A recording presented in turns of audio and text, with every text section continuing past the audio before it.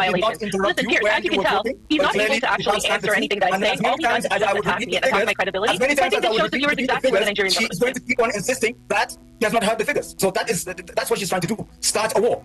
They want to break up Nigeria the same way they broke up Sudan, and now they've ran away. She's not talking about Sudan anymore. She's not talking about South Sudan. I actually have talked about Sudan in other episodes as well. For Sudan to be dismembered. This is what they do. This is what they do. What they try to do to Africa. Nigeria is the largest country on the African continent. It is the largest shock absorber to the African continent in terms of admitting migrants, in terms of freedom of religion. It's Africa's largest democracy. But people like you, who don't really care about freedoms, about the freedoms of either Christians or Muslims or Africans, will continue to agitate for the breakup of Nigeria for war. The same way that it's happening in South Sudan, and you've kept mum because you've moved on. The reason that I know that you are working with the Islamic Republic of Iran is because the Islamic Republic puts out the same narrative about balkanization. That balkanization narrative is something that the Islamists don't even care that Africans are losing their lives. You, it's just another black country to be broken up. You don't care who dies. Your hands are the ones that's covered in blood, not mine. But we've seen you. Not mine. I'm not denying the Christian genocide, but you are. It's not going to happen to Nigeria. Shame on you. Move on to your next project. Move on to your next, your disgrace to the Canadian nation. I'm shocked that you say that you actually practice as a politician in Canada. Move on to the next episode. Leave us alone. All Nigerian Christians have been in bondage right from 2021. In fact, it is a stage that the Islamic terrorists have vowed that Christians should never lead them. 2021, there was organized massacre that cut across every place in the nation, Nigeria. But the media here are downplaying things for themselves. And this is where we are in trouble. I've performed several genocide burial more than 70 times. Imagine some of the graves are 501 people killed in one night in Dogona Awa village named Jemburu. The Nigerian government downplayed that one because the Islamic are controlling the government.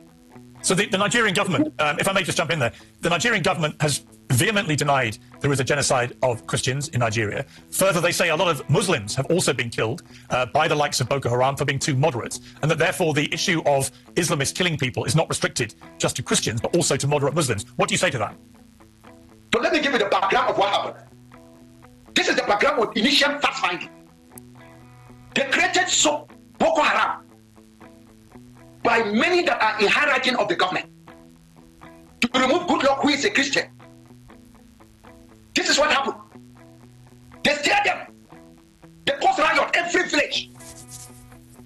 And the people run away, they were relocated. And their target is to kill the Christian. Because Goodluck is a Christian. That's why Goodluck says, my blood is not worthy for other people to die. He voluntarily and submit and accept result even before it was finished counting. He knows the danger. Had it been Goodluck announced the true result of the election, many Christians in the north will go into the grave. Because it was really declared a jihad. In Borno, they will enter village on Sunday. They will meet people in the church. And they will lock the church building with Christian inside. Anybody that is found outside, they will order him to go in. They lock the church. They put Gatling. They set the church building ablaze. All Christians that were inside, including the pastor, the elders, and everybody, were burned to death. This is a report that they will never tell. They move to other village. They will find people in the church. They will bring them out and separate men and female. And all the men, they will assemble them for slaughtering. They will slaughter all of them, including all the youth and everybody. And for the female, they will select the female for themselves and divide it among themselves. Sexual harassment will take place. Let me tell you, there's a genocide in Nigeria. And when it comes, it's not going to be us alone. It's going to help the Muslims. When the Christians in the far north were able to escape to the middle belt, what will they left? You hear them saying Muslims are also killed. By who? By Muslims. In the light of the deeply troubling incident of the kidnapping of innocent schoolgirls in Kebbi State, I have taken the solemn decision to postpone my scheduled declaration and movement to the All Progressive Congress.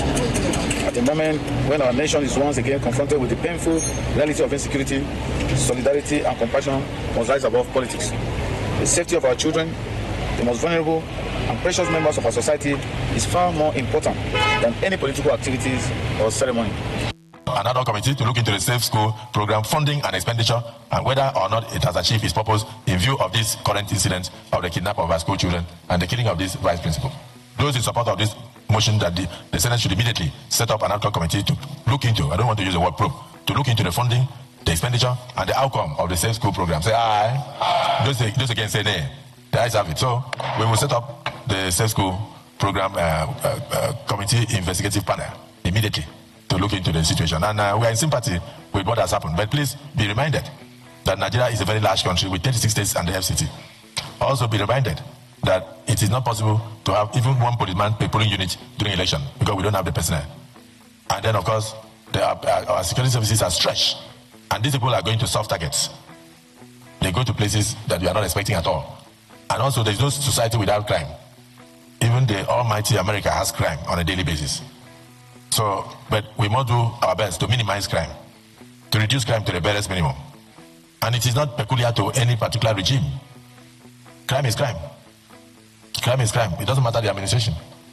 So our job here is to make laws, motions, decisions, legislations to reduce crime to the barest minimum. And finally, on behalf of the 10 Senators of the Federal Republic of Nigeria, we sympathize with the agony. We sympathize with the families for the agony they are passing through. We sympathize with those are young children that are probably in very uncomfortable situation right now, wherever they are taken to. And we urge the, not just relevant committees this time, we urge the armed forces across board, including individuals who may have information, to assist, to do everything to bring those children back, to rejoin their families and to continue their education. We're in sympathy with them because they have been traumatized. And may we now rise to observe a 1 minute silence in honor of the vice principal, the heroic vice principal, who in the attempt to stop any harm coming upon those children was sadly killed, as the Senate has already condemned such. Let's observe 1 minute silence for the repose of the soul of that principal.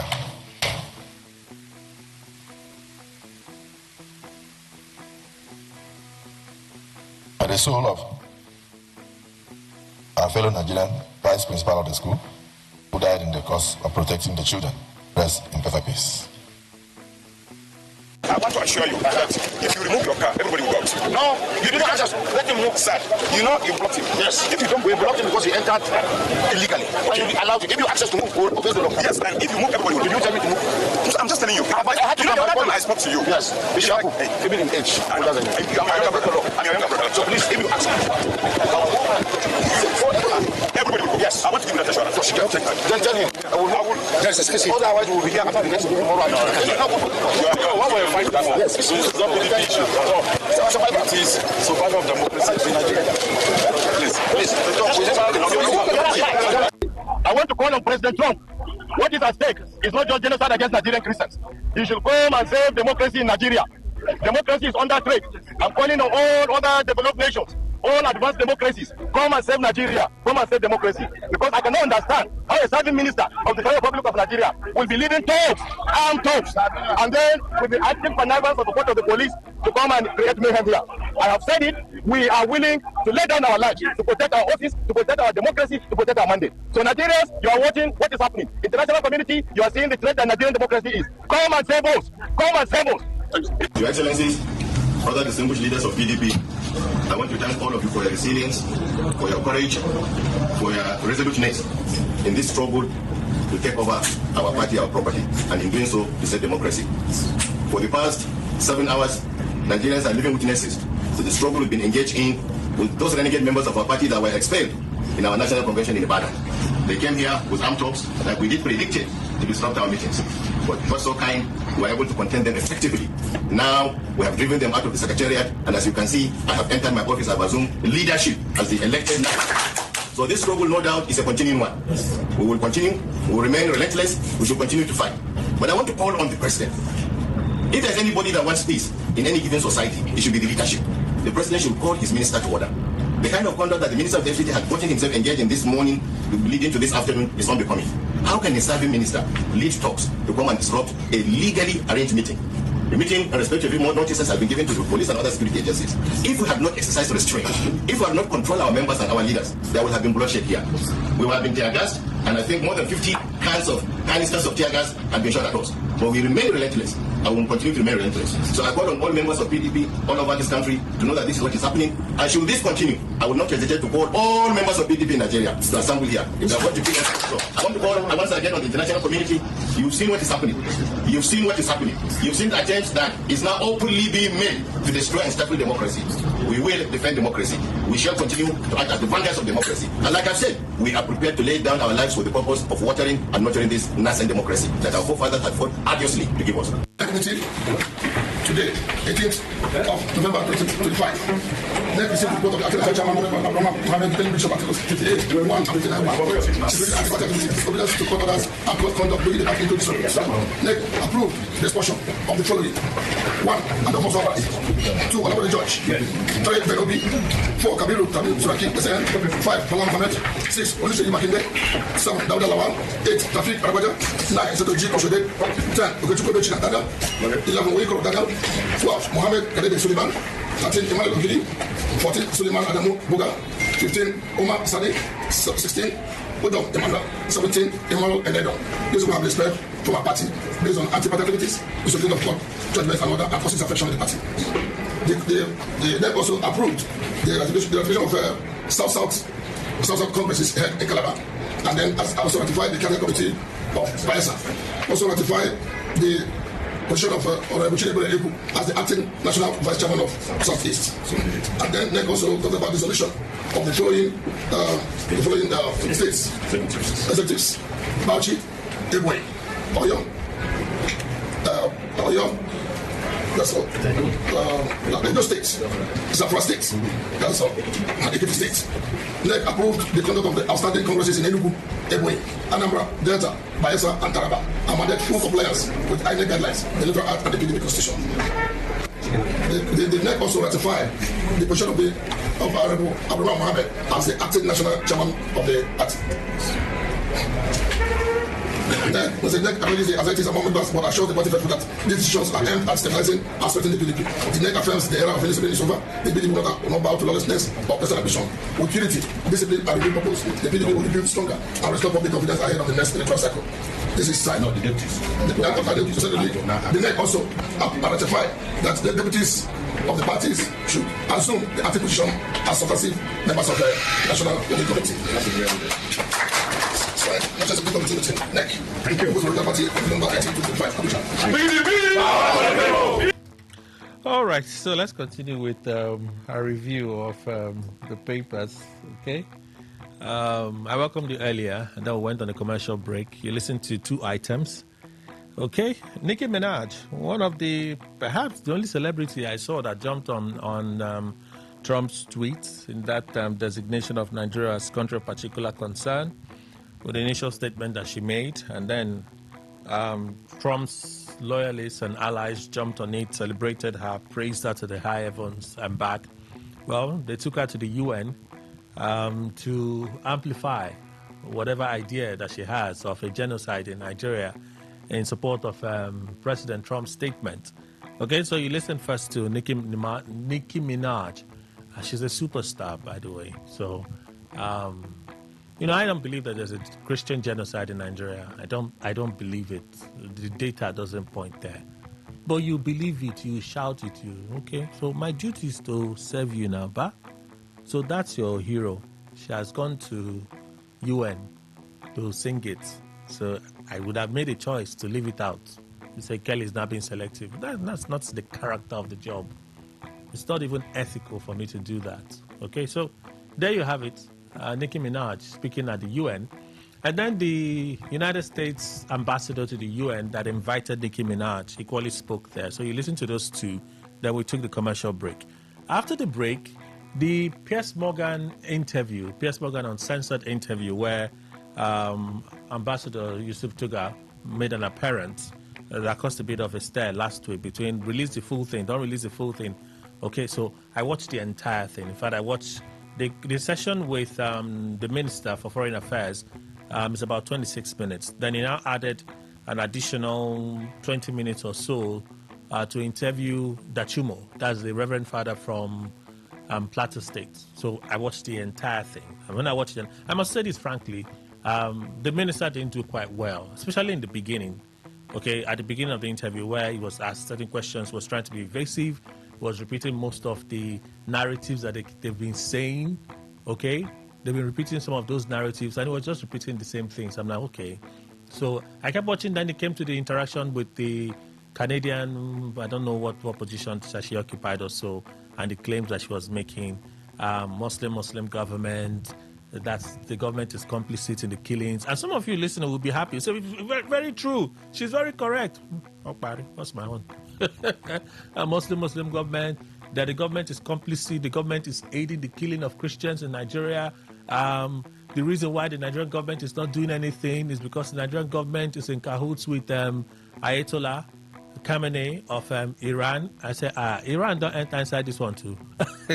I said, Iran is inside this picture too. That the Nigerian government is in cahoots with Iran.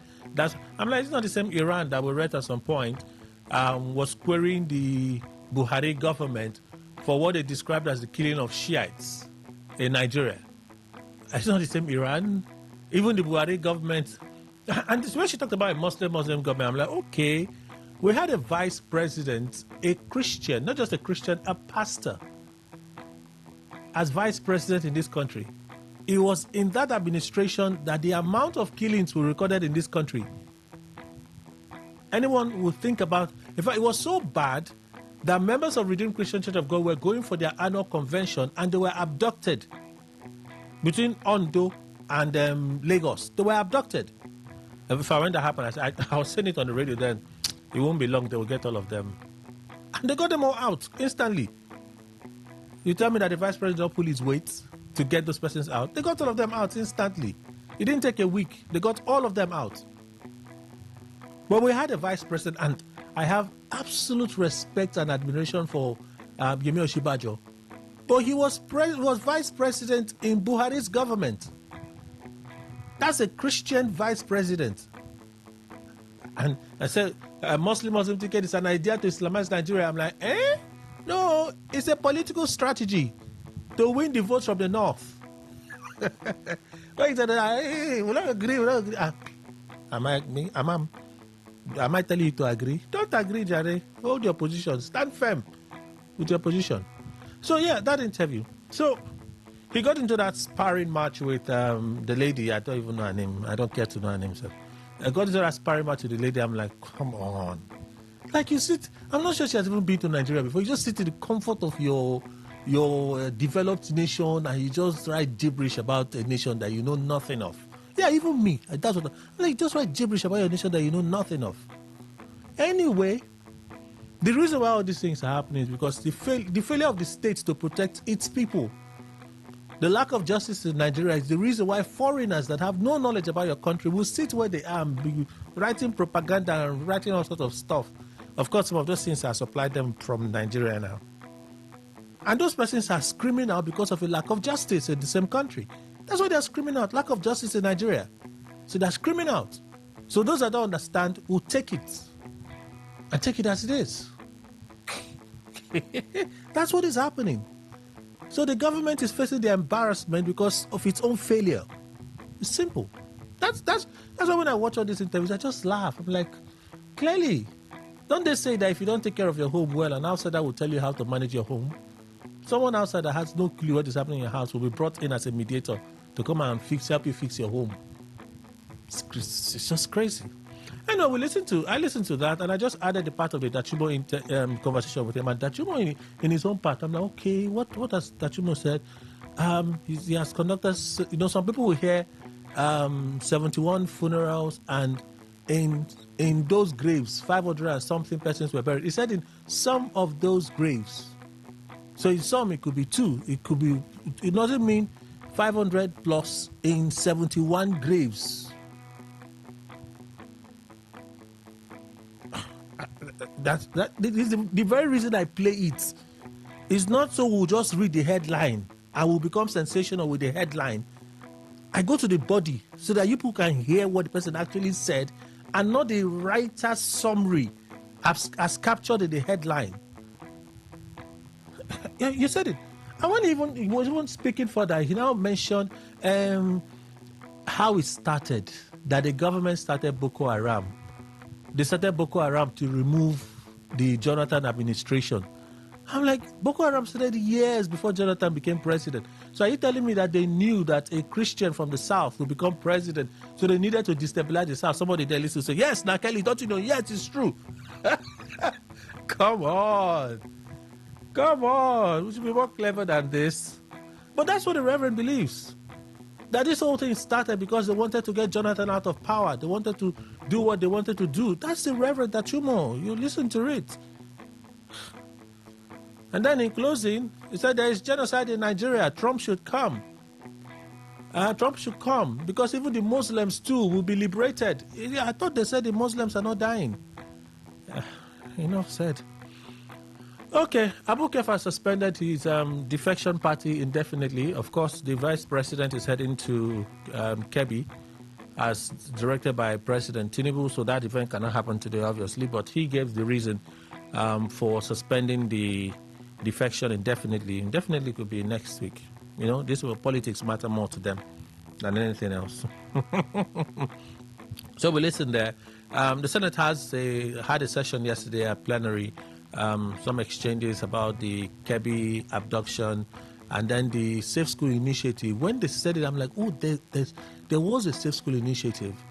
The President Buhari administration floated that idea on how to keep our schools safe. He did.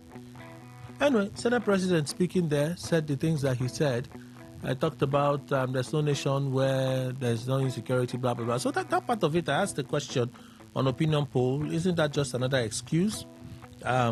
No society is crime-free, not even almighty America. I said, isn't this an excuse for failure? Isn't this an excuse for failure? So we'll listen to the Senate President speak there, and then the resolutions of the Senate going forward. They'll set up a committee and blah, blah, blah. And then the biggest drama yesterday, before there was I don't know if it was an internet blackout. I think there was still internet, but X was down for hours. X was down for more than 3 hours yesterday. I knew I tried to refresh. It wasn't refreshing. I think from about 1 p.m. till almost 4 p.m. X was down yesterday. So it was in Cloudflare. Company had whatever issue. But before that, it was the big story trending was the fight at the PDP. You know what's intriguing about this fight? See, I still have a lot of stories to share with you today. But see, it is police resisting police. It's a shocker for me. They have one commando. That command is the IGP. The police attached to Bauchi State government will be resisting the police attached to Samuel Ayawu. Saying Ayawu police will be resisting that attached to Sheyi Makinde. I'm like, the same police. See, we should sit down and be clapping hands for this our country. Oh. It's a weird place. This country it's not a funny place, it's a weird place.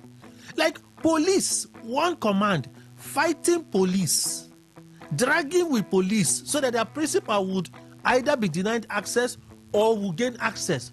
One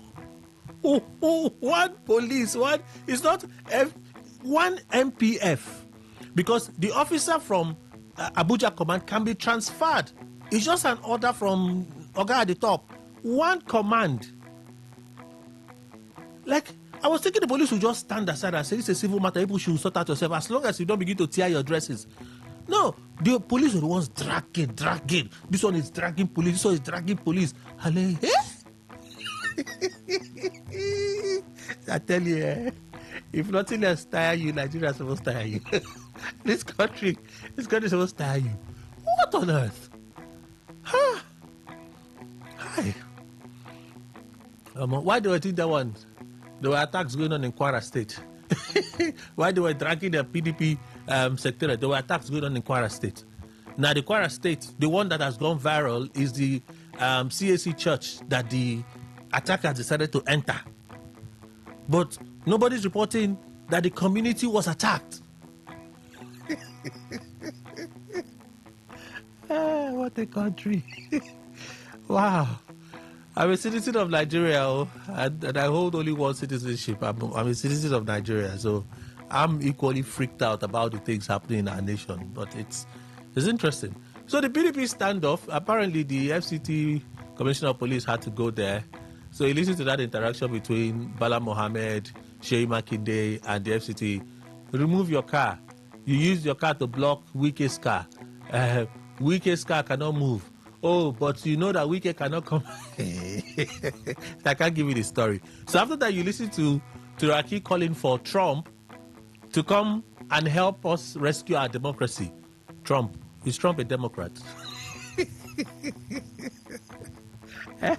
Turaki calls on Trump to come and help us. So there's a reaction to that from Bayo Onanuga. So that's the second part for opinion poll. PDP chairman asked Trump to save Nigeria's democracy. Onanuga put out the post. We shall never forget this video.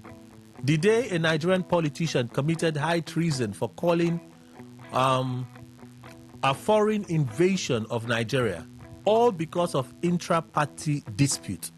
By Onanuga. So me and I ask the question. Treason, could this be correct, or it's government expressing frustration? Could this be correct, or it's government expressing frustration? Anyway, so he listens to that, and then somehow he was able to get into where they say it was his office. They say they now have control of the party secretariat, Wadata Plaza, and so on and so forth. He listened to that. And lastly, the Wike Group, in a statement released yesterday, they've now suspended Bala Mohammed, Sheyi Makinde, and the rest of them. So that's the last thing we're able to share with you this morning. All right, thank you all for staying with us. Let's race through the papers. I still have a number of stories to read to you today.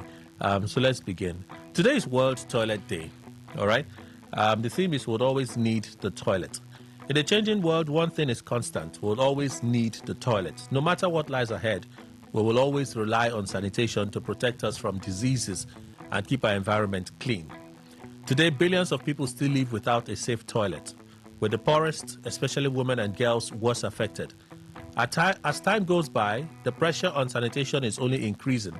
Across the world, aging infrastructure is failing, investment hasn't kept pace with demand, and climate change is reshaping our world, with glaciers melting, weather worsening, and sea levels rising. So that's the message for World Toilet Day.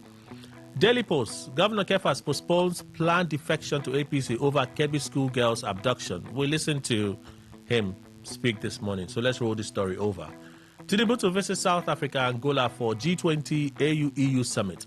President Bola Tinubu is set to leave Abuja for a two-nation visit to South Africa and Angola. The President's Special Advisor on Information and Strategy, Bayo Onanuga, made this known in a statement on Tuesday.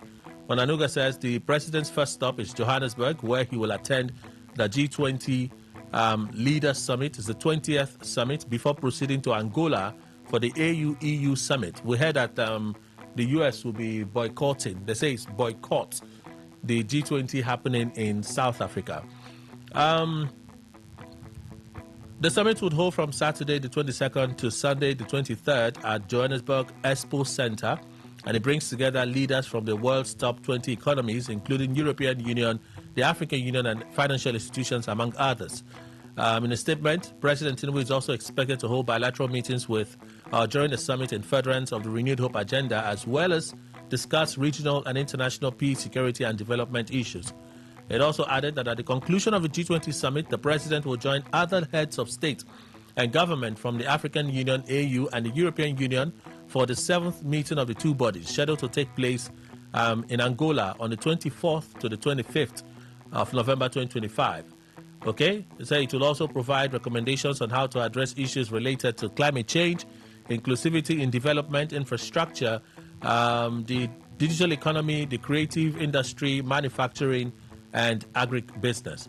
President Tinubu will be accompanied by top government officials, including Minister for Foreign Affairs, Ambassador Yusuf Tuga, who had that not so proud outing. Finance and Coordinating Minister of the Economy, Wale Edu, Solid Minerals, Dele Alake, Trade and Investment, Jumoke Oduwole, and Director General of the National Intelligence Agency, Ambassador Mohammed. That's a statement. We'll take this commercial break. When we come back, we'll continue. Please stay with us.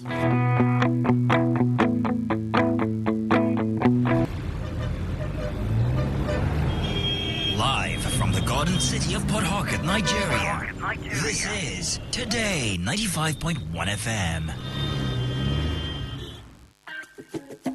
Port Harcourt, Are you ready to learn to make profit right from the comfort of your home? If yes, then get ready for Markets for You free trading seminar set to hold at the Autograph GRA 30/33 Sunny Abacha Road, New GRA, Port Harcourt on Saturday, December 6, 2025 at 10 a.m. There will be loads of exciting prizes to be won. Learn from seasoned experts on ways to explore the global financial markets, such as copy trading, EAs, and so much more. Come, let us guide you through the markets. For further inquiries, please call 0912-779-0500. Again, 0912-779-0500. Or log on to Markets for You today at www.marketsforyou.com.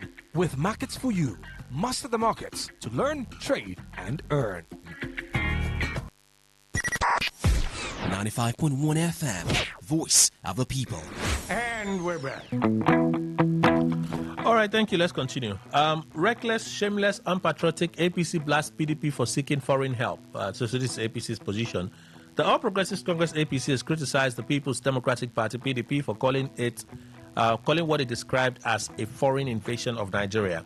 The National Publicity Secretary of the APC, Felix Morka, in a statement on Tuesday, described the call as reckless and unpatriotic. APC spokesman says Turaki appears desperate, at his wits' end, confused, incoherent, and grossly lacking in stamina and capacity to manage his party's crisis.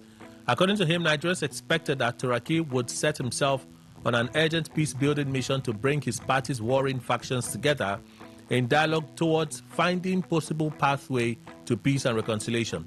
Turaki's first official act as factional chairman was his call for foreign invasion of Nigeria as a solution to the self-inflicted internal crisis of the PDP. This is not only reckless and unpatriotic, but shameless and a dangerous threat to our national security and sovereignty. Under the PDP 16-year in power, with its ruthless subversion of opposition parties, there was never a call for foreign invasion of Nigeria. There was never a call. Okay, all right. As a solution to crisis within opposition parties of that era, we trust the international community to dismiss the PDP's disgraceful and unpatriotic call as a pitiful distraction from the failure of its internal democracy and embarrassing disintegration. Felix Morka.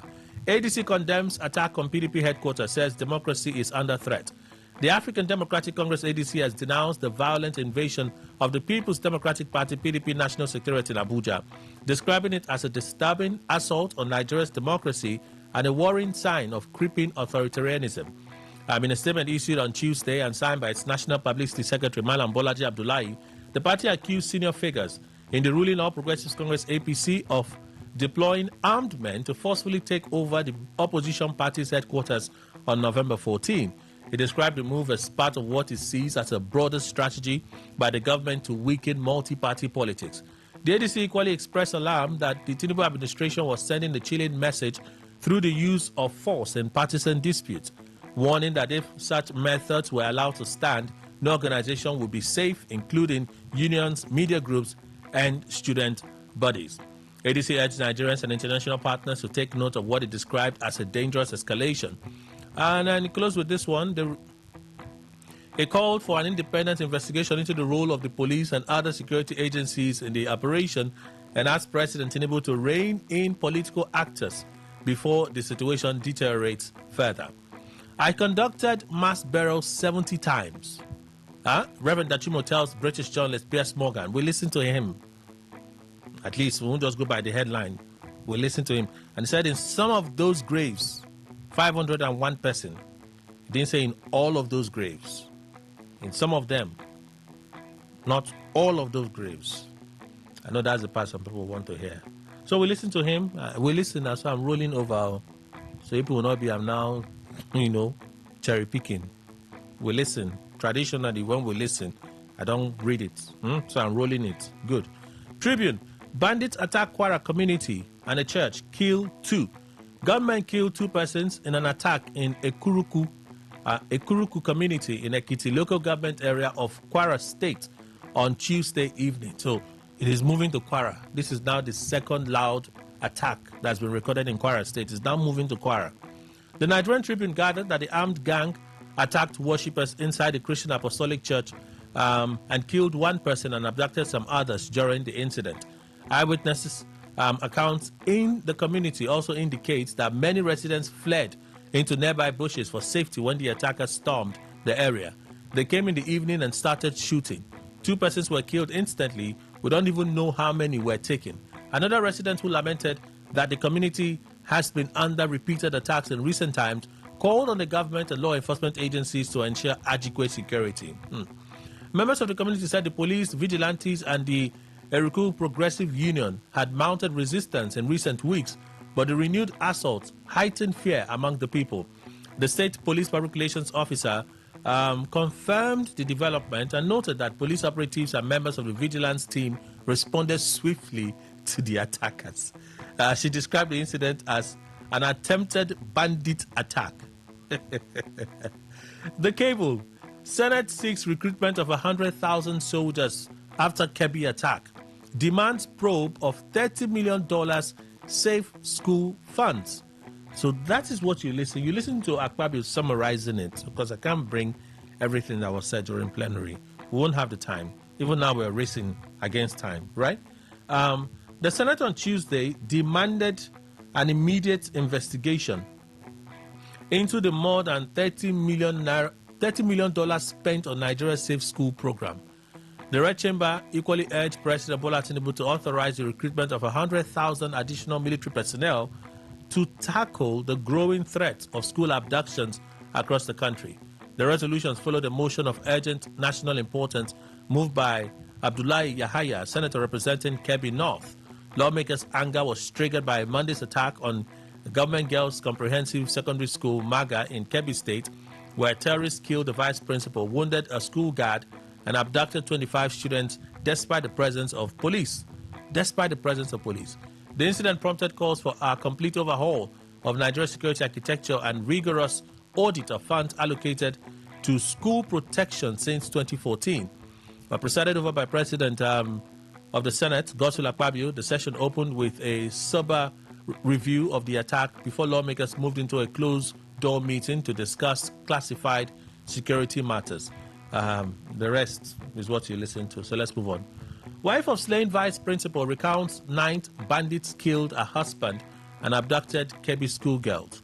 Amina Hassan, wife of the vice principal, killed during the attack on Government Girls Comprehensive Senior Secondary School, GGCSS, MAGA in Kebbi, recounts the ordeal. Speaking with journalist, Amina says the family was asleep when strange noises outside their window woke her around 3:30 a.m. I heard movements behind our window. Amina said, believing it was animals disturbing their property, she tried to wake her husband. Before I knew it, there was a bang on our door and it was forcefully opened. So I tapped my husband to tell him that the animals have gotten into the house and they are really destroying our things. As soon as he got up, we realized they were not animals but robbers armed with guns. We started struggling with them. Then one of them pulled out his gun and shot my husband. Amina said the men dragged her outside the house. I told them to leave me alone and that I would not go with them since they have killed the father of my children and they are asking the children to go in and sleep. At that moment, Amina's daughter stepped out of the house, drawing the attackers' attention. Then they left me and went to her and took her with them, leading them to the hostel. They told her to lay down so they can shoot her too.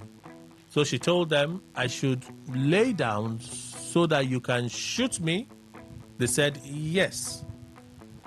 She asked that they allow her to go and ease herself, but then they opened the door and saw other girls, and their attention was shifted from my girl. That was how she was able to escape into the bush. By the time she came back, it was already morning. So that's the wife's story. It's a little different from what we're told, that he tried to resist them from taking the girls. It's a little different from what we're told. That's the late vice principal. Christians in Nigeria targeted, driven from their homes, says Nicki Minaj at UN. We'll listen to it now. Tinubu confirms Army General's killing, says Kebbi abduction happened despite intelligence warnings. So as I read this now, I just remembered that Chumo equally saying that in 2021 there was massive terror attacks against Christians all over Nigeria. It says all the Christians in Nigeria. Maybe it was something he said that on the spur of the moment or the heat of the conversation, so he just came out. Maybe. But at least I'm a Christian. I'm not a mouthing Christian. I'm a believing Christian. The only time we've been threatened from going to church was when we had the outbreak of Ebola virus, when the government was moving swiftly to contain it. That was the first time I had a scare in terms of going freely to church. The second time, all of us all over the world were asked to stay home because of COVID-19. At least around here. If you tell me persecutions to the north, oh, I know. And some people will call to say, you have not lived in the north. No, I haven't. My mom schooled in the north. I hear a lot of stories in the north. She speaks Hausa fluently. She understands the way they behave. She tells us stories. She's still alive. Her brain, everything is together. She's sane. My younger sister did NYS in Bauchi State. In fact, that one narrowly escaped after the elections of 2011. When they killed people the way they killed people in Bauchi State. My younger sister narrowly escaped. But she has stories of how she lived in the north. So there's persecution going on in Nigeria, no doubt. But when people insist genocide, and then the man of God is saying all Christians. Let me stop there. Tinubu confirms Army General's killing, says Kebbi abduction happened despite intelligence warnings. So what will you do about it? President Bola Tinubu has confirmed the death of Musa Uba, the Brigadier General who was killed while on active duty fighting insurgents in Borno State. Uba was reportedly killed by Islamic already, so let's move on. In a statement by Bayo Nanuga, special advisor to the President on Information and Strategy on Tuesday, Tinubu expressed deep sorrow over the general and other personnel's death and extended condolences to their families and the military. He addressed the abduction of 25 schoolgirls from Government Girls Secondary Comprehensive Senior Secondary School, MAGA, in Danko Wasagu local government area of Kebbi State on Monday. He said the kidnapping occurred despite prior intelligence warnings about a possible attack by bandits. The president commended Mohammed Idris, governor of Kebbi State, for efforts made to prevent the incident. President Tinubu directed Vice President Kashim Shettima to visit Kebbi to sympathize with the government and reassure parents and guardians of the kidnapped girls that the federal government was committed to securing their swift and safe return. Decrying the security breach that led to the abduction, the president urged communities across Nigeria, especially those in the areas facing security challenges, to share timely information and intelligence with the military, police, and state security services, SSS. He said security forces cannot operate effectively without the cooperation of local communities. As Commander-in-Chief of the Armed Forces, I am deeply saddened by the tragic death of our soldiers and officers on active duty. May God comfort the families of Brigadier General Musa Uba and other fallen heroes. It is disheartening that terrorists have disrupted the education of innocent. It is heartbreaking that terrorists have disrupted the education of innocent schoolgirls. I have directed security agencies to act swiftly to bring the girls back to Kebbi State.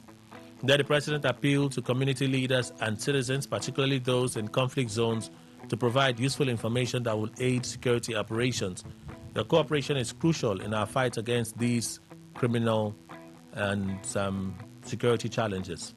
Senate Hall's debate on new rule for suspending members. I think I'll just roll this story over. We'll read it tomorrow. Okay, we'll read the story tomorrow. Let's move on to something else. Gunmen abduct Catholic priest in Kaduna community. Bandits have abducted Bobo Pashal, that's priest of St. Stephen's Parish in Kaduna State.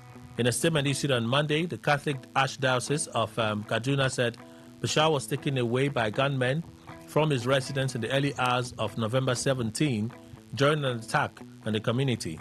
Christian Okeku Okewu, the diocesan chancellor who signed the statement, added that the brother of Anthony Yero, a priest in the diocese, was also killed during the attack, while many residents were abducted. Okewu called on the public to join the church in praying for the safe and quick release of the victims from their abductors and offered prayers for the soul of the member who was killed during the raid. The police is yet to make an official statement concerning the attack. 2 abducted Kebbi schoolgirls escaped from bandits. I also wrote the story over. It's a short story, though. It's been reported by the BBC. 2 of the 25 female students abducted by bandits from Government Girls Secondary School, Maga, have reportedly escaped from their captors.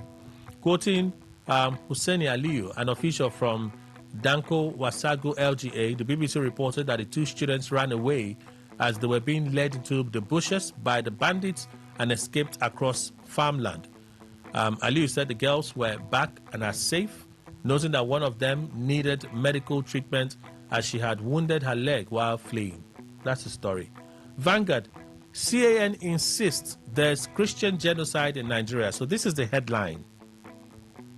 The Christian Association of Nigeria, CAN, has again raised alarm over what it described as systematic and sustained genocide against Christian communities across northern Nigeria and the Middle Belt, declaring the evidence of targeted killings, mass displacement, and destruction of settlements as could no longer be ignored.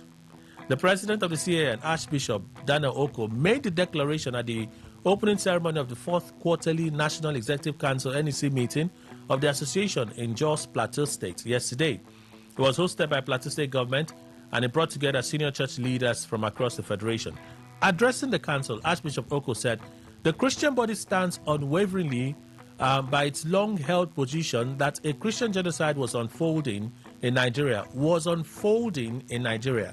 stressing that years of coordinated attacks, unpunished massacres, and the forced displacement of indigenous Christian populations fits the pattern of intentional extermination. See the words he's using.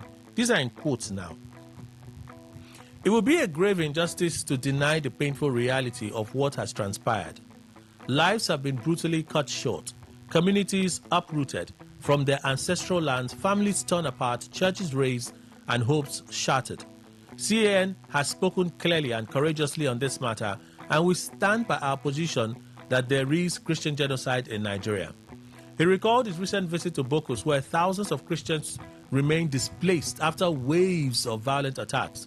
According to him, the physical and emotional scars observed underscored the scale of the tragedy, yet the resilience of the victims reflect the depth of their faith. We declare with one united voice, you are not forgotten. The body of Christ stands firmly with you. The CAN president lamented that in many communities, entire villages had been leveled without justice, even as perpetrators continued to roam free, while victims had neither been compensated nor resettled. The persistence of killings and kidnappings, he noted, was evidence of a failure that demanded national soul searching. He stated further that international institutions had begun to take interest in Nigeria's prolonged religious violence, a development he said was painful but necessary. If international attention is what is required to spur decisive government action, then the Christian community in Nigeria welcomes it. Archbishop Oko called on the federal government to take immediate steps to stop the senseless destruction of lives, restore security, and ensure justice for persecuted communities. He emphasized that the prolonged stay of thousands of internally displaced persons, IDPs in camps, was a moral indictment on the nation and a ticking humanitarian time bomb. The CAN leader further noted, no individual should ever be persecuted or killed on account of their faith. This humanitarian crisis must be addressed decisively to prevent further escalation. The CAN will not relent.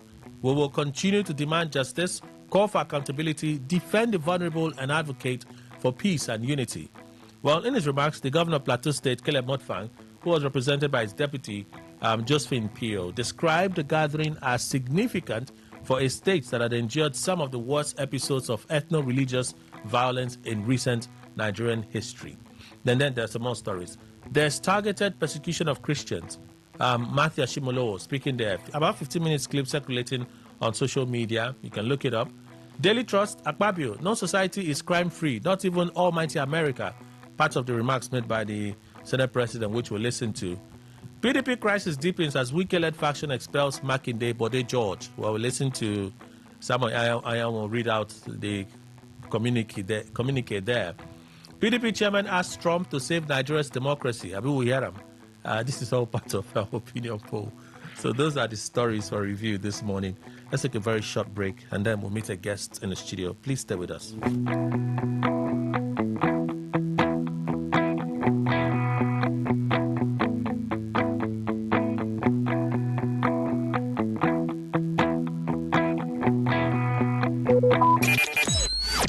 Talk radio. I listen to a lot of talk radio. 95.1 FM. Okay, so like I mentioned, we have a lady from Non's Luxury Home in the studio. Good morning, welcome. Good morning. All right, tell us your name and the message you have brought from the Non's Luxury Home. Yes, so good morning, my country people. I for say I use English, but wait, when I guys hear this thing, I say I use our country normal language for Port Harcourt. Yes, now Non's Luxury Homes now carry me come, and as they hear the name homes, because now property and land now we carry the run scatter. And this morning I say make I can't tell you specially about this one. This one I just discover I'm new. And they say no, me will just tell people because they don't they beg how want to run home or how want to buy land, or start they build house this December. Now I say no, I must tell my people this one. Now this estate will be Non's Garden Estate on Mawana. We just find newly now, and we say make we launch and with 1.5 million. You know it be launching now because the land's supposed to be on 3 points, you know. But no, because in our new estate we say we will carry 1.5 million naira, carry and come for you. And if you pay instant, as I talk to you now, if I call the number, you go they call me because if you pay small, I understand the money too much. But we they allow me you pay small. Instead of you to they pay house rent maybe 2 million in a yearly basis, now they give yourself BP. Why not sharply use 1.5? Buy land. Maybe say if you they build house small before end of next year, you go get your own house. Now I say make I sharply call my number if I they go inner and inner into the version of waiting I carry come this morning. My phone number now is 081. If they hear me, I also don't bring out your phone because I don't know you say a good thing now I carry come. I say 08084146285. Make a call and small 081 84146285, or if you call me for 091 32382724 091 32822724. This one is my number where you go call where we say if you want buy land. Don't forget our office address number 120 International Airport Road, Igrutali. You understand? Igrutali. No forget in case you know if you call the number or WhatsApp this number. If you sharply they come our address again will be 120 International Airport Road, Igrutali. We no get as they buy land, you know, from our Non's Luxury Home. No just say you know go pay any community fee, you know go pay government hazard, you know go pay any hidden fee. Many say if you they buy land, we don't do everything for you. We just buy your land, just start they build, buy your land, they build that company, school, and they tell people this thing sharply come buy land because the way they go for this country, you guys need your own land for the betterment of Nigeria. That kind of thing. If you even do agriculture, and this land is just 5 minute drive away from Port Harcourt, you know, airport. Port Harcourt International Airport, see your land, see Port Harcourt International Airport. I tell you, buy this land, fence them. As people want travel, they come with the packer. If you don't want to use them, or buy them, leave them. Land banking are the best way if you stay get your money times 100 of waiting you buy them. I always they tell you, if you buy land 1.5 million now, if you want to sell them tomorrow, if you sell them 10 million, now your land, now you get them. Now if you sell anything where you want to sell, imagine you buying a land where if you live in for 1.5 and you feel pay small. WhatsApp me now for this number for your own good. Next I come here for you, especially now. My name is Nora. You go carry on for head now. It's not good news now. I carry come. Call me now for 08084146285. 08084146285 or 09132382724. 09132382724 24. And they tell you that this number is there for WhatsApp. So sharply, DM me now. You understand? I go sharply reply now because I know say everybody want buy land this year. And as this year the end, I say hold something for. I mean, to go ask what you bring for table as they come village. You understand? So sharply hold your own land. And what is the best investment on this earth? If not earth itself, sharply sow waiting if you reap. You understand, sir? Because this land it is sweet, and I will make everybody sharply come buy this land. If they look for my number again, I know you're supposed to look for the number. Sharply call me again for 080-8414-6285. 080-8414-6285 or 091-3238-2724. Now, North Rosary Home Limited now carry this beautiful North Garden Estate Omawa will be launching price of 1.5 million naira come for you this morning. For you, where they look for where you go buy land, will be peace of mind, will be dry land, security day, and we're not going to give you issue to pay any other thing, whether you pay community fee, you pour water, or you pour drink, because we don't pour everything for you. Now, family now we be, now we say make we sharply come tell you, say we don't launch a new land. Make you join us as we they make you landlord and landlady, you they enter the luxury homes family. Okay, so for those that don't have full 1.5 million, what can they pay? Do you have plans for installments? Normally, now what we do here, we always tell you now, you fee pay small. Inside, you fee pay small as they buy land for North Gajium. If you drop first, drop 200k, drop 500k, then if you stretch them 3 months, 6 months, anyhow you want do them. We there for you. We get professional. We go sit down, say, hey, I don't get money, or you know, so I want build, but you know how to be for Nigeria. We get people go listen to you. Know what you want do, whether a house you want build, whether a school, whether an office or anything or shop. We dey, and the main important thing be say if they buy land for luxury homes, we no go leave you. You understand? As you buy now, we go follow you. Make sure say that dream where you stay buy that land, say you actualize them. Nobody go leave you run. Now why they call us family? You understand that kind of thing? We are luxury family. Okay, so the phone numbers again. Yes, so my phone number is 080-8414-6285. 080-8414-6285 or 091-3238-2724. 091-3238-2724. Okay, so those that have completed their payments, what documents are they getting? Yes, so we go give you first free deed of conveyance. You understand? Okay. And the first thing, like you go collect after collecting your receipt, whether you pay small or you pay in full, you collect your receipt, then you go collect your free deed of conveyance, then you go collect your site plan immediately. And all this thing they happen within 1 week. They say we know the waste time, we know you do mago allocation that same week. Means if you pay Monday finish between Wednesday and Thursday, your land go there properly allocated to you. So I don't know what else you they wait for. Sharply come collect your own plot of land now because it won't finish. Because people beg us. Say, make we come tell more people because this land is sweet and it dey near main road. Security day. I don't know what else you want make I do for you. So sharply, make you come buy land from Non-Luxury Home Limited. Okay, so I think you meant survey plan, not site plan. Yeah. Survey plan. Not Yeah, site it's plan. both now. It's the same thing now. It's a bracket, survey plan, site plan. Okay, so let's go over it again. Where is the land located? How much is the land selling for? And how long is it's still a promo offer, right? Yeah, it's a launching price. That means the new land we just discovered. So how long is this offer available for? We don't end them on a normal terms, don't end them because say, they get one lady where buy from us, like I beg my sister, we want to say okay this week. Now what I say this morning, make her just run, come to the studio, make her tell you say now 1 week now remain for this our promo. Just 1 week. Now 1 week. Okay, so where's the land located? Yes, so I say this land is remember the name, Non's Garden Estate, Omawa, will be 1.5 million naira. You understand? This land, Ide Omawa. Okay, that's where it's located. Yeah. And it's selling for 1.5 million. Yeah. And they can pay in installments. Installmental payments, yeah. Whether you don't pay 500 within 1 week or 3 months or 6 months or 1 year, you can stretch the remaining. But terms and conditions, Ide shall. So why should people trust Non's luxury garden?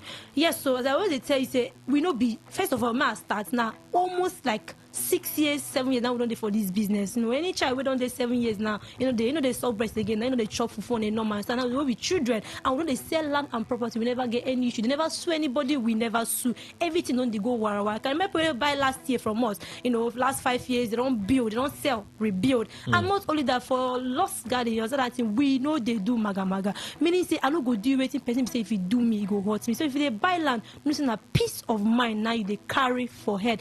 And lastly, no go forgetting a family now they enter. We no go leave you anytime soon. Actually they buy now, we go there with you until you actualize your dream. We won't do for that land. All right. So the phone numbers again. Yes. So my phone number is 080-8414-6285. 080-8414-6285 or 091-3238-2724.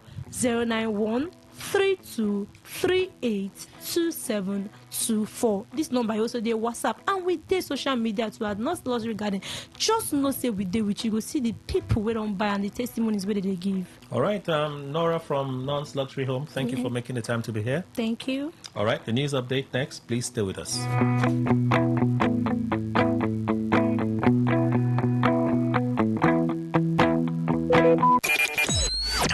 Talk radio. I listen to a lot of talk radio.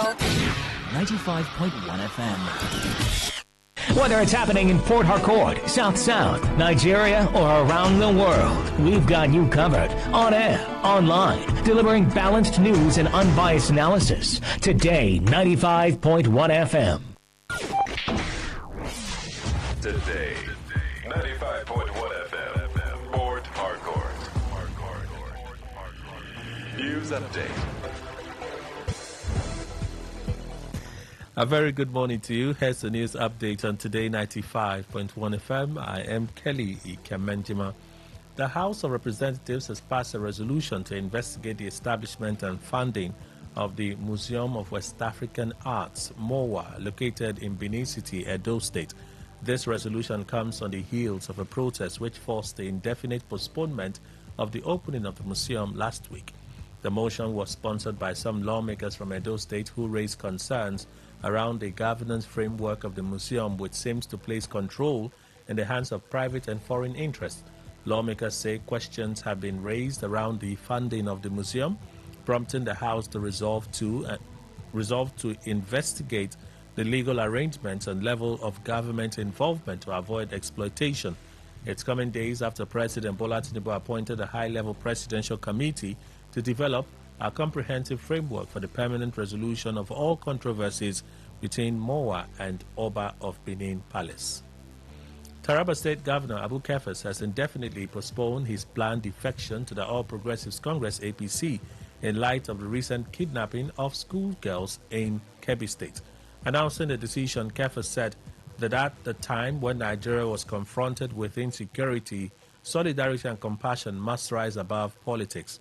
He stressed that his administration prioritizes security, education, and the protection of vulnerable citizens, and it is morally and nationally responsible to suspend major political events until the crisis is addressed. Kefas extended his sympathies to the families of the abducted children. Kebbi State government and President Bola Tinubu urging security agencies to intensify efforts for the girls' safe return. He also called on Nigerians to remain calm, vigilant, and united during the crisis, noting that a new date for his defection will be announced after due consultation. The governor had previously declared his intention to join the APC last week and was scheduled to be received into the party today. The chairman of the Independent Corrupt Practices and Other Related Offences Commission, ICPC, Musa Aliyu, has reaffirmed the Commission's commitment to enhancing corruption prevention mechanisms in Nigeria's transportation sector. Speaking during a courtesy visit by the Corps Marshal of the Federal Road Safety Corps, FRSC, Shehu Mohammed, and his delegation at the ICPC headquarters in Abuja, Aliyu highlighted the pivotal role of transportation in national development and public safety, noting that vehicles are often exploited in criminal activities. He called for stronger collaboration between the ICPC, FRSC, and other law enforcement agencies to promote safer roads, accountability, and an efficient economy, while praising The FRSC innovations such as the contactless driver's license processing system and the premium driver's license service for reducing corruption risk and improve public trust. Aliyu also reiterated ICPC's readiness to support the FRSC's anti-corruption and transparency unit and directed commission staff, including drivers, to participate in the FRSC-led training on road safety and compliance. On his part, Corps Marshal Mohammed highlighted the Commission's ongoing reforms, including enhanced data protection measures, a contactless license renewal platform, improved driver's license options, and the enhanced National Vehicle Identification System aimed at strengthening safety, reduce fraud, and expedite service delivery. On the foreign scene, Eswatini has become the first African country to receive lenacapavir, the first twice-yearly HIV prevention injection, hailed by global health officials as a game-changer in combating the virus that has claimed tens of millions of lives across the continent. Deployed by Gilead Sciences, the injection has shown near total protection in clinical trials and is being rolled out initially in 10 high-risk African countries through the U.S. President's Emergency Plan for AIDS Relief in partnership with the Global Fund, aiming to benefit at least 2 million people by 2027.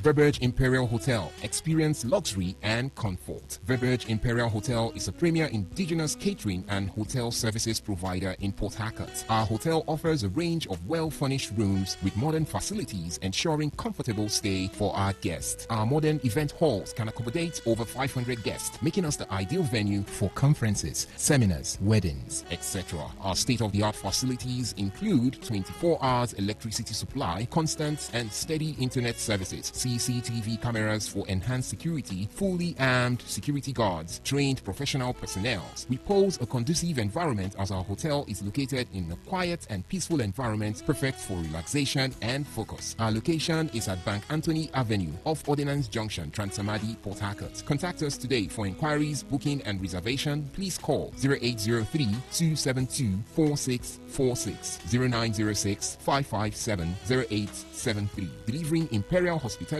services at Verberg Imperial Hotel.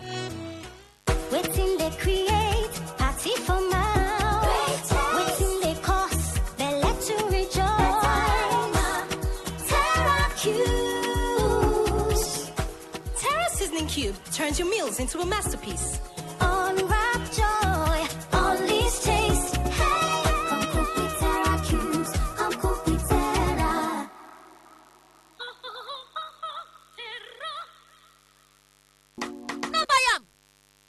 But why? No, see, say this big bull bag of rice not get the new big bull holographic seal.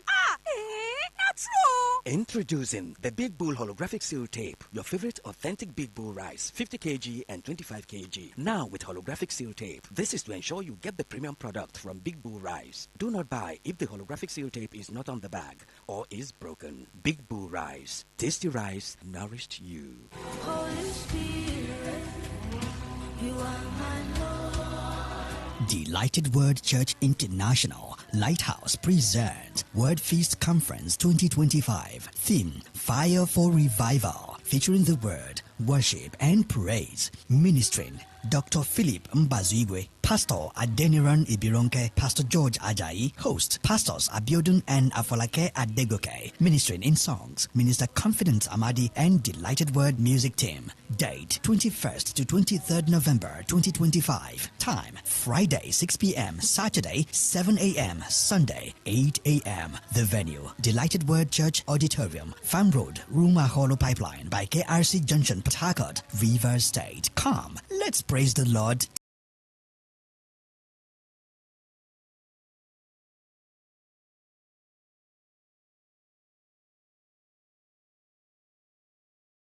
Are you ready to elevate your tech skills and career? Welcome to Speedlink High-Tech Solutions Limited, Nigeria's premier destination for cutting-edge professional IT training. We are a Nigerian leading training center equipped with fully automated tech facilities such as high-speed internet, hands-on learning, and recorded classes for flexible review. Registration is now open for the April 2026 batch with training on in-demand courses such as cybersecurity, data analytics, cloud computing, fiber optics, full stack web development, and digital marketing. For inquiries, visit us at number 15 Road 6, Okewali Estate, Rumalogo, opposite Car Wash, Port Harcourt. Call 0916-771-6220 or visit www.speedlinktraining.com. Hurry now, as slots are limited. Don't miss this opportunity to advance your tech career with Speedlink High-Tech Solutions Limited, where technology meets excellence. Mom's love is pure. She does. Mom's special jollof. It's a smile on your face. Mom's gonna be fine. Cheers you up. Mom's tasty stew. Nourishes the family. Golden Terra oil. Tasty. Golden Terra oil. Nourishing. Golden Terra oil. Golden Terra soya oil. Golden Terra Oil helps mom pour her love in the tasty, nourishing meals she cooks for her family. Golden Terra Oil. Pour pure love. This is Today 95.1 FM, Port Harcourt, voice of the people. Port Harcourt, are you ready? Today 95.1 FM, the voice of the people. Stay informed, stay ahead. Tune in to Today 95.1 FM for the latest news and exciting sports updates. Your trusted source for everything you need to know. Today 95.1 FM, the voice of the people. Please listen to this infomercial. Hello, welcome to another power-packed episode of Raleigh Academy on Radio, proudly brought to you by Raleigh Academy. Well, Raleigh Academy has equipped thousands of Nigerians with tools and knowledge to thrive in online businesses, digital innovation, and e-trading. Today, we're diving into one of the most exciting frontiers, reshaping how the world earns and invests, the AI Gold Rush Megathon Conference. And with me in the studio are two incredible minds shaking up the digital finance space from Raleigh Academy. Well, my first guest is an online entrepreneur. She's a strategist and partnership lead at one of Nigeria's top brokerage firms, Princess Ewan. Princess, thanks for joining us today. Thank you so much. I'm super excited to be here today. Okay, my second guest is a professional e-trader and an online entrepreneur with Raleigh Academy. He trained at the London Business School and the London School of Business and Finance. He also attended the London Academy of Trading. He's a certified technical analyst, a certification he obtained from Cyprus, and has over 15 years of hands-on experience in financial trading. It's my pleasure to introduce my second guest, Michael Akinwale. Michael, thanks for joining us. Thank you so much. Beautiful time to be here, and I can tell you we're going to have a beautiful time. All right, so let's look at the topic for today. Quite unique. AI Gold Rush. I don't think I've heard that before. What does that really mean? Yeah, I think I understand that. AI Gold Rush is actually like almost, it's not a new word, but it's actually a coined word, all right? And for those of us who might be hearing that for the first time, let me quickly break it down. And I'm going to be using history as a case study. In 1884, gold was actually discovered in the city of California in the U.S. Okay. All right? And when the gold was discovered, it changed everything for a lot of people. Everybody left what they were doing. They all rushed to California to actually go and get the gold. And guess what? A lot of people became very wealthy. All right? Not just people, even the American economy began to boom based on that gold that they discovered in California. So there was a gold rush. Okay. That's where that word gold rush came from. But now, we are not talking about the kind of gold we were rushing for that time. All right? There's a certain gold making people rich now, and that gold actually is what they call the AI, artificial intelligence. And that's why right now, it's not that kind of gold rush. What we have right now is AI gold rush. Wow, interesting. Now, let's look at the proofs that AI is the new gold rush, because it's one thing for you to say it, it's another thing to have proof to show. Absolutely. Let's run through some data, because data does not lie. And one of the greatest data we have right now is that in the last 6 months, 190,000 millionaires have emerged from this AI industry. 190 millionaires. And when I say millionaire, I'm not talking of somebody making $1 million naira. I'm talking about somebody making $1 million. And that's at least 1.5 billion naira right now. Wow. So in the last 6 months, 190,000 people have become millionaires in this AI world. That is actually 1,000 persons every day. All right? That will actually tell you something that's happening in the AI world now. Also is the fact that has also shown in the next 5 years, more millionaires or more billionaires are going to be made from AI than the internet was able to produce in the last 20 years. All right? Okay. So while the internet was creating billionaires, AI Gold Rush is going to be creating trillionaires.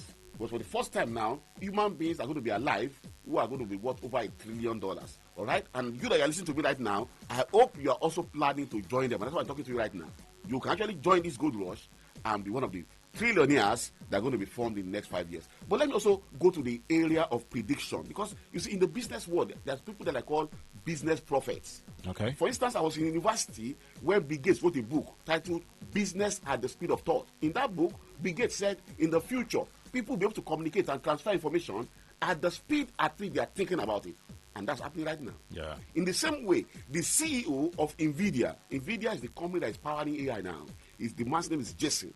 Jason was actually speaking, and he said that between this year, 2025, which is running up right now, and 2030, that means between 2026 and 2030, is going to be the greatest opportunity for ordinary people to actually create wealth. So if you're listening to me right now, you are wondering how to create wealth, I can tell you AI should be the place you're looking for. Because if you are not using AI, you are going to lose your business or you're going to lose your job to the person that's using AI.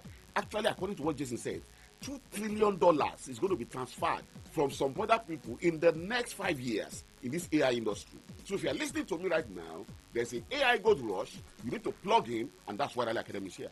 Okay, this is getting really, really interesting. Let's bring it home. What are some of the types of businesses powered by AI that Nigerians can take advantage of in this period? Well, I want to always tell you that any business can be powered by AI. Any business, especially if the business is online. Now, when AI is combined with the business, it makes it more smarter, it makes it faster, it makes it even easier and cheaper to run. And one of those businesses I've been able to start for myself using AI is none other but Shadow Pages. Or on the Instagram street, they call it Instagram automation, okay? Now, the way Shadow Page work is that it's a business that gives me an average of $5,000 monthly without doing much. And it's very simple. Now, these Shadow Pages are powered by AI completely, which means that AI does the posting, AI does the reply, AI even attracts followers. And trust me, I don't even need to be there constantly checking my phone and monitoring this business. Those are mundane tasks. And I can have multiple of these pages. Now, for example, if you want to start the AI Shadow Page, you can create a page that promotes skincare products, also a page that promotes business, motivation, healthy living, e-trading, so many things. And the most interesting part of it is that to start these Shadow Pages will cost you €0. And like I said earlier, smart Nigerians, if you know what's right, you will take advantage of this today. Okay, so practically every business can be AIized. Absolutely. Every business can be AIized. That's a new word, actually. AIized. Okay. But let me quickly run to another business I think people can do right now using AI that can make them some very good money. You know, when Business was talking, he spoke about making $5,000, per month, which is something people can actually do. But let's go to another business, which is electronic trading, what we call e-trading, which is the buying and selling of financial instruments to make some profit. So in this business, you are trading currencies, commodities, and indices. And I'm going to be using a commodity, but we're talking about AI Gold Rush. So let me also use gold, which is a commodity that everybody knows, the same gold you wear as a jewelry. Now, this same gold is tradable online, all right? Now, the price of gold per ounce, beginning of this year, was about $2,500 per ounce of gold. Beginning of this year. Okay. Right now, the price of gold has moved to about $4,000 per gram of gold. Now, to those of us in the financial market, that's 15,000 points growth in the price of gold this year already.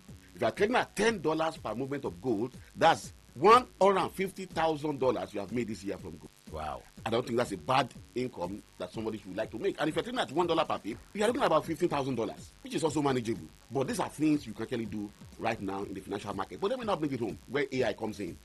I had to go to London Academy of Trading to go and learn this. You know, Princess was talking about going to learn technical skills in those days. Yeah. But today, you don't need to go to London or go to any school. There is an AI tool that you can actually plug in your chart now, and it will tell you January this year, buy gold. Because by now, you have made some good profit from gold. Okay. That's actually where the AI comes in. And what it does is that it increases speed and precision, it reduces emotions, and then it can actually monitor the market 24 hours. So while you are sleeping, you're also generating some good income. And that's why I think there's an AI gold rush coming up. Everybody needs to plug in, and I can tell you, Riley Academy is actually creating the opportunity for you to do that right now. Okay, so Princess, let's look at how Nigerians can know the best AI tools to launch their business and take advantage of the AI gold rush. Well, that's why Raleigh Academy is having the AI Gold Rush Megaton Conference 26.0. Now, this is the biggest business conference across Nigeria, and it's going to be taking place at 10 major cities. We're going to be live at Lagos, Abuja, Port Harcourt, Ibadan, Benin, Warri, Akure, Abeokuta, Kaduna, and Uyo. Now, at this conference, you'll be getting the Smart AI Business Pack, which is a full guide showing you at least 10 AI-powered business that you can start immediately from the comfort of your home and accelerate your finance. Also, there's going to be some ready-made template tools and also some resource that is worth over $1,000 that will be given to some individuals that will be present there. Also, we will be giving participants access to the e-Millionaire Digital Library, which is a lifetime access to premium ebook, training videos, and success templates on businesses, finance, and online trading, all in one digital vault. You can't afford to miss it.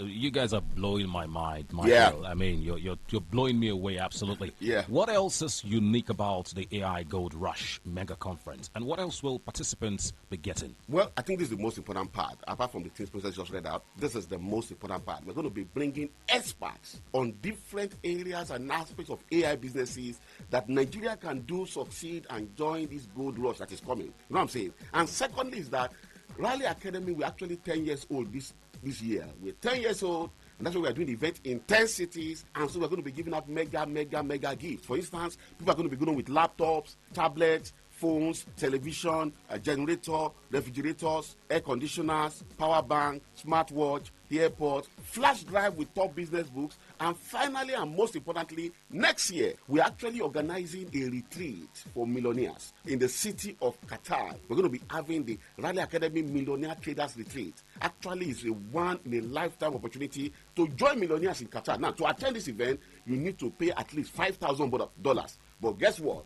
At this Megaton conference, someone is going to be winning a free scholarship to attend this event in the city of Doha, February next year, absolutely free of charge. All right? For me, that's the most important gift at this event. Also, we're going to be serving light refreshment at this conference. Now, while we're serving refreshment, we're going to be there for a while. So we also need to, make you relax, entertain you, so that the mega thing or the meganess of this event can actually be complete. So guess what? You cannot afford to miss this AI Gold Rush Megaton Conference. All right, so this is sounding super mega already. Yeah. I like the trip to Doha, Qatar, and the item 7.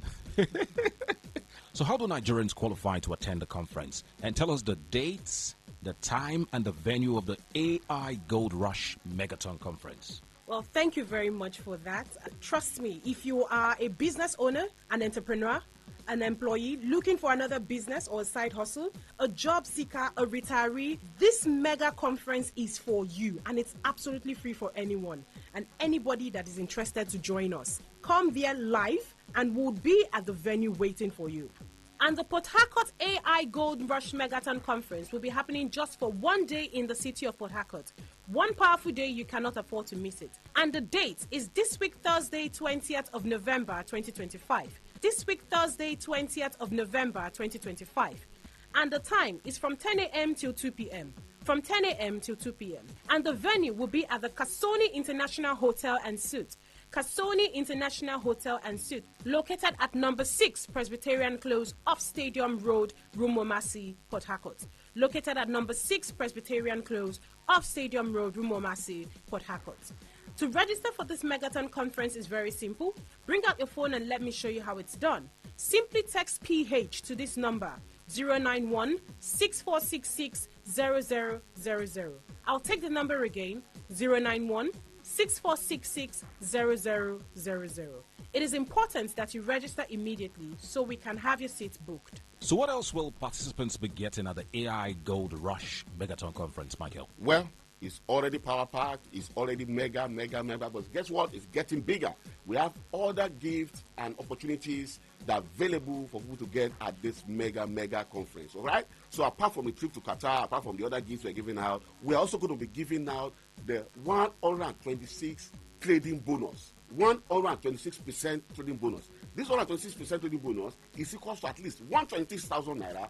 That's going to be credited for free into people's trading account for them to start the business of trading in the financial market. All right? So apart from that also, we're going to be giving out cash gifts. Now, this cash gift is actually going to be given to people to trade in the financial market. Okay. So people are going to be winning gifts like 50,000 naira, 100,000 naira, 150,000 naira, 200,000 naira, free capital for them to actually start the business of trading in the financial market.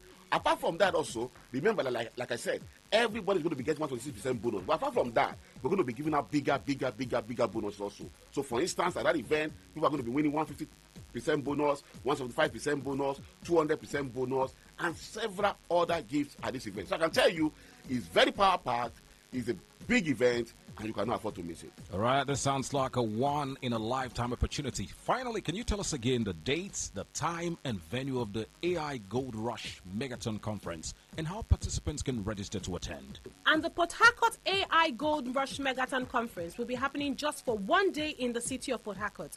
One powerful day, you cannot afford to miss it. And the date is this week, Thursday, 20th of November, 2025. This week, Thursday, 20th of November, 2025. And the time is from 10 a.m. till 2 p.m. From 10 a.m. till 2 p.m. And the venue will be at the Kasoni International Hotel and Suite.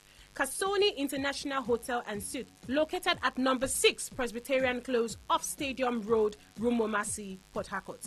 Located at number 6 Presbyterian Close off Stadium Road, Rumomasi, Port Harcourt. To register for this Megaton conference is very simple. Bring out your phone and let me show you how it's done. Simply text PH to this number, 091-6466-0000. I'll take the number again, 091-6466-0000. It is important that you register immediately so we can have your seats booked. Okay, what an interesting time, an eye-opener indeed on radio. You've heard it. The future of business isn't just coming. It's already here with us. Join the AI Gold Rush Megaton Conference 26.0. Learn the systems, meet the mentors, and position yourself for wealth ahead of 2026. Remember, the future doesn't wait. It rewards those who move. Will you move? See you at the conference. And that was a paid infomercial. Unleash the power of the airwaves with the ultimate radio experience. Tune in to Today 95.1 FM, the voice of the people. Don't just listen, immerse yourself. That is 100% true. Okay, thank you so much for staying with us. Let's get into the issues. Let me introduce panelists. And let's begin. Living Gifts and Jamala Esquire, private legal practitioner, joins us this morning. Welcome, sir. Good morning. Good morning, Kelly. Good morning, Rivers people. Mr. Emmanuel Indukwe, our in-house analyst, is also here. Good morning, sir. Welcome. Thank you very much, Kelly. Good morning, Nigeria. Chief Lovedale Kere, JP Square, political analyst, social commentator, voice of a chain nation, living in River State. Chief, good morning. My pleasure. Welcome, sir. Thank you. Dr. Obidima, journalist, international affairs analyst, lecturer in international diplomacy, River State University. Doctor, welcome. Thank you, but I can't be vocal. I call his name first. There's no order in how I call name. It's random. It's orderless. It's orderless. Orderless. Use the word is orderless. The way I call them is random. I've told you that when you were younger in primary school, you created a lot of problems for your parents. Thank God that you are still here today. Okay, so let's begin our conversation straight up. I'll just give this update.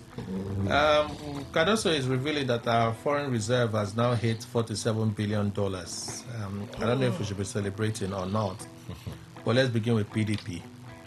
We shall never forget this video by Onanuga, the day a Nigerian politician committed high treason for calling for a foreign invasion of Nigeria, all because of intra-party dispute. What did the PDP do? Turaki, the national chairman of the party, I'm waiting for somebody to disagree, the national chairman of the party said Trump should not only come to Nigeria for genocide claims, Trump should come and save democracy in Nigeria. But Bayo Onanuga calls it treason. Could this be treasonable? The call made by Turaki. Dr. Obidima. Well, I think they have ways to play with. What is even more treasonable, visiting Aso Rock in 2013-2014, APC chieftains, including Bola Tinubu, visiting White House and pushing the narrative of even this genocide, these killings, insecurity, calling Goodluck Jonathan incompetent, and they say he should be impeached.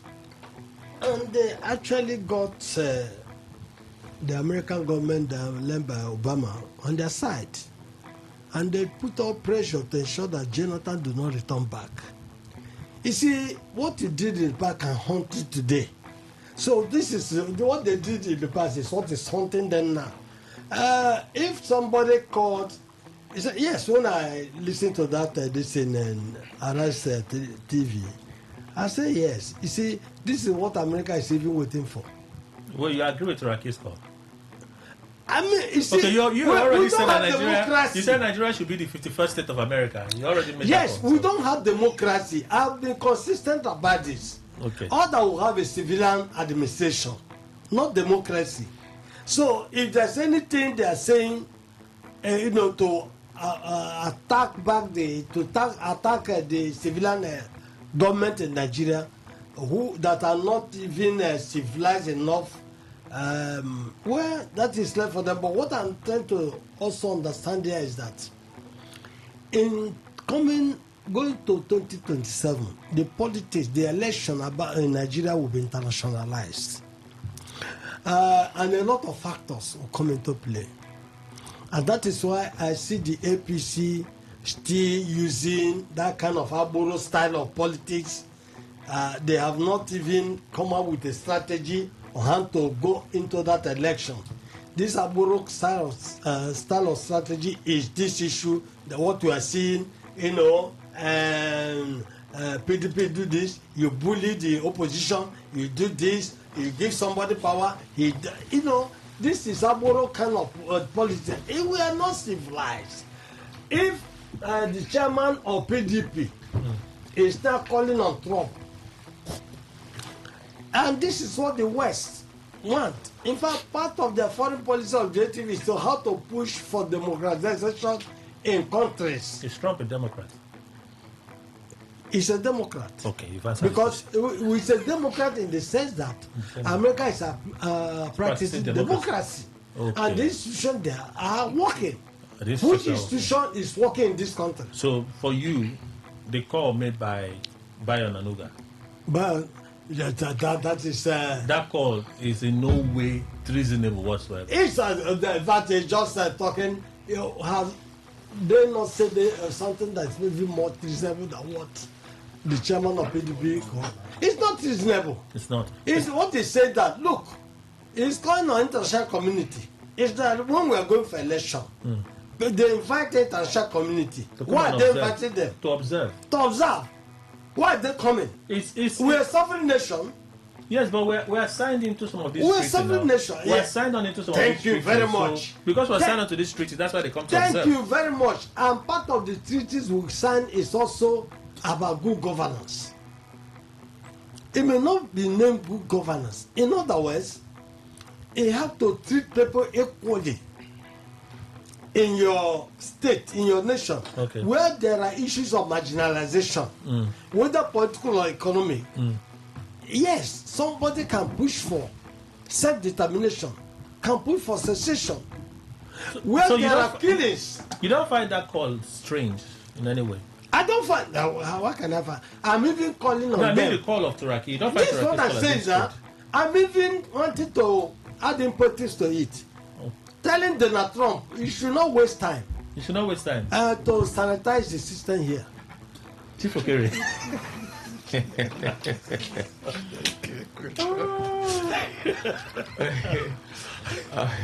if that call had come from the other side, where Bidimma does not like, his opinion will change. But as long as it's coming from the area where he's beating his head, hey, you clap hands. But it's a pity that it's a pity that if something is coming from a quarter where we think that is doing our bidding, we support it. When such kind of statement is against, our country as a people, as citizens of our country, so we should be so patriotic enough to defend our nation, even when it is coming from our enemies or our friends. Everything we should try as good as possible. Wait now. Nobody interjected. Wait, you like interjecting? No, I want to you made that point. Because it was in APC that time. You like interjecting. Yeah. This is why I almost, if not that you're my elder, the other day, I would have. Thank you. Let's go on. If I 5 minutes for studio. Thank you. Thank you. So that such kind of call undermines the leadership of Nigeria, whether you like the government or not. Just like you calling somebody outside to come and take affairs of your family when your father is alive, including your mother who is your father's wife. So when you do that, your father will be very angry with you. So that call coming from the Makinde fashioner PDP chairman is very wrong. We must have Nigeria first before we think of a political party. So everything is wrong about it. If it was wrong when Tinubu, Rotimi Amechi and others went to America to make similar statement, if it was wrong then, Amechi has insisted that never happened. No, but it was in the video now. We saw it. Amechi has, I have a right to state what he has said. Thank you very much. He has said so. But I'm saying that if Okere was there at that time. Oh, Dr. Bidima, can you stay calm? What is your problem? This man. No. So he's giving you an informed opinion. Kai! So if it was wrong then, it shouldn't be right now because it's coming from a quarter where you support. So if it was... Was it wrong then? I'm using the word if. To your own. Allow him to make his point. You will make your own point. If it's a conditional clause. Sometimes it's good also to kind of thing. Allow him to make his point. Dr. Bidima made his point. Everybody will have their time to speak. When is your time to speak? You can intelligently counter it. No, I don't want to. That's what I'm doing. I'm not the one to give the answer. That's why if you allow me to speak now, are you not taking No, I'm not taking. You will not be able to do what? I will not be able to answer that question. You don't have to answer it. I'm not asking to answer it. No, you don't have to answer it. Was Please it wrong? allow Was him it to wrong speak. then when it is not your place to ask questions. It is my duty to ask questions. Do you mind? Then you are not asking the proper question. That is fine. Let him respond. So what is the point? Sometimes thank you. I agree. But in this case, allow him to make his point. You see, this conspiracy here will not end the light of the day. Okay, we run out of gas. It was in light of the day. So what I'm trying to say is that we must have a Nigeria first before we even think of a political party or even think of any other thing. Who says democracy is the best form of government? Who says so? Who says so? If you think democracy is the best form of government, go to Saudi Arabia, go to Morocco, go to UAE. When the president of Libya, Muammar Gaddafi, was alive, go there and see what was happening and what is happening now. You see, we shouldn't sell ourselves. We shouldn't sell our nation because we are angry with Tinubu or because we are angry with Nyesom Wike, or we are even happy with Nyesom Wike or happy with Tinubu. We should be patriotic enough that we should call a spade a spade. Okay. When somebody has air, you say he has air. So that statement is treasonable. That statement is condemnable. That statement is not acceptable. Okay. That statement undermines the government of Nigeria, including the person who is even saying it. Because I'm happy that even Trump himself knows that Nigeria being a sovereign nation, there are some level of things he will do, no matter how powerful they are. Let me ask you this question. Yes. When people become frustrated, you say it is that call shows that there's a failure of leadership, which you don't agree to, that there's a failure of leadership. But how do you describe failure of leadership other than your police institution fighting themselves? You are bringing Police, another issue. it's the same thing. It's the same thing. Policemen on either side were fighting themselves yesterday at the PDP secretariat. I didn't see. You did not see. You are just informing You me. are not okay, so let me tell you. Okay, So let me tell you. Hey, just tell me now. Police officers, the ones protecting Sheyi Makinde And Bala Mohammed, were fighting and struggling with the police officers deployed by the Wike camp. No, you said you don't say. Let me explain it now. Let me explain it. If you did not say, let me explain it now. Police officers were fighting themselves, dragging themselves. The police that we know in Nigeria, they have one command. It's one command. One command. You mean we have leadership in this country and the police will be involved in such a disgrace as we saw yesterday at the PDP National Secretariat? When you finish our response. No, that's the question. Thank you very much. You see, let me tell you, that shows that if what you are saying here happened yesterday, that shows the neutrality of the commander-in-chief. Because if the president Tinubu was interested in one party, thank God you said they have one command. The simple thing would have been to tell the IG, go and protect faction A or faction B.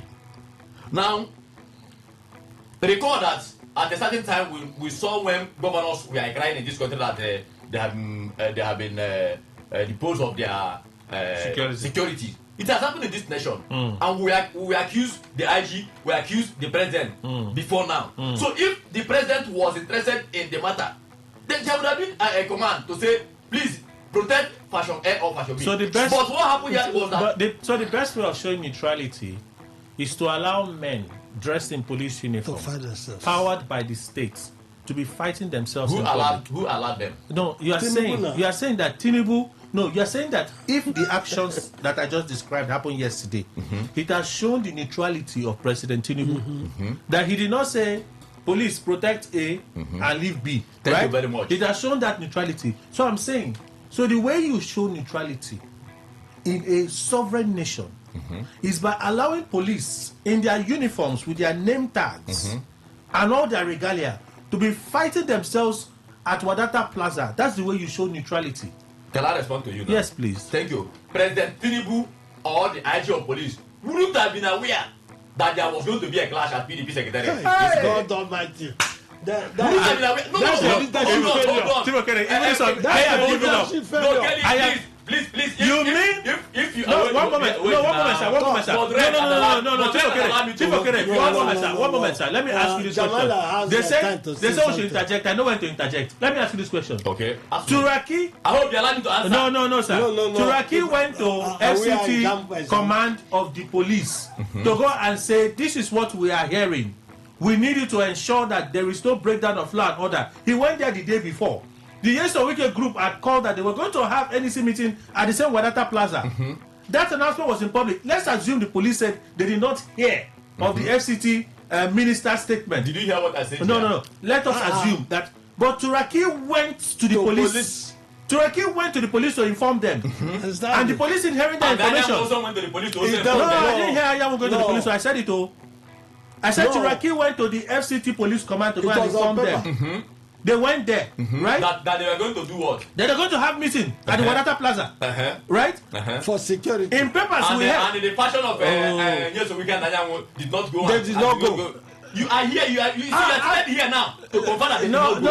Because you have had here to because you have had a voice of Dr. Obidima is not the one asking the question. I'm the one asking the question. Chief Okere, no. You are saying what you are saying, that the IG could not be aware of the things that played out yesterday at the Wadata Plaza. Is it justifiable when Turaki led his NWC to go and pay respect to the FCT police command and inform them of their meeting? Okay. Now, can you allow me now to respond? Yes, sir. Thank you very much. Don't allow the spirit of Idema to enter you. In fact, please respond. So you see, what I'm saying here is that the IG or the president or even the commander of NSCDC who were there in that secretariat yesterday wouldn't have known. They are not spirit to know that, look, there was going to be a clash between two groups. Accepting, but without considering the fact that only one group went to inform the police that they were going to have a meeting at the party secretariat. Now, assuming, but without considering that happened, the police guarding the two big wigs recall that there's a statutory police security with Bala Mohammed, Seyi Makinde, and others. So also to Nyesom Wike, Anyanwu, and others in this other side. Coming from one command. What I said here was that, assuming that there was an instruction, alien instruction given to whomever that is commanding them, going to that particular, because police have their chain of command, how they communicate, to say, if you get to PDP secretariat today, no matter whom you are escorting, protect one side. That never happened. Okay. But what happened was that the intra-party political crisis that has been, bedeviling PDP for over how many years now, still manifested in the secretariat. Perhaps what happened yesterday was power to see who takes over the secretariat. There are two strong factions now. Jamala. Jamala. So for me, it is not an issue of coming to push it to the president. You're not taking Jamala. It is PDP affairs. Let them find themselves out, and whomever wins. Jamala. Take. Thank you very much. You can go. Jamala, can you speak now, please? I'm waiting for him to The come. people are surprised with the way of he's surprised. Yeah, he doesn't even know what to do. Yeah, member of PDP. Expert. Go on. Kelly, I will not. I'm in the secretariat. I will not want to join issues with Onanuga when he said the comments of the Leonard Sikh Turaki amount to treason. It should have given us the law and made it so. Since he's now the Attorney General of the Federation. He's there now in the Constitution. Which Constitution? Constitution does not Please, can you ignore him? Constitution does not carry criminal offenses. Can you also ignore him? The same way I asked that you be ignored. Please kindly You can ignore commit him. treason through your words of mouth. Chief Okere, I told them not to interject while you were speaking. What are you doing now? I did not. It's adjusting to I did go. not. He's I going did to not. meet I'm trying to pay him back. What he did when I was talking. It's not what I'm trying to do. He's my friend. What did I do that I asked you to answer a question? Yes, Jamala, it's please my go on. turn now. So Please what? go on. Yes. Jamala, I please, am my friend now. you don't I have to respond to him now. Just continue. Go ahead. You don't have to respond to him. Just continue. I asked him to answer a question he asked. Yes. Yes. We are still going there in 2013, 14, and early 15. If these things were said before and they were not reasonable, when did the National Assembly made this law to now say we are calling on foreign nations to come and help us? Up till now, is Nigeria not seeking for foreign help? Yeah. Up till now, has it undermined our sovereignty? What is sovereignty about when you cannot feed your family? What is the sovereignty of that family, of a man and the husband and the children, when they cannot feed? Tell Tinubu, they just approved how many $1 million loan? Trillion.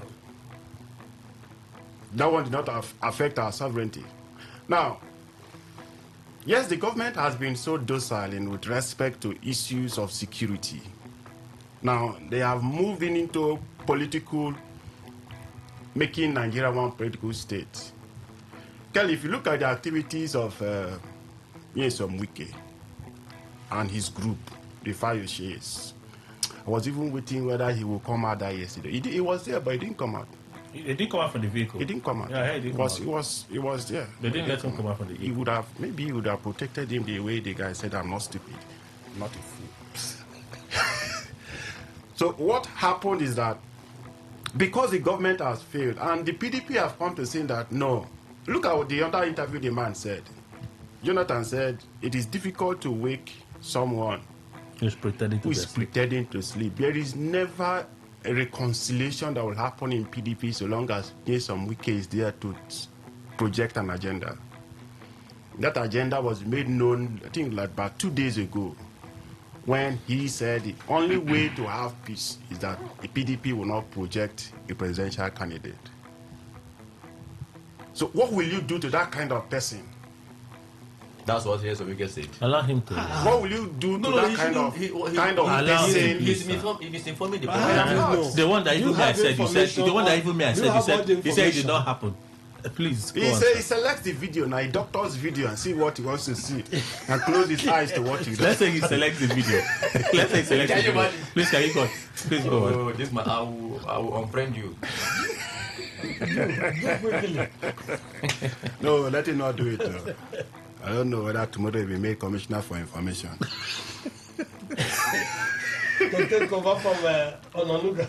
No, don't spoil a possible relationship that both of them could benefit from in the future. I understand what the man Maybe is our saying. children. Yes. So just leave it. Yes. Beyond the talk, there's relationship. Yeah, the friend. Please go on. Is your age mate, sir? Can I move on to Mr. Ndukwe if you've completed? I have not, but the distractions is becoming too much. So please, can you end here so that you know? The closing line is very simple. The call by PDP that we should have a foreign intervention to salvage our democracy. Our democracy is dying. Just fashional PDP. So salvage our democracy. Yes. The fashional. Nigerian democracy is tilting towards a different form. Maybe it's a homemade democracy. Ask Morga the left, which party in there? He's a member of the PDP. Have you left the PDP? They expelled from PDP. Have you left the PDP? Have you asked now? Have you left the PDP? I'm a member of PDP. You have been expelled from I'm a member of PDP. At the state level. Simple. At the state level, right? At the local government, which party are you? That is the kind of confusion we have found ourselves. If you are confused, I'm not confused. I'm not saying you. I say we. Okay, you are confused. Including you. I've never seen this kind of confusion. Barrister, the spirit of Obidima has entered you. This one I agree. And I'm going to... This one I agree with you. Thank you very much. I agree with you. Thank you. You see, there are some times when two foreign nations join to fight US. But because the powers that be in the US will not allow them to win, two of you can join. Okay. I felt great attention. Waiting to see where he will land. The guy has demolished Mr. Kelly, I do not. You see, it is very glaring that the PDP is in trouble.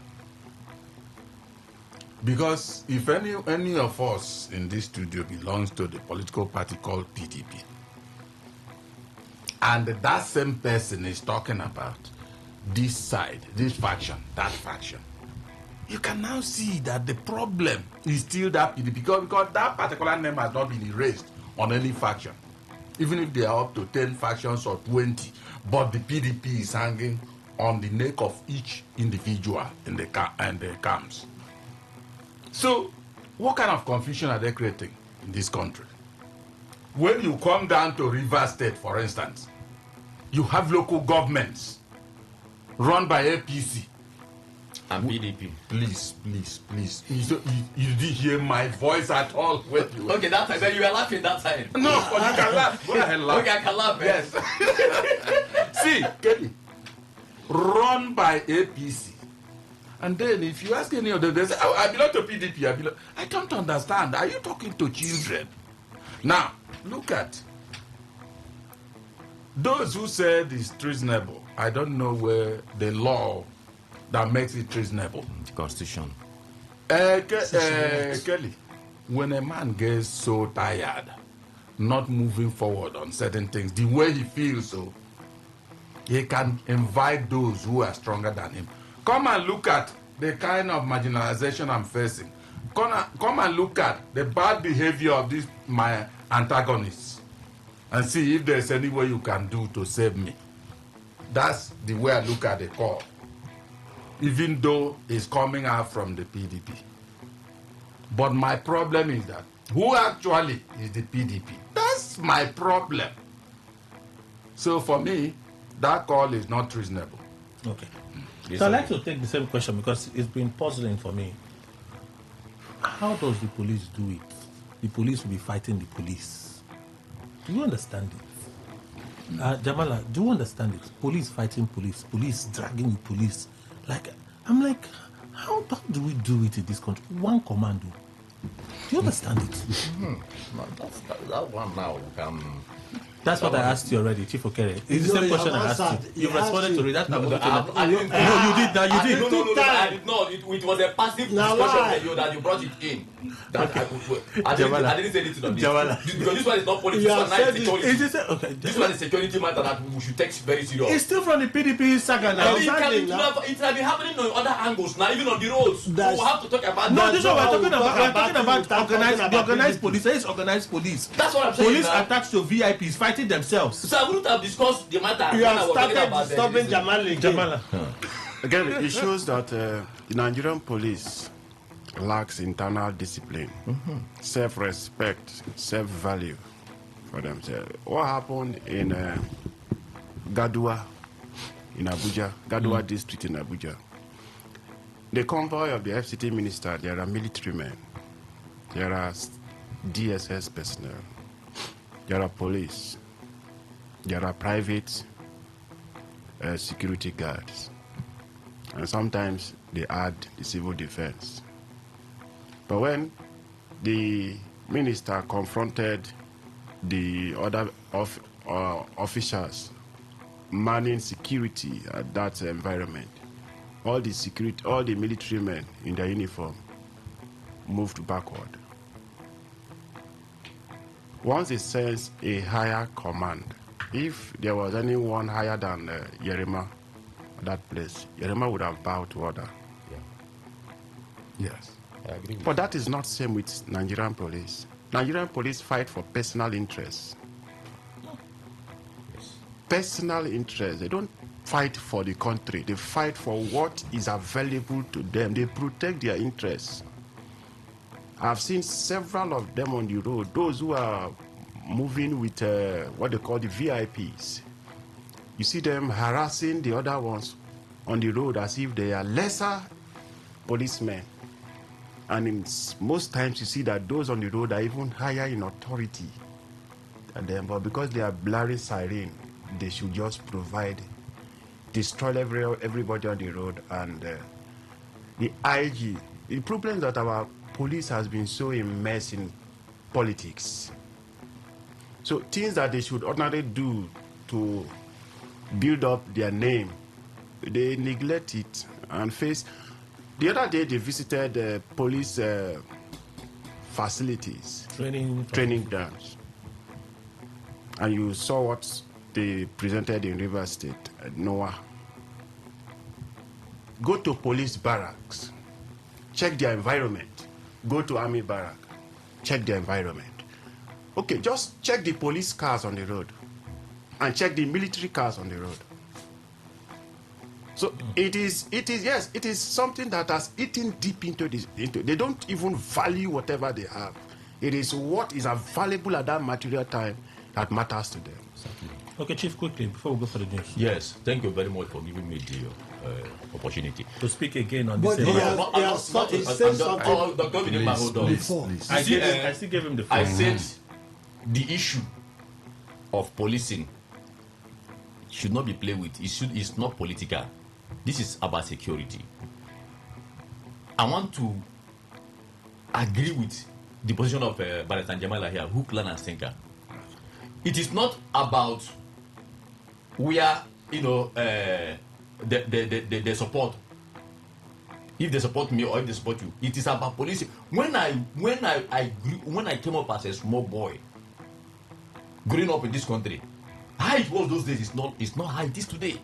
Yes, the issue of this collection of money on the road has been there, but it is worse now. It's like the interest of anybody going to police now. It's not just about going to do the policing, intelligence. It is all about how do we make this money. Maybe within 2, 3, 4, 5 years we'll resign, we'll run away, we'll dump the uniform.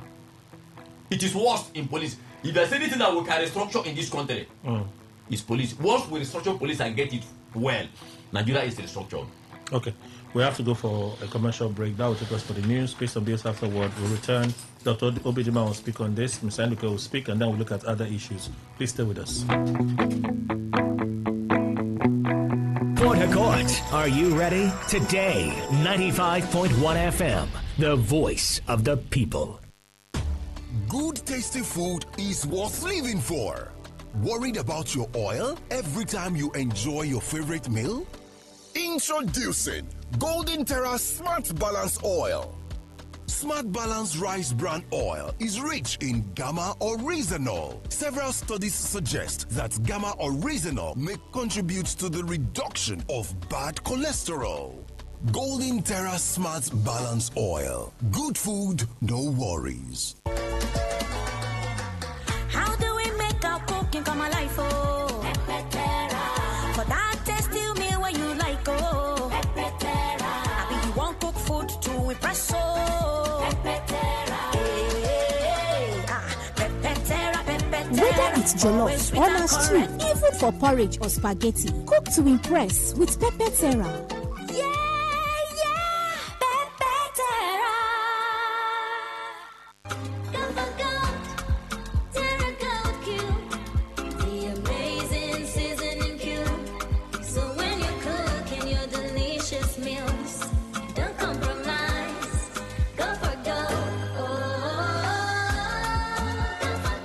Consistent taste for cooking mouth-watering soups, stews, and jollof. Choose wisely. Choose Gold. Terra Gold Seasoning Cube. 1 cube. Endless possibilities. Terra Gold. This is Today 95.1 FM, Port Harcourt, voice of the people. Whether it's happening in Port Harcourt, South South, Nigeria, or around the world, we've got you covered. On air, online, delivering balanced news and unbiased analysis. Today, 95.1 FM. Today, 95.1 FM, Port Harcourt. News update. Good morning. Here's the news update. At 10 on Today 95.1 FM, I am Kelly Ikamenjima. One of the 25 schoolgirls abducted from a school in Kebbi State has escaped and is safe. The school principal, Musa Magaji, confirmed that the first escapee arrived home safe. Another student managed to flee immediately after the raid and was not taken. President Bola Tinubu has asked Vice President Kashim Shettima to meet with grieving families of the abducted schoolgirls in Kebbi. The president, in a statement by his special advisor on information and strategy, Bayo Nanuga, expressed worries that the attack took place despite intelligence warnings of a possible strike by the bandits. He promised that the government was working to ensure their safe and swift return. President Tinubu also extended condolences to the military over the death of several soldiers and Brigadier General Musa Uba, who were killed in action while battling insurgents in Borno State. Describing the attack as a painful setback, the president urged communities, particularly those in security vulnerable areas, to work more close with security operatives. UNICEF has called on the Nigerian government to ensure the immediate release of the abducted schoolgirls in Kebbi State and to fully implement the 2015 Safe Schools Declaration. The call followed Monday's assault on Government Girls' School in the Maga community of Danko Yasagu local government area, where gunmen killed the vice principal and abducted the students, prompting renewed concern over persistent attacks on schools in the northwest. In a statement issued by the communications specialist for UNICEF Nigeria, Susan Akila, the agency condemned the incident, stressing it is another stark reminder of the urgent need to protect children. Referencing Nigeria's 2015 commitment, she stated that the Nigerian government endorsed the Safe Schools Declaration, which outlines concrete steps to safeguard the civilian nature of schools and universities in ensuring safe access of students to education during conflict. Akila said UNICEF is working with authorities and communities to improve child safety and promote secure learning environment. On the foreign scene, Tanzania's President Samia Suluhu Hassan said the violence that followed the country's disputed October election could hurt access to international funding. Speaking as she swore in government ministers, she said what happened had tarnished the country's image and reduced its chances of getting loans. She urged officials to focus on raising funds from domestic sources. You may wish to know that Tanzania remains fiscally dependent on external financing, with aid still accounting for some 23% of government revenue in 2023, although this is declining. And that's the news update on Today 95.1 FM. Good morning. Thank you for your time.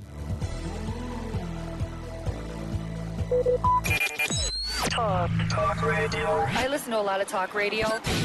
95.1 FM.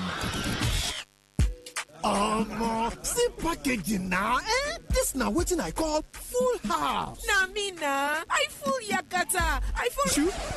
Who they talk about this one? And they talk about this Peak Yogurt Drink Full House Pack. Where they your hand? The Peak Yogurt Drink. Where they for 1 liter Full House Pack with plenty refreshment. Get fresh cow milk. Enjoy the Full House mede. Where carry plenty obonge vitamin and minerals.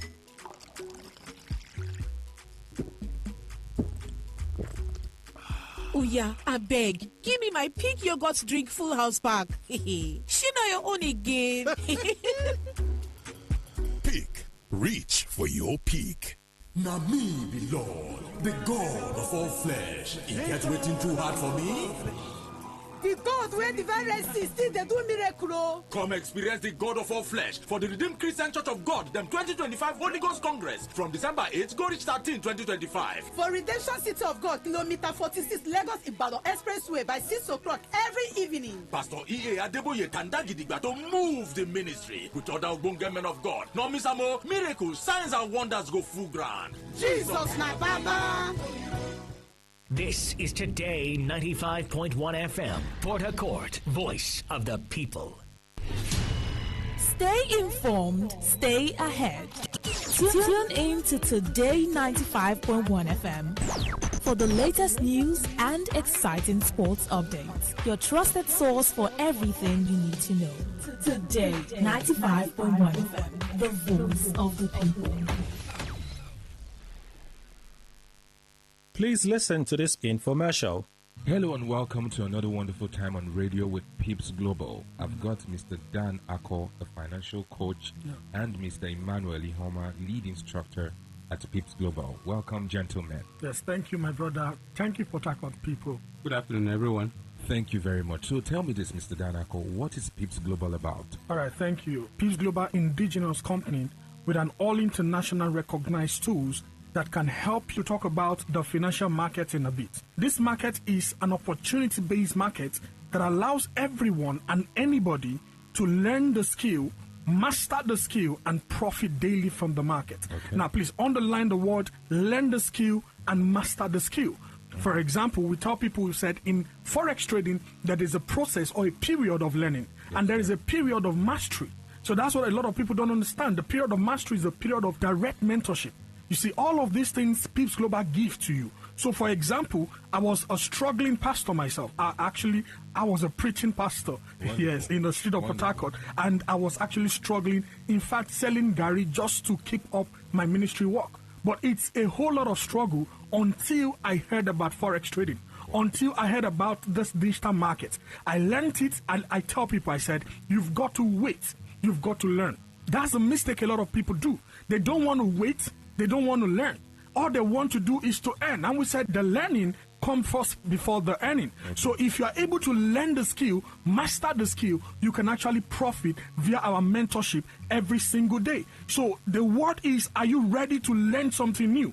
Can you follow the instruction of the market? If the market is pointing to you that you should wait, because we have a consolidating time, a period whereby the market actually floats. So if you are to wait, are you going to wait? So these are instructions we get from the market. We apply professionally just so we can profit from this same market. So that is what Peeps Global is all about, if you permit me. Thank you so much, Mr. Dan. I am very inspired.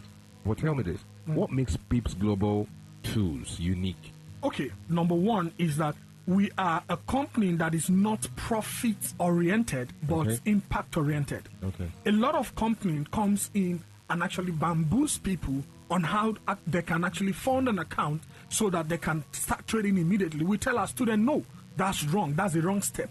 have you been able to learn? Have you been able to use the demo account to be able to do something for yourself? If you are able to do that, then we can actually evaluate you and to know whether you could fund or not. And even in the funding, we advise you, because you don't start high, you start small. So a lot of people get these things wrong. In Pips Global, we actually looking for how we can impact people. I tell people, I said, this is now my ministry, to impact people using the digital market. And it's working. We've got a lot of exciting testimonies, testimonials of people that are actually trading in our platforms. But that's just by the way. So number one is the impact-based orientation. And another one is the mentorship, the direct mentorship we offer. Have you been to a place whereby you just get to the platform and everyone abandons you? You don't know your left from your right. And they let you to assess the market just on your own, and you make a lot of blunders in the market. In Pips Global, it's never like that. Pips Global will hold you by the hands and actually mentor you directly. We give you one-on-one mentorship. If you can call, you can call. If you can chat, you can chat. There is always a team awaiting you to just respond to your questions. And that is the direct mentorship we are talking about. Number three, we tell people we have the learning and the earning process. The learning and the earning process is whereby you are learning and you are using our copy trading strategy platform to make profit by yourself. This means that it is a hand-free process, a process that allows you to be learning, but you are connected to a strategy that helps you to profit daily. You are connected to a strategy that can actually give you wins, just like the masters. So this strategy is automated. So these are platforms that we have put in place just so that people are not just earning, but are excited in learning. The last one is that we have the Trade Hub and also the physical trading section where we make learning exciting.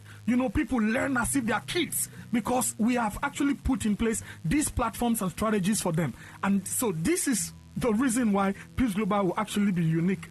All right. Thank you so much, Mr. Dan, for sharing such knowledge. What's happening tomorrow? Yeah, that's true. Tomorrow is a big one, actually. Okay. Now, before I go on with the tomorrow information, I did like everyone listening to me to put down this number. Okay. The number is 0812 116 8440. I call that number again, 0812 116 8440. The number is going to give you a free seat at the tomorrow's event. The tomorrow's event is a big event where we are putting together all of our best hands together, and they are going to be showing you, the live charts and also the process on how you can actually build a career if you are interested in learning this skill. So tomorrow we are having a presentation that allows you to know more about this market. You have questions. You've even asked yourself, why I've gotten knowledge about this market already, but I'm still losing. Come tomorrow. We are going to show you why you're losing. What is the solution? We are giving you the solution tomorrow. And another beautiful thing again is that get to know that tomorrow is free. And now somebody says, he says it's a big one. What makes it big? What makes it big is that if you've ever been to Pips Global and they have actually told you that, you've got to pay a certain amount of money to access our tools, to access our services, to train you, I want to tell you, we now train you for free for a period of time. Meaning that there's a promo running in Pips Global right now that allows you to get this training, our services for free. Access the platforms for free. You are paying nothing to anybody. All you need to do is just to be at that event. For you to be at that event is to SMS the word mentorship to this number 0812 116 8440. I call that number again, 0812 116 8440. The time for this event is 10 a.m. in the morning. Venue is the Heart of Port Harcourt, plot 136 NTA Road, Port Harcourt. As you SMS mentorship now, someone is getting back to you. The number again is 0812 116 8440. All right, so Mr. Emmanuel Ihoma, please answer me this. What category of persons should attend tomorrow's event? Okay, thank you very much, my brother. Everybody is expected at this event. Okay. So long you can be able to earn a living for yourself, you can come for this event tomorrow because it's happening live at Pips Global. Just like my mentor said, he was a practicing pastor. Even men of God who feel that they need other means in which they can be able to take care of their family can come for this event.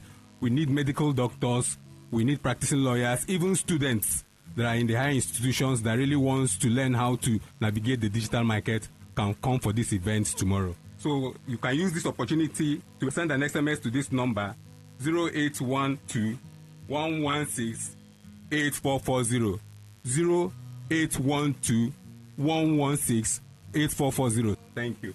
All right. So, Mr. Dan, I'll just ask you this because we are pressed for time. Please, your short advice for those who have tried and failed. Let me give my counsel, my humble advice to those that have actually tried and failed.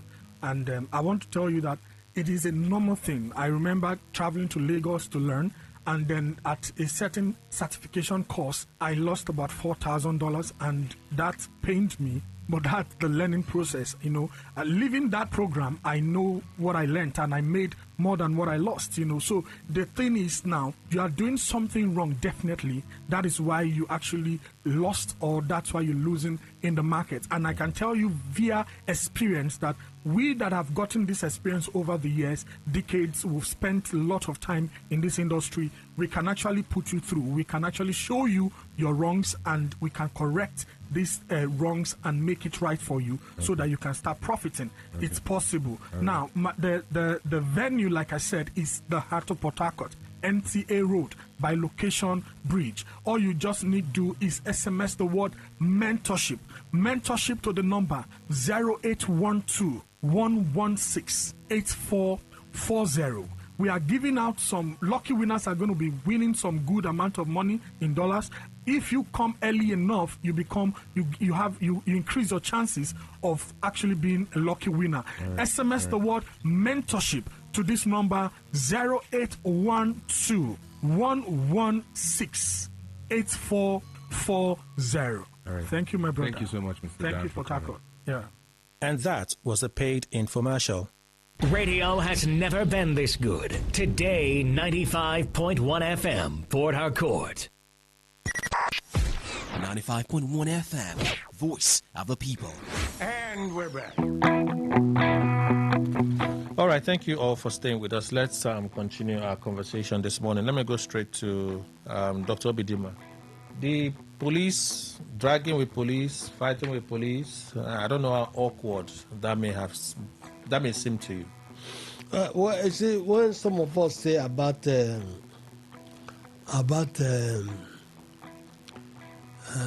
state or a nation failing, people think that it will not exist physically within that geography it is located. Okay. No. State failure. These are the taste signs. These are the taste signs. And it will snowball to what? And which we are also experiencing in Nigeria, lack of governance. There is a manifest lack of governance in Nigerian state. Both at the federal, state, and local government levels. Now, if we're also having this problem within the institutions of the state, then where are we heading to? We are heading to the Hobbesian state of nature, where life is brutish, short, nasty. And that's where we're heading to. Where self-help,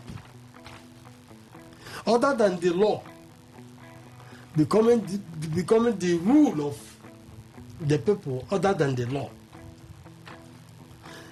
And the political gladiators, the political class, are also manifesting those tendencies, those behavioral tendencies, those political behaviors that aligns with my position. You know, when civility, when decorum have been jettisoned to for use of motor park kind of system in resolving disputes, Okay. in managing the affairs of the institution, the state, the local government, the whatever, and also the political parties. Sorry. This is what we are seeing now. So the police are fighting themselves. That says much. In fact, any nation that is civilized, that is modernized, the IGP should resign by now. The IGP, because it's like it doesn't have control of the police structure. It doesn't have the control. He lacks the capacity. He shouldn't have allowed even the commissioner of FCT, police commissioner FCT, should be on fire by now. So what happened yesterday? Yes. Okay. So, PDP had their convention, and their convention was successful.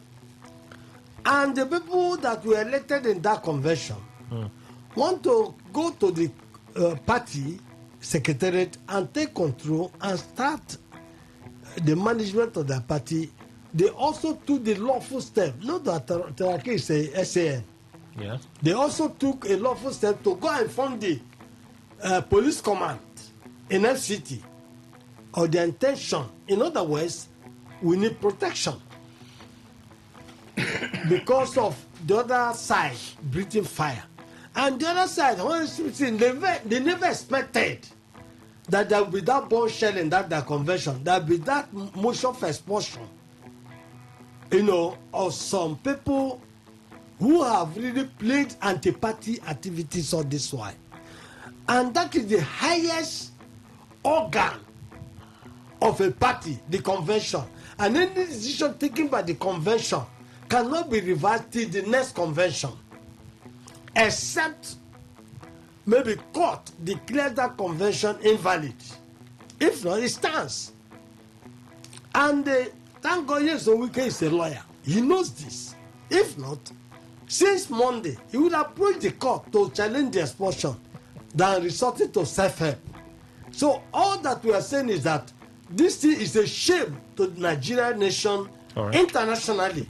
Seeing our police people fighting themselves, struggling because of, not even because of government personality clash here. What they will get, what they will not get. Police so distracted that the civil responsibilities entrusted on the police are no more discharged by police. Police now looking for money. Whoever is the highest bidder, just like the judiciary. In any political issue, whoever is the highest bidder, the judiciary is ready to sell the law and look the other way around. As alleged by Dr. Bidima. Yes. Mr. Ndukwe. Well, Kelly, I think it's all about selfishness. On the part of the police? Yes. Because, they've learned very much greatly from the politicians.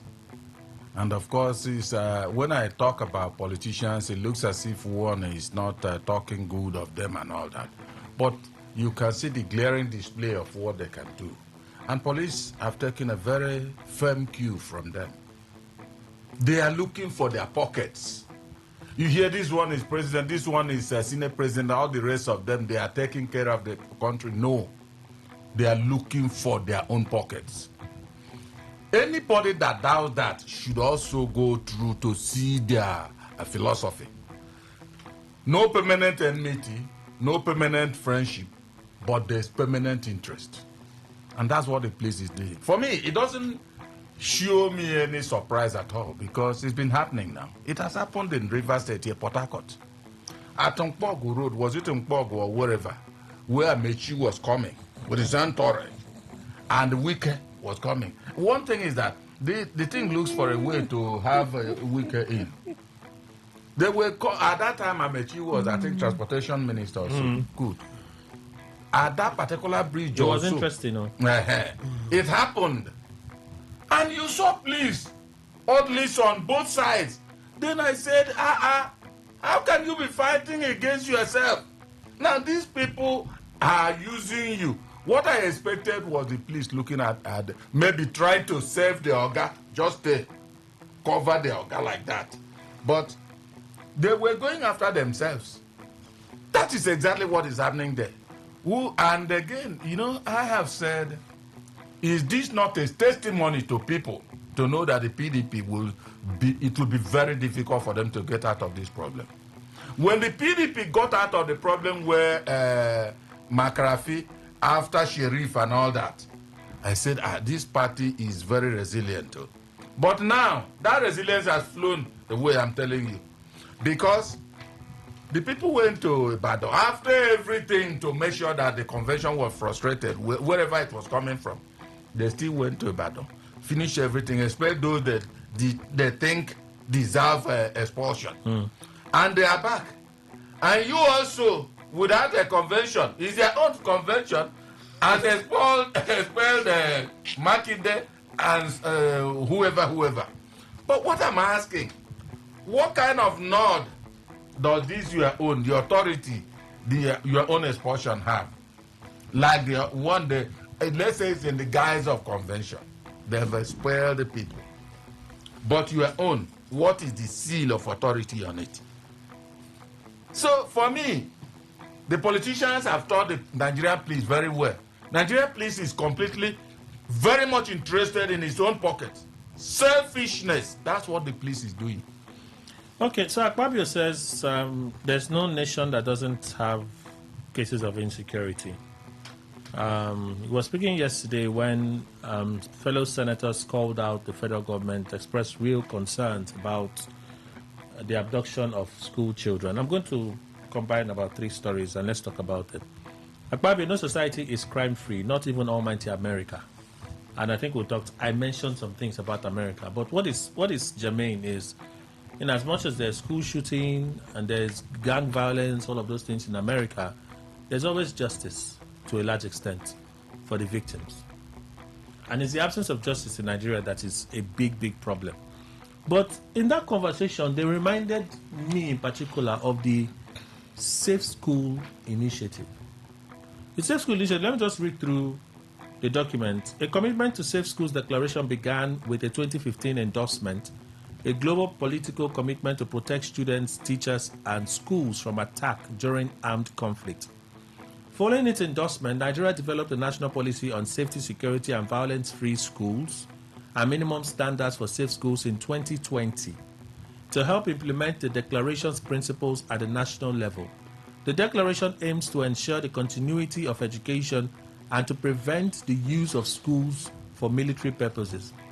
Nigeria officially endorsed the Safe Schools Declaration on May 29, 2015, but it was ratified when President Buhari signed it into law, ratified it in a document in December of 2019. 2019, the Senate, they are now raising alarm that over $30 million were earmarked for that Safe School program. The question I'm asking is, a general has now died with his soldiers killed by ISWAP. At least the president has spoken to that effect, so nobody can deny it anymore. It's confirmed. It's a huge loss to the nation. That's a big issue. While you have that, the president has now dispatched the vice president to go to Kebbi and to console with the people of Kebbi State for the abduction of the school children. But the Senate, they're now calling. What happened to the Safe School Initiative? Assurances after assurances without putting things in place to ensure that these things don't repeat itself. Will assurance in itself get our schools secure such that these dastardly acts don't continue to happen? Dr. Obidima. Well, it will continue to happen as far as Nigeria continues to condone. In fact, as far as corruption continues to thrive. So it doesn't matter whatever we call whatever policy? No, the policy is just they can pronounce something. Is it what they pronounce? When you do a policy without implementing that policy, it's no policy. even in the process of trying to implement it, he compromised it. It's no longer a policy. It's dead. So they will always come up with one beautiful framing, safe school, and all those things. You ask the question, where are the people that will protect these schools? When over 100,000 policemen are guiding VIPs and their families in this country. When a lot of them are on the road extorting money. No patrol, no nothing. So you say that where the money, that $30 million, where did it go? It's just a way. That's why these international agencies, they should stop giving aids and grants to us, because it goes into few individuals' pocket. Ask them, look, the police, when you, I don't know, Kelly, if you will, as a matter of fact, one day, discuss with these low-ranking policemen, and they will tell you what they are going through. I've had that opportunity to discuss. They said, look, Oga, you see what we are wearing here? This uniform. Now we saw more with our money. And that is why I see different kind of pattern of sewing, different kind of texture of uniform police people are wearing. If you look at their boot, you know that some of them go to Bendan market to buy these things. They're saving the fuel money to buy fuel for the vehicles. That's why immediately you call them for an issue, they say you should provide money for fuel. So all the budget they are making for police, where is it going? Their apparatus is in tatters. The individual policemen provide their uniforms, sew their uniforms, and when you are moving on the road, you don't know who is truly a policeman because of the way they look. A policeman will be wearing bead. I can't really understand the kind of system. What we did not see those days we are seeing today. So all these things, a nation that is highly corrupt will never fix its. So it's not about how much they say they want to spend. Whether they budget 1 trillion on this safe school, whatever, they cannot achieve anything because that money will be fretted away through these waste pipes. So like other investigations of this, the Senate, you expect, because they say there will set up a committee, the committee will look at this, and the committee will give them feedback. Of course, it will be like the other ones. Kelly, how many times have we had Senate setting up committee, oversight, MPC, this and that, CBN, this and, and at the end of the day, 9th assembly will go, 10th will come, 10th will go, 11th will come, 11th will go. This is not how a society is run. And when Ababi is comparing Nigeria, say there's nowhere, there's no crime, this is just begging the question. This is just to say that people are not serious about governance. It's a lame excuse. Do you, do you have the kind of institution or the kind of checks that other countries have, that even within few hours they will track down the culprit? Jamala. Yes, you are saying. Well, there are not plenty of things, and the Senate is now revealing. In fact, they were arguing about the Safe School initiative. It was ratified by Buhari. They are raising that $30 million was set aside for that program, and they want to set up a committee to look at it, investigate, and give them feedback. Yeah, it's another diversionary. Diversionary. Yes. What is present before us? The missing 25 years. Yes. Like but that state school initiative is supposed to ensure that there's protection for the schools. Who are those that are supposed to protect the school? The police, the army? Is it not? Or they are going to hire private grabs? There was this time the former IG of police, this was deployed and gave a command for DPOs and commands, state commands to deploy personnel to protect guard the schools. Now, assuming you are sending 4 to a school, can that 4 withstand the strength of the bandits, of the terrorists who invades a community of choice like this? Kelly, is there any probe like Ogo Bidima Acts that has been useful to Nigeria?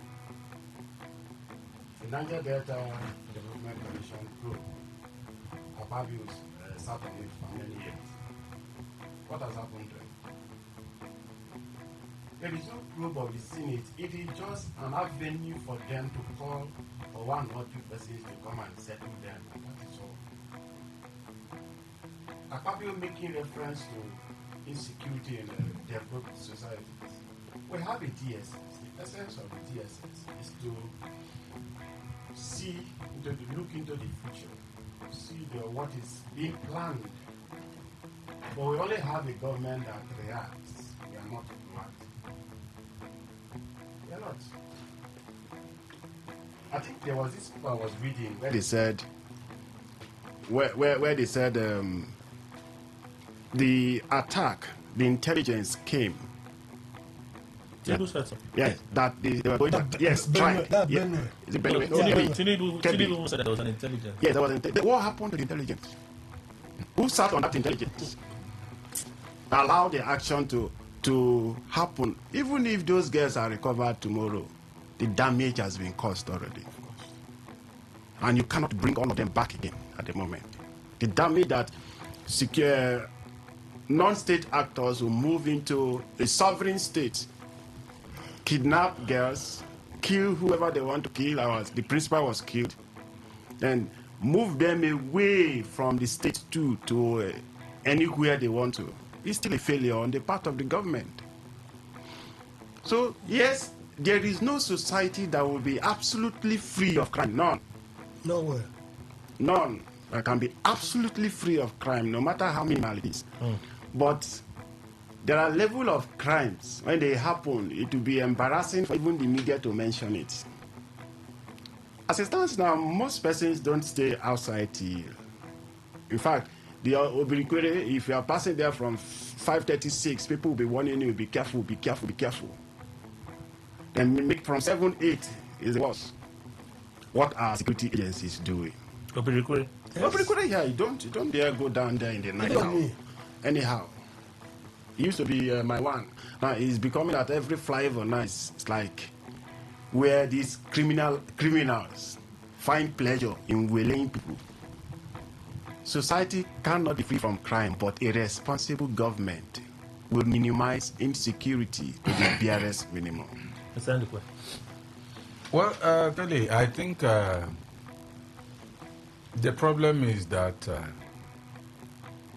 we talk about selfishness, which I have said, because when you talk about self-school initiative and then they budgeted the 30 million or whatever, the million, is it dollars or naira? $1 million. Can you imagine that?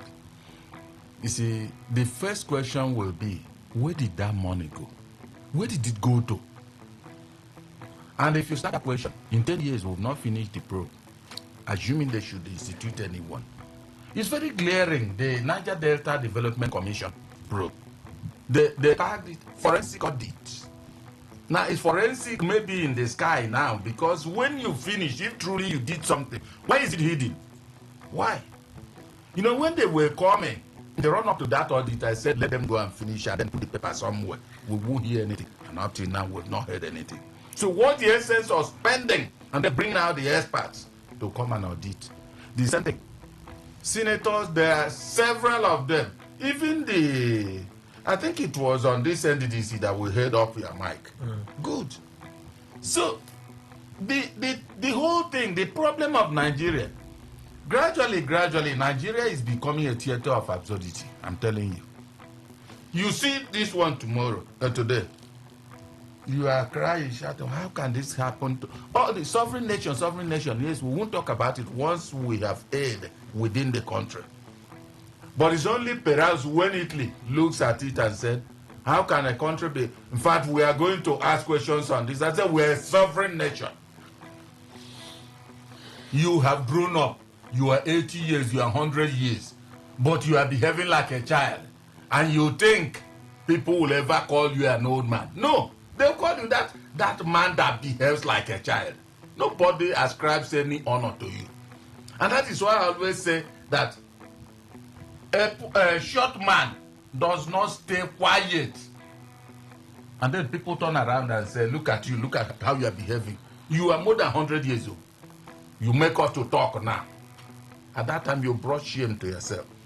See, Nigeria, there is nothing anybody, even if they decide today and say, okay, you see that $30 million, we want to probe so as to know how far and why we are not having this security intact at our schools and all that.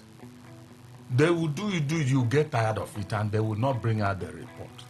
That is the issue. So for me, so we'll continue like this. And we of course, I know what are we going to do? The authorities will not, even if senators, one thing I have said is that senators may exhibit zeal to unlock certain things, but remember they work hand in hand with the executive. So let us continue seeing until there's a change, because they say change is permanent. But it's only in Nigeria that I'm not finding that permanence of change. I'm telling you, everything seems none seems to be permanent in this country. So 2 days ago on Sunday night, Governor Fubara was at an event as Jamala was talking about the insecurity in Rivers State. The governor suggested that the media may not be factual in their reportage as to what the true situation of things really is in Rivers State. I was speaking at a golf tournament, and then he said a few things. When I listened to it, I'm like, are we not tired of these excuses? Before it used to be, the first, is it almost 2 years of our government or 8 months of our government? Is now that we're certain governance. The second one is, it is only now that, in fact, let me read parts of it. Governor Simon Life about Rivers State says political crisis recorded in the state months ago caused a temporary disruption, noting that peace has been fully restored. He spoke on Sunday at a golf tournament. I want to take what he said. He said, I can tell you the truth. More than half of the things you read in the media are not true. Worse things have happened in other states, but because they manage their media, people don't read about them. But in our case, just to run us down and make us look like the devil with invisible horns, they say anything to portray us in a bad light. The governor went on to commend the team and so on. He said, let me thank everyone who has come into Rivers State to participate in the competition. Your presence signifies only one thing, that Rivers State is safe, contrary to what we hear, what we read, and how the state is being presented in the media. Is the media the problem to Rivers State? I know that my senior friends, Funky Four, would always, especially Tekena Ayala, would always say that the media narrative is a problem in Rivers State, that we amplify a lot of the bad news. That in Lagos, they rarely talk about those things. Well, it seemed like Governor Fubara is corroborating some of those accounts, that it's the media that seem to be amplifying the case of badness, giving bad publicity for Rivers State. Please, is this factual, Mr. Lupe? Kelly, I get tired of this type of thing. I remember vividly when... we can't get tired of that. I'm already tired. It's not that... My own is not that I am warming up to get tired. Let me even add the fact where he said 6 months again disrupted the development of the state. You see, for me, he's now sounding like a bad workman quarreling with his tools. Yes. The 6 months, won't it end? It's ended and gone. We are talking about from now onward. Now remember, Kelly, in the administration of Muhammadu Buhari, we started seeing the information minister then, Lai Mohammed, coming out to say that the Nigerian media was glamorizing insurgency and terrorism. Then when he was asked how, because that is the only way, tell us how. The media is made up of men, imperfect men, as well as other sectors. Now, how were they glamorizing? He said, don't be very, in your reportage, don't say they are killing this and that. Kelly, when has lying or lies become part of journalism? When? So if you see that Boko Haram or the insurgents have killed 50 persons, you to make it seem very as nothing, they kill 2 persons. Even if they kill 2 and it's become a regular feature, is it a good thing? Does it bring credit to our name, to our image? So I don't know what Governor Fubara has in mind in saying that. Is he saying that people are saying that things are so rough in Port Harcourt? That one, it may be something that is happening, but it's not so serious. It depends on the type of thing, the type of event. That if, for instance, one says that maybe in the night about from 9 p.m. that it's not easy to move around Port Harcourt. Governor Fubara cannot know that. When he comes, if there is anything that makes Governor Fubara to go out in the night, he is coming, there's entourage. And if they are blaring their siren, criminals will hide. Criminals, because they know this one is not going to be as easy as other people they can take on. No? So they'll give them. In fact, some of them may follow and just run seamlessly, let Fubara pass. But go out in the night and see what people are seeing. I don't know if Funky Four is saying that they know where they live. Me, I'm living in Port Harcourt. Sometimes I was going out, reach, because nobody will tell me you are aging. If I don't trek by 10 p.m. and all that. Even in the morning hours, I don't. So, but now I'm telling you, Kelly, because of certain things I've observed in certain areas, I don't need to call the names of such areas. It's difficult for me to come out by 10 p.m. in the night. Okay. On the roads. So for me, I don't know how the media has come to become the problem. Instead of solving the problem, they become the problem itself. Well, if they think so, let them come out and tell the media how to behave and do their reportage. If they accept that for them, fine. After all, Lai Mohammed never received exactly what he wanted the media, the mode he wanted to make the media in this country until he left office. Jamala.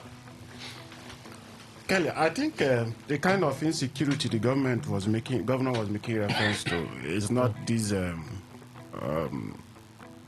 small picking of pockets, snatching of phones. I don't even think that is the one the media reports.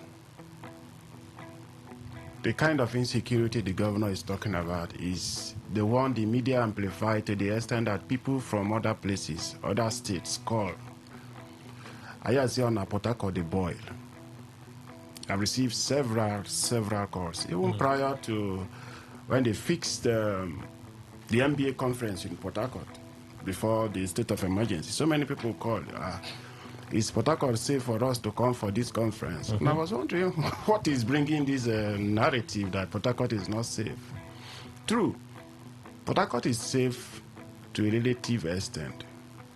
But the impression the media give outside River State is never the good part of it. Okay. And so that alone can keep investors from coming. I agree that to a very good extent, the media amplifies some certain things, and most of these things too even happen within the hinterlands, the creeks. Now, if you look at one of the report, the U.S. issued advisory it issued to its citizens. It said River State, excluding Port Harcourt. So it means to them, by their own assessment, security-wise, Port Harcourt is safe. But in that same period, people in Job were living in apprehension. What happened there? Because cult boys were fighting and killing themselves. That they fought one day. No, it wasn't one day. How many days? No, it was more than it. It was almost a week. It was almost a week. Kelly, I didn't hear that information. And that is why I passed to court. Almost 1 week. In the morning. People lock up their shops by 6 p.m. Yes. They close it and run home. Job. That dude that stayed long it is now that police are coming out to say we've arrested some of the boys that were causing the trouble in Job area.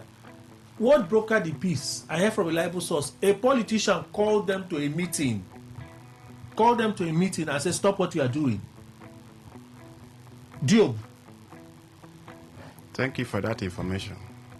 But the truth is, that pocket of violence is not enough to classify Port Harcourt as being unsafe. No, but you're going by the U.S. report. It's that when I heard that U.S. report, I was discombobulated. I'm like, what are they saying?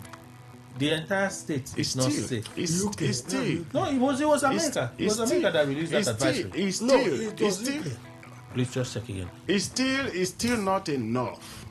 So let me ask a question. Sorry. Yes. Kelly, if we begin to mention certain things that are happening in the various local governments, you will not believe that we're in River State here.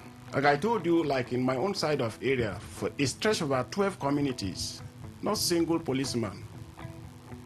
And so the good boys from our neighboring state passes through the water, enter any community they like, do whatever they want to do, steal their foods and move away. It's not reported. Okay, that's in River State. Yes, in River State. Okay. They're unreported. Unreported, yeah. So, but once the media sees one negative something, media generally, not talking about River State, media generally, nothing breaks the news as something negative. It's controversy. What? Controversy sells. Yes. Anything negative breaks the news. Nothing positive breaks the news. Not exactly, but controversy sells more. Why? Because that's the nature of it. Because we are meant to criticize. No, ask yourself why somebody who is advertising toothpaste will put a naked girl there. I've not seen. Oh, you have not seen? Look again. It's there. I've not seen. Oh, I said look again. For toothpaste, I've not seen a naked girl. I say it's there. Look again. You see it. Which of the companies? Can you conclude? No, I'm done. All right. Dr. Obidima. Well, recently, Tinubu also charged, is it Guild of Editors? To be circumspect in the editorials. Yes.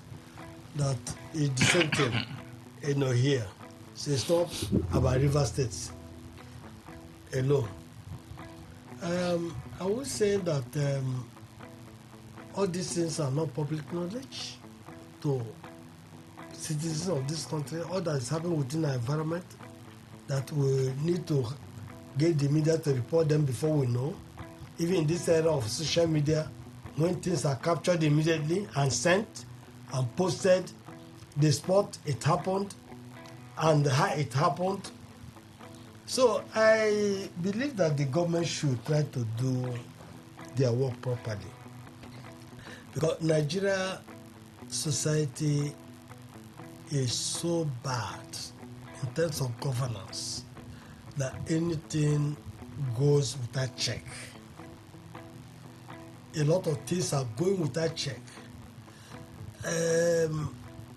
Kelly, I cannot even understand a situation when you go to Umokoro, fly over now, you will see people collecting a lot of money, not local government, not state government, not federal government, not even the agencies.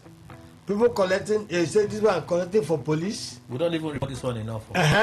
This one is collecting for community, collecting for one big boy in the community. Different this thing, and you begin to wonder. I'm sorry, Dr. Bidema. That thing is not true. There is a. I'm sorry to say.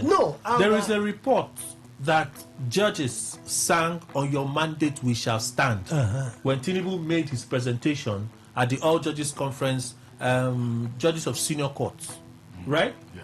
What happened? I watched the entire thing, for almost 47 minutes, right? The president, when he was invited, they played his signature tune for him. When the president was called to go and make his speech, the band played his signature tune. When he finished, they also played his signature tune. The judges did not sing to it. The judges did not clap hard for him. He stood up, he made his speech. They clapped him when he was speaking. While he was done speaking, they played his signature tune and he got off the Rose Rum. That's what happened. It's been reported that judges were singing "On Your Mandate We Shall Stand." I'm like, what is this? Odinkalu on social media. When I saw it, I'm like, okay, let me check again. Maybe I missed it. I watched it again. It did not happen. But it was wrong to the signature tune. Why? That tune. Okay. If they played national anthem, they played the national anthem at the end of the event. Then why they played that? It was wrong. The drum. Yes, the NJC will need to come and Exactly. make a statement on that. Is it the same thing as judges sing? It's not. In fact, it is implied. It is implied. Kelly, let's go back to it. It is I just because when Mr. call my attention to it, I'm like, no, that's not correct. See, I will be correct to say the soundtrack that was played in the venue, 1 or 2 persons may be singing there. Exactly. Okay. 1 or 2, does it equate to? Why would that be played in the first place? It is not exactly. It is not a political gathering. Oh, okay. Judges conference. I don't want us to. We should not trivialize everything. That is why we see how the judiciary is somehow lacking the force. No, hold on, please. I don't want us to jump into this. Right? And me, I know that even in what I saw and watched, people will still agree with the likes of Odinkalu. And I don't have a problem with it. I asked a simple question here. Odinkalu supported that? Oh, it was the one pushing it on social media. Tinubu, when he was called up for his speech, he rose from his seat, went to the pulpit where he made the things. That was where he was commenting, oh, delaying justice, oh, this and that, oh, this and that, this and that. I said, Mr. President, your speechwriters, they've done a fantastic job. He had a teleprompter left and right. So you speak, turn right, turn left. He was speaking fluently. Bam. Was it reading from somewhere? That's a teleprompter now. Okay. That's teleprompter left and right. So that's it. I was.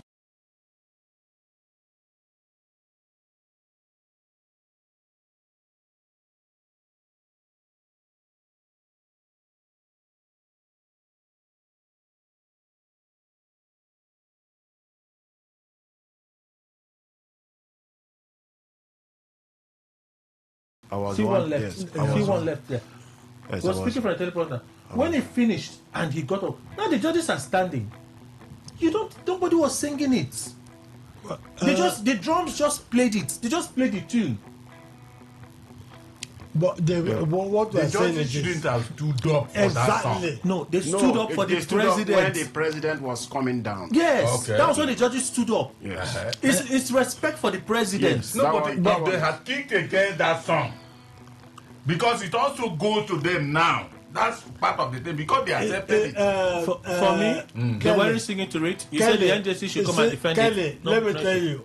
You are not their spokesperson. Oh no, but I'm so what we are saying, what we are saying in such a conference of judges. Yes. Why must they sing that? Okay, that's a different matter. You see, who organized that event?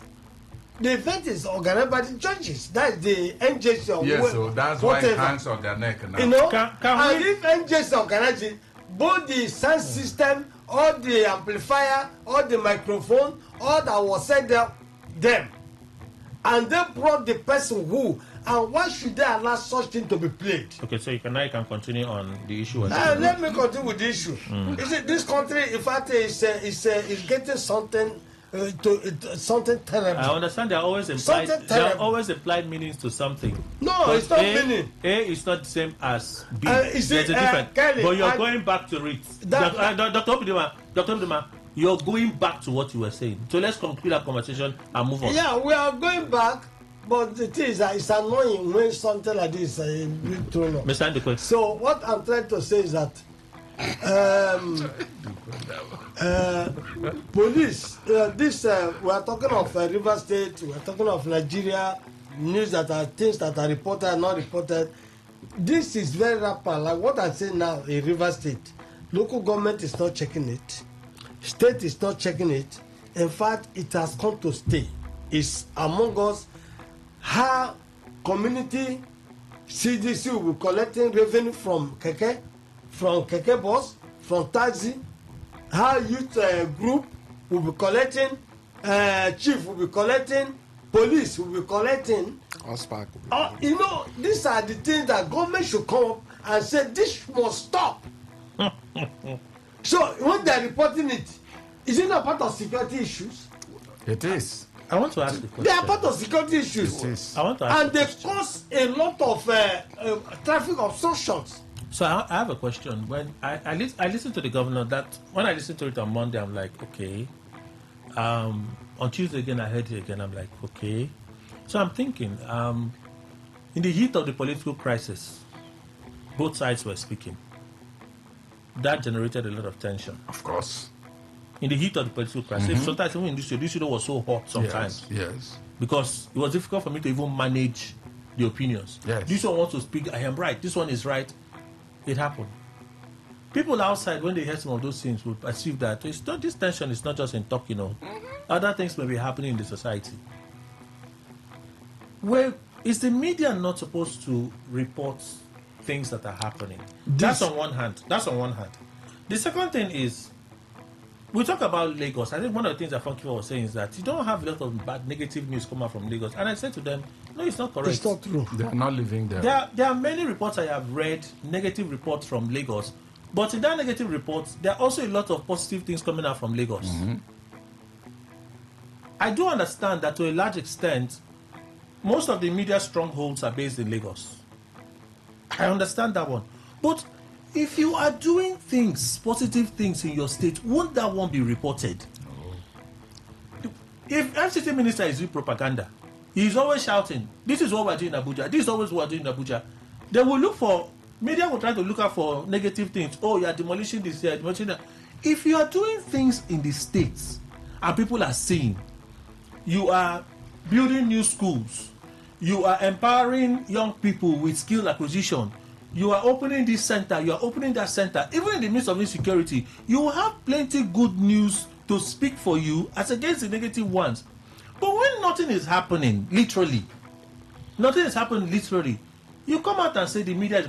Are we supposed to report what doesn't exist? You see, journalism, what I know, one of the core goals or objective is what? Objectivity. Yes. I don't even know what is a negative story or what is a positive story. Because story happens, you report it as it is. If somebody kills somebody, you report that a murder has been committed. If a road is constructed, you report that this road has been constructed. Like this one I'm saying now about people collecting this thing, it will be reported that multiple things are going on, collecting. So, I don't know, those people who are reporting this thing, do they really bring this out of their imaginations? Or something that do not exist? No, maybe the media is amplifying. And writing, imagining stories about River State that actually do not exist. Oh, there's one thing I even see in Nigerian journalism that is quite outside the thing that the trend has done. It will follow up a report. Okay. To a conclusion, but that is not being done. That's correct. In this country. Kelly, that's correct. When Jamala was speaking, he mentioned about the media emphasizing certain things, and that's true. But remember, River State has boundaries. You are in Bayelsa, you are in Abia, you are wherever around River State, and you are hearing what is happening in River State. You must react to it. Sorry. It must not be journalists within. Take, for instance, during the time, I think it was in July or... Yes, I had a conference. You remember here, we planned to attend, and then... State of emergency. Yes, state of emergency. Now, we fixed everything. before that particular, I think it was on a day before that day, then they sent message across that the conference won't hold again, stating reasons that people outside were saying no, Rivers State was not safe because of the emergency. Kelly, is there anything strange there? If you see the kind of political vibes that were coming out of Rivers State at that time, Assembly did this, governor said this and all that. No, like we shouldn't have reported when the governor said emergency period, nothing happened in the state. No, when the governor said at the time he was inaugurating one of the fire service stations. When the time comes, I will tell you people what. Yes. When the time comes, I'll tell you the one that even the presidency took as a point to suggest that the governor was going to fuel insecurity in the state. The governor said it. That statement was misconstrued. But the statement was made. Yes. Was the statement not made? The statement was made, but you took it in the negative form. No, see, but Kelly, what is wrong in reporting exactly what the governor said? No, my confusion is, what are you supposed to report? If things are happening, are you supposed to report what is happening? Kelly. Let him finish, sir. At that time, the people from outside would have been imagining how tense the situation in Rivers State will be. And that's why they started telling us. A lot of them outside called me and said, "Okay, how can you people arrange a conference here? So we are coming to fall into a fire." I said, "There's no fire burning in Rivers State." Later on, we attended that conference in July or so. So it's still the same thing. But when it's happening, people are also listening. It's not only those in Rivers that have ears. They are hearing. Some are watching exactly what is happening on television. So they must form opinion. Since we are seeing this kind of thing covered in the news, how will Rivers State be? So let us try and then make our way. There is this popular African proverb or adage, Ogayama used to say, "No pikin tells the public my mother's soup is not sweet." No. Kelly, you give reference to Lagos. How peaceful is Lagos? To the extent that it's not being reported.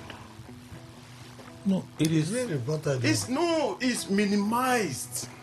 You say minimized. Yes. You don't know how many reports I read from Lagos. How many crime reports I read from Lagos. The bad image. Yes, Rivers State is. And I don't read them. And I don't read them from blogs that are only known to me. This is on social media. Yes. Traditional media channels. I read these things from there. But as I read those bad things, I'm also hearing, for instance, that Lagos State government did E1. E1, red line, blue line. I'm reading all those things from the same Lagos. Kelly, during the days of Nyesom Wike, who is a media hype man, almost monthly or quarterly, he will start his flag off on commissioning, right? Now, that one brought very good image to himself. Even in GRA, the streets are 3 poles apart, or 2 poles. But on those 30 meters road will be commissioned one day. He gave the image that the man was walking. And so the world believed. What I see government is not doing, especially now. And call it government. Call the federal government. That's what I'm saying. What I see that Rivers State government is not doing is to the extent that the programs of the state is not being known by the general public. Now, periodically, the Commissioner for Information can call for a press conference. Take 1, 2, 3, 4, 5 of the very good media houses in Rivers State. Take them on a tour. Government is doing road in Ogoni, very far village. How am I supposed to know from here in Port Harcourt? Unless you see the governor visiting to inspect, that the team goes and then maybe later in the evening you see the news. Government is doing road in Abua, Ndele, going to Abua. So many persons who have never crossed Choba Bridge will never be aware of that project. And so it is the responsibility of the information managers of the government to push out these things. So rather than blame the media, rather than blame the media, why are they quick to always remove themselves? Oh, we are not the cause of this thing. For instance, why you talk of the road that he goes on inspection, like now everywhere is quiet, you will not hear anything.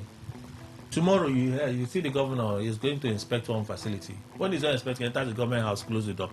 The internal roads in the states, some of them are still in bad shape. They are being fixed on. No, okay, they are being fixed, Abi. It's also an avenue for cheap propaganda. If you have a strong media team with a strategy, you start pushing, the government house is now fixing this area. Vanguard will carry it. Cable will carry it. You send a message that the River State is not just about nothing is happening. At least we are patching road. People may not know the size of that road, but what they have registered in their head is the headline. River State government fixes deplorable race in the states. You're not doing nothing. And then you show up from government house one day, you go and do inspection, and then you come and say, the media narratives is what is fueling our status in the country. The government, the only problem I see here is that the government is not willing, or maybe is slowly, reluctant to finance that project. Okay. Information management is financing. And maybe the governor too is not that type that wants to receive accolades, crave for. You can decide that you don't care about those things. He's not the kind of person that will be boastful of what he's doing. If the governor... But we are saying there is a way of balancing information with the activities. You see, Jamala, there's something he said there before about the Commission for Information. You see, before this suspension, the commissioners were hardly heard. No, Joe Johnson was heard. Joe Johnson was heard. Wait. Excuse me. But the Commissioner for Health, she's always doing one thing or the other, and it's always reported. Our media team is strong. Our media it's always reported. Volunteer media personnel for high. Honestly speaking, I hardly had Commissioner of Education saying something, Agriculture saying something, Commerce saying something.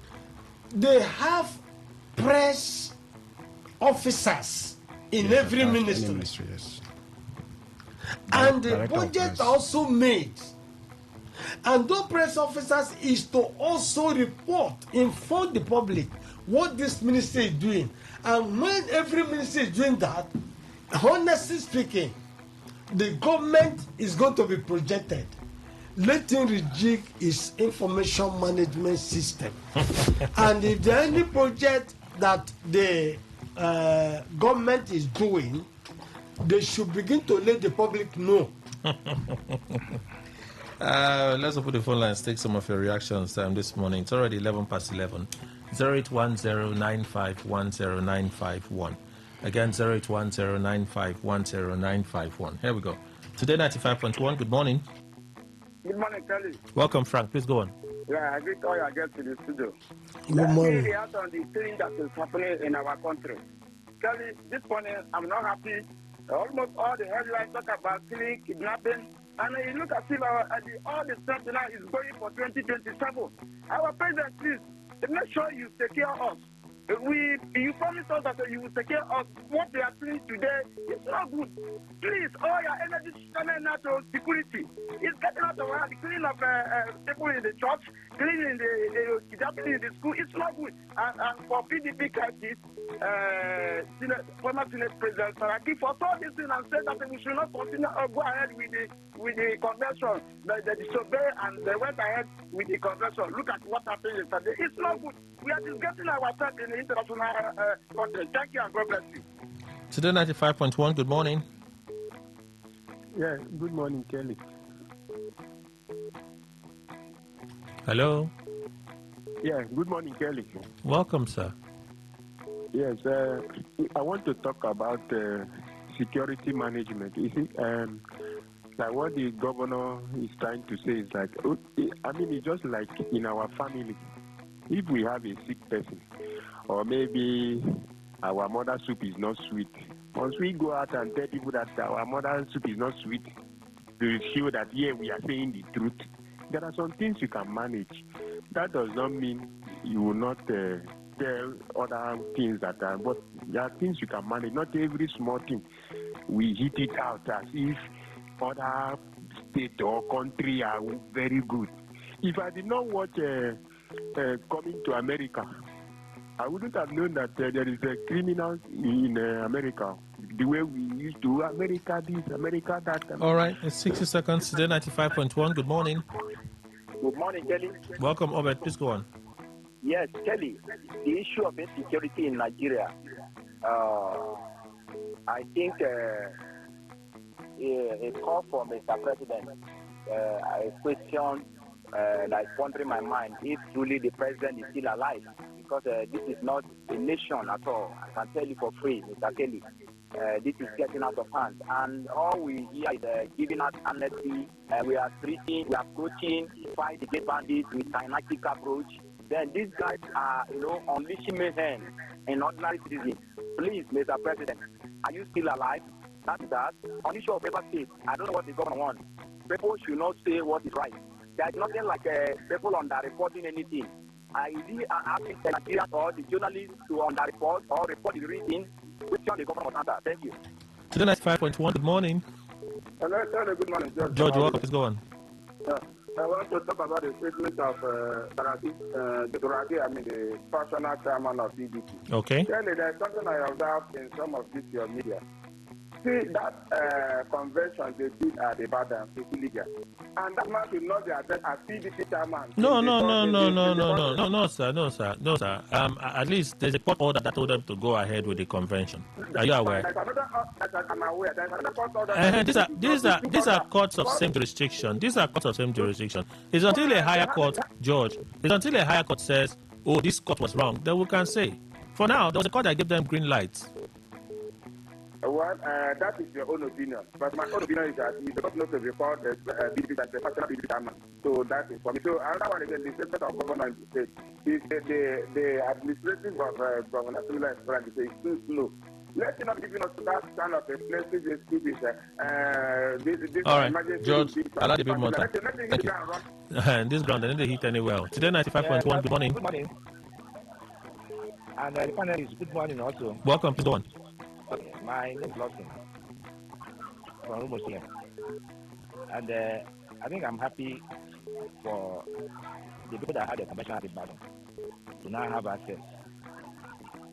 Secondly, the governor in River State and we in River State, we need to stand up. All of us, we should continue to make noise because our noise will continue to remind him what he needs to do.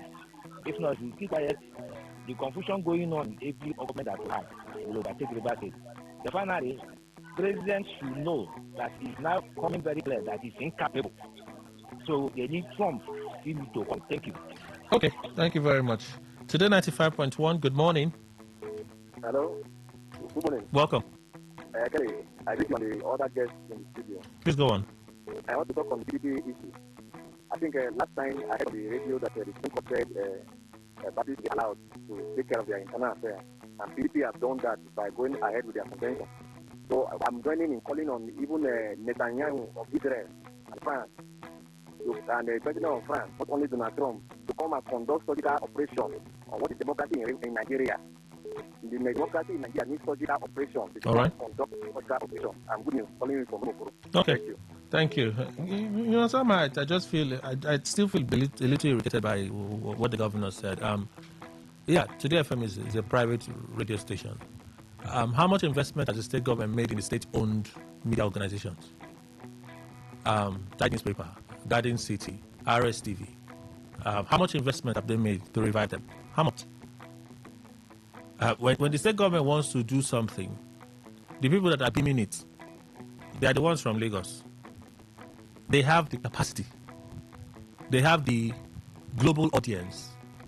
So they are the ones that they will reach first to say, come and be on standby. They bring their, what's that, their van again? VOP van and some stuff. Put their satellite and beam everything.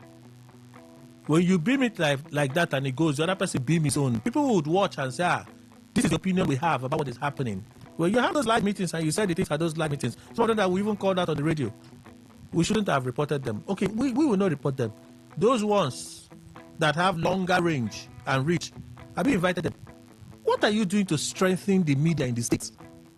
What are you doing to strengthen the media in the States? Our offices are supposed to be for service, so it's supposed to be for service.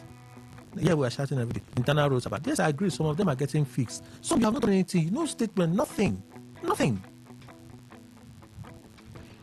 I need to read messages so we can move on. Just a few of them. Then so don't take some of these things too serious. I really try, but when I hear some things, I'm just really. I'm like, how? Like, just wake up and. Anyway. So this device is hanging. Why are you hanging?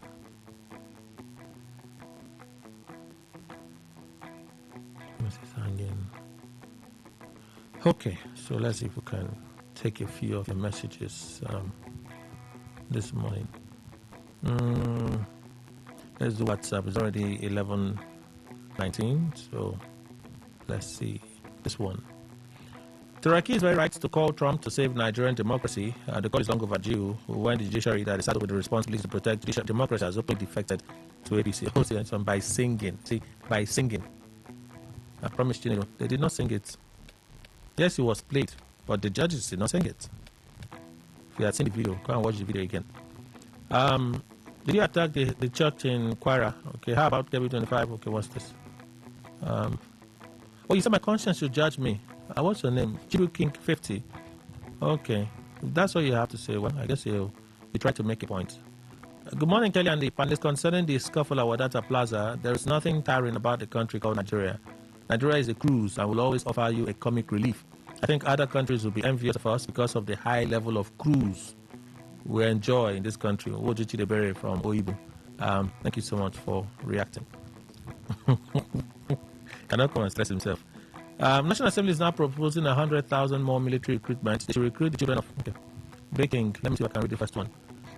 Trump should hit terrorist hideouts with drones, ballistic missiles, heavy bombs, and advanced firepower. The terrorists are in the forests of Kebbi, Borno Plateau, Benue, and so on. And the drones would spot them while the warjet fighters blow them up. Breaking. Port Hackett. Thank you. I think sometimes we watch too much movies. Morning Today FM. 25 students kidnapped in Kebbi State. Brigadier General killed. Health System Minister Makinde in war. Okay. Jima from my range. I'm not sure what you're saying. You're just mentioning the headlines back to me. Nigeria is now a laughingstock in the Committee of Nations because of few greedy and selfish leaders. What played out yesterday at Wadata House is a sheer show of shame and disgrace. As for the lady that lost her children as a result of fire outbreak, okay, Abayo Kinsley from Rumukuta. Thank you for that. And then this one. I agree with Dr. Obidima and Mr. Ndukwe that there is no democracy in Nigeria. In my view, what we have in Nigeria is oligarchy. That is government of the few, by the few, and for the few. This has been gravitated to plutocracy. That is government of the rich or the wealthy. John Owagugu sent this message. So, some of your voice notes, let's listen to a few of them, and then we move. 11:22, so we'll just do one or two and then read more messages. Okay, so let's go with this one. Give me this one first. Okay. Good morning, Mr. Kelly. Good morning to the FM. My name is Ademola. This morning, I totally support the stand of Khan. The Christians are being victimized. Why? Because I may be staying here or in the east or anywhere, but as long as one Christian is staying in the north, injury to one is injury to all. That is the biblical principle. We are one body. Whether Anglican, whether whatever you belong to, as long as a Christian is one body. So if one person is king in the north, two persons is king in the north, to us, it's a genocide. Thank you. Okay, another one. Good morning, Kali and the panelists in the studio. My name is Estine Namzeyo, I'm from Port Harcourt. Concerning the call by Saki calling on President Trump to come and rescue democracy in Nigeria, has he forgotten that even the Bible says that what a man sows, so shall he also reap? Saraki and other PDP members are reaping what they sowed some years ago. All right, it's not Saraki, it's Turaki, the national chairman of the PDP. It's Turaki, not Saraki. Okay? All right, a few more messages here. Traditional SMS channel. Kelly, good morning, Turaki. Please stop wasting your energy. Trump is not coming because the fear of weak is just the beginning of wisdom. Ghost and Porter could send that message. Baking, I read a message from you already. Once upon a time, there was a country in West Africa where the police, despite intelligence gathered, couldn't protect private, innocent school students from their abductors. These men in their uniform know how to tear gas protesters, extort money from their citizens. What's a country? Mr. Leopard sent that message. It's a shame that Nigeria police that took order from one Oga will be fighting themselves over politicians who doesn't give a damn about their well-being. And I ask, is this a normal country? Because confusion is everywhere. Eric sent that. I think and believe there must be an inside informant from our security operatives to these bandits. If not, how do the bandits know that our security agents are on the road? As the Nigerian government does not know the informant, Americans will know them and their databases. Bernard from Toba, he sent that one. President is traveling, meanwhile his general and some military officers were executed. 25 KB students abducted. Very unfortunate. Mama, you sent that one. Is it not mystifying that most persons strongly against the coming of Donald Trump to Nigeria to stop the slaughter of Christians are not surprisingly in support of the PDP factional chairman's call for Donald Trump to come and save democracy? Mr. Tony sent that one. Okay, I need to read 11:26. So let's see if we can squeeze in one or two from Facebook. Francis Sewong, good morning. Other nations of the world are making progress, but what Nigerian politicians do is make excuses. Every day what we hear in Nigeria is this governor preparing to defect to the APC or that governor joining the APC and so on. The statement that there is no crime-free society by Kwabi is an excuse for abysmal failure. Okay, let me quickly do another one. Carlson, let me borrow a math adage that says, because of the hatred of the cockroach, the mosquitoes voted for the insecticide. But when it came, it killed both the cockroach and the mosquitoes, including the fly that never voted. Let Donald Trump come quick. There's no time anymore. And then this one, Stanley Ozonye. These days, it's commercials. Okay. We have to pay some bills. Bear with us, yeah? We do have to pay some bills. Then, okay. Where is Stanley? So the one you'll be complaining of will be that lady, the foreign lady. Yes, when they speak faster. Their pace is a little faster than ours. So that's what you observed. Ernest Asukwo. Morning, Kelly. Christians and Christian community in Nigeria are facing persecution. Yes, because anything that happens that affects the eye would also affect the nose. All right, we have to go. Already out of time. 11:27. Living Gibson Jamala Esquire, private legal practitioner, he left already. Chief of the JP Square, political analyst and social commentator, voice of a chain nation, living in River State, he left already as well. And then Dr. Obidima, journalist, international affairs analyst, lecturer in international diplomacy, River State University. Doctor, thank you. Thank you, Kelly. And Mr. Emmanuel Indukwe, our in-house analyst. Thank you, sir. Thank you very much, Kelly. Thank you, Nigerians. That's our show. Hola.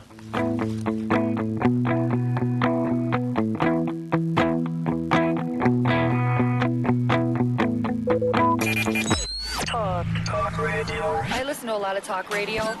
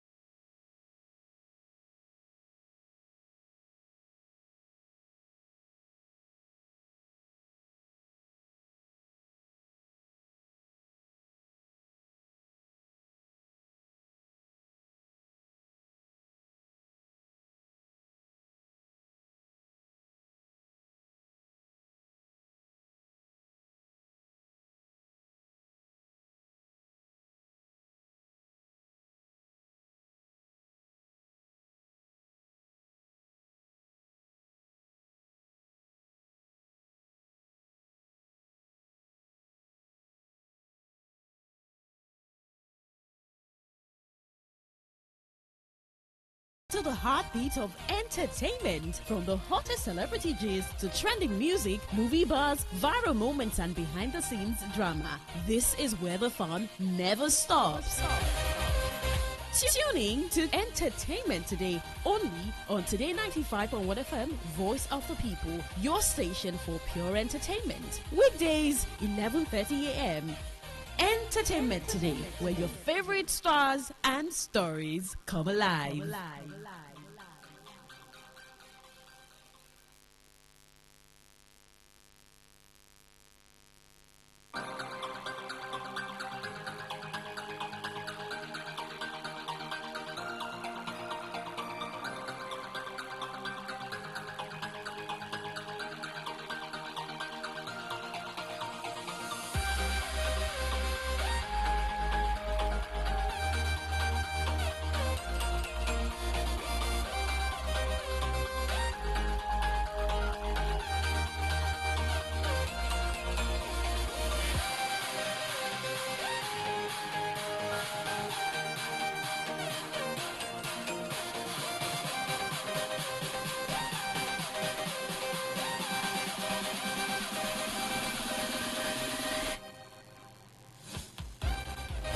Entertainment Today on Today 95.1 FM, Voice of the People. It's Wednesday, November 19, 2025. Well, thank you so much for staying. 11:33. My name is Queen Chima. Well, today I want to find out something very personal from you. I know that there are genres of movies, and then you have your genres that's your best. So if it's not romance, if it's not sci-fi, if it's not horror, you want to go as much as even thinking of the cast. But now we're talking the genre. I would like to know what the genre of your movie is, your favorite genre, and why you like it. So you're a movie person, and every now and then you get to watch one or two films. That is when you're less busy. But for some people, it's like an every time thing. So while you're doing other things, you have like a list of movies that you want to watch, and your weekends are practically spent watching them. So your favorite movie genre says a lot about you. So tell me which genre has your heart, and why is it your favorite? What genre has your heart, and why is it your favorite? Now, you can do that by texting to 0701 9339 962. That's a text or WhatsApp message, or drop a comment on Facebook, Today 95.1 FM, and I would want to know what it is and why you like it. Now, beginning from the foreign scene, where Diddy denied sexual battery allegation after Los Angeles authorities opened probe. Now, the imprisoned rap mogul Sean Diddy Combs has denied a new sexual battery allegation that is being investigated by the Los Angeles County Sheriff's Department. Now, the allegations reportedly stem from 2020 and involve a music producer who was asked to attend a photo shoot inside a Los Angeles warehouse where Combs allegedly assaulted him. Combs, who is serving a 4-year prison sentence in New Jersey for prostitution-related charges, has denied this and all allegations of sexual abuse. Let me make it absolutely clear, Mr. Combs categorically denies as false and defamatory all claims that he sexually abused anyone. One of Combs' attorneys, Jonathan Davis, said in a statement to the BBC, he looks forward to vindicating himself in court where such matters are decided and not in the media, based on admissible material evidence, not rank speculation and unsubstantiated allegations, Mr. Davis continued. Now, the Sheriff's Department confirmed to the BBC that its Special Victim Bureau is in the preliminary stages of investigating a sexual battery allegation against Combs. It said that additional details would not be released given the sensitivity of the case. Now, the male music producer accuses Combs exposing himself and masturbating while at the warehouse photo shoot, according to U.S. media. Combs is accused of asking him to assist in the sexual act and throwing a dirty shirt when the producer refused, multiple news agencies report. Dozens of people, including underage accusers, have filed civil lawsuits against Combs on allegations that include being drugged and sexually assaulted. Some claims include that the music mogul made both promises of career advancement or threats if accusers spoke up. Well, earlier this year, the rapper was convicted in a New York trial on 2 counts of transportation for prostitution. He was sentenced last month to 50 months in sentence. The high-profile criminal case accused Combs of running a sprawling sex trafficking operation, and his trial included including testimony from stars that included rapper Kid Cudi and Combs' ex-girlfriend Cassie Ventura. He was ultimately found not guilty of the most serious charges, which could have resulted in him spending the rest of his life in jail. I lost my way, he wrote to the judge before his sentencing. My downfall was rooted in my selfishness. I have been humbled and broken to my core. Combs is currently serving out his sentence in New Jersey.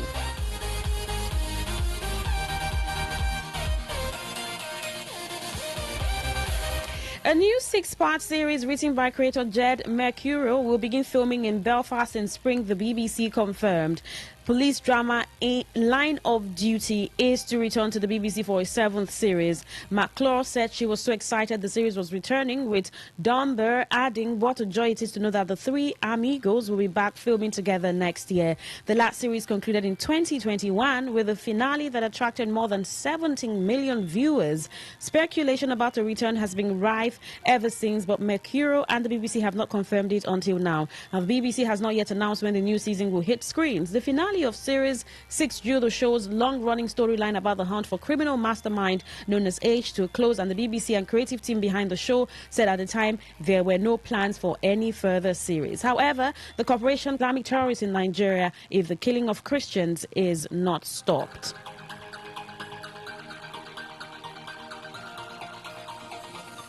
Well, Burna Boy's recent controversial decision to remove a sleeping fan from his show has generated a reaction from American rapper Eminem. The incident occurred on October 13th at the Colorado stop of his ongoing No Sign of Weakness tour. The Nigerian superstar noticed a lady dozing off near the front of the stage, which visibly upset him. He halted his performance and demanded that her partner escort her out of the venue. Now, Burna Boy insisted he would not perform any more songs until the couple left the concert hall. Security swiftly escorted the couple out following his outburst. We're doing this music because we love you, you understand, so when I stand up here and I see you over there sleeping with your girl in front of me, it pisses me off. So please take her home fast now, take her home, Burna Boy said, launching at the couple. The clip of the couple being publicly removed from the concert quickly trended online, generating massive reactions from commentators who described Burna Boy's actions as disrespectful, uncharitable, and unprofessional. Reacting to a video of Burna Boy removing the sleeping couple from his concert, rapper Eminem commented, "This is not cool." The global icon's comment reflects the broad public disapproval of the event, which has become the latest controversy surrounding Burna Boy, an artist who has a history of being in the news for these reasons. When according to a user on social media platform, the sleeping fan at Burna Boy's concert had recently lost the father of her daughter.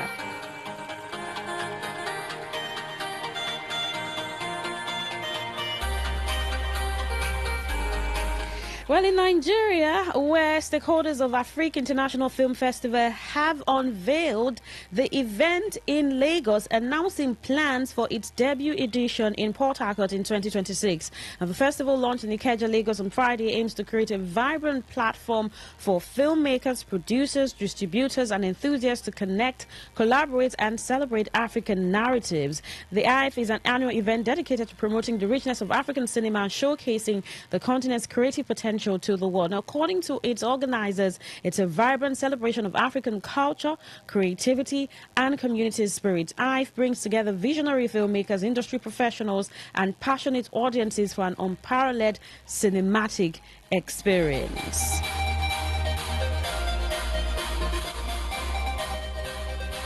A social media personality, Martin Ote, popularly known as Very Dark Man, has issued a public apology following his in-flight confrontation with comedian Freedom Aseboyi, widely known as Mr. Jollof, which caused delays on the United Nigeria Airlines flight. While speaking a video posted on Instagram on Tuesday, he said he takes full responsibility for the disruption and acknowledged that the incident should not have happened. I would really like to apologize for what happened yesterday on the United Nigeria Airlines. What happened yesterday was not supposed to happen, and I would take full responsibility for it, he said. He noted that the altercation delayed passengers who had important engagement. The influencer apologized to passengers of all ages, all the mothers, all the daddies, all the uncles, all the younger ones, as well as the pilot and the flight crew. Very Dark Man admitted the confrontation was avoidable, stressing that he acted irresponsibly. While he stopped short of promising it would never happen again, he assured Nigerians that such behavior would not occur in public spaces. Now, report that Very Dark Man and Mr. Jollof may face criminal persecution following their clash aboard the United Nigeria Airlines flight on Monday. Well, lastly on the news, where actress Iyabo Ojo has dismissed reports of her arrest by the Nigerian police, labeling the claims as fake news. While speaking to fans, she addressed the issue, stating that went viral, wanting posters circulating online are misleading and intended to generate traffic. Iyabo Ojo expressed frustration, accusing rumor mongers of spreading false information to gain attention and make money. She stated that these actions will have negative consequences for those involved.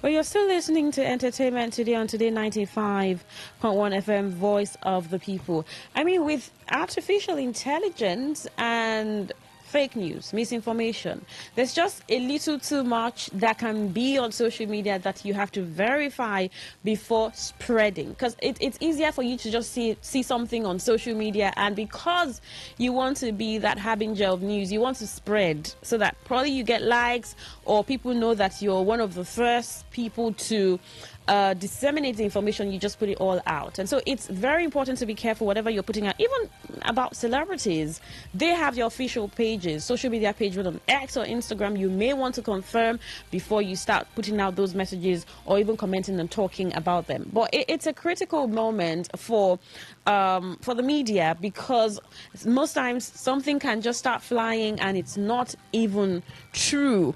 But then we'll just keep seeing how, as this evolves. And the most important thing is that you're informed about what to do and what not to do with certain information. Now, what is your favorite genre of movie? Now, your genre has a lot to speak about your personality, the kind of movies that you like. Okay, I'm getting text messages already, and I think I know why you like sci-fi. So tell me what your favorite genre is. I was doing that research about genres, and there are quite a number of them, categories and subcategories, and it will just shock you. Now, they are the basics and the regulars, but I also saw this about horror films, and let's see what that is, but we'll talk about it after this song. You're still listening to Entertainment Today on Today 95.1 FM. Keep the messages coming. Tell me what your favorite genre of movie is. Send a text or WhatsApp message to 0701 9339 962. I may just tell you what mine is, so send me yours. 0701 9339 962. You can send a text or WhatsApp message to that number. Drop a comment on Facebook, Today 95.1 FM. Do stay with us.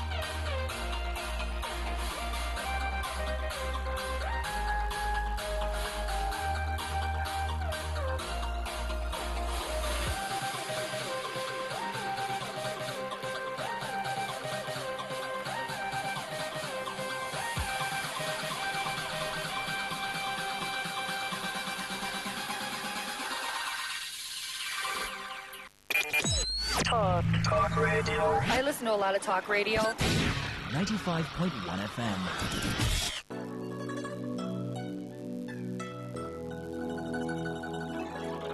Motion.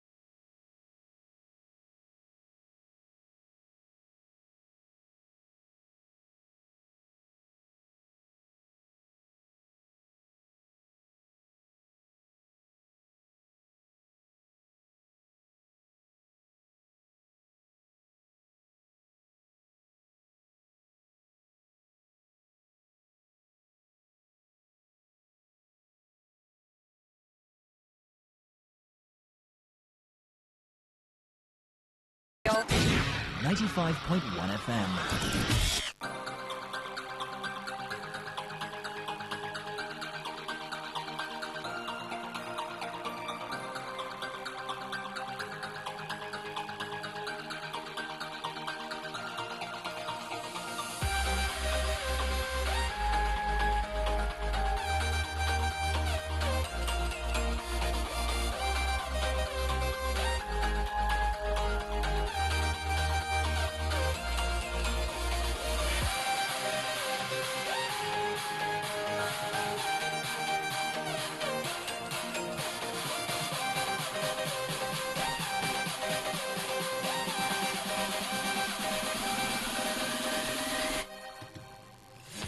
Entertainment today on Today 95.1 FM, Voice of the People. What is your favorite genre of movies?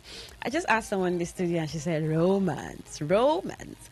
Okay, I got a text message here. This person says, I will go for sci-fi because I like the flow of creative energy and the fact that sci-fi has a unique style of foretelling the future.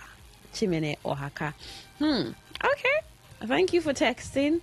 Keep the messages coming. I'd like to know what your favorite genre is. Now, quite a number of them. There's horror, science fiction, of course, sci-fi, which Chimene Ohaka says is his, romance.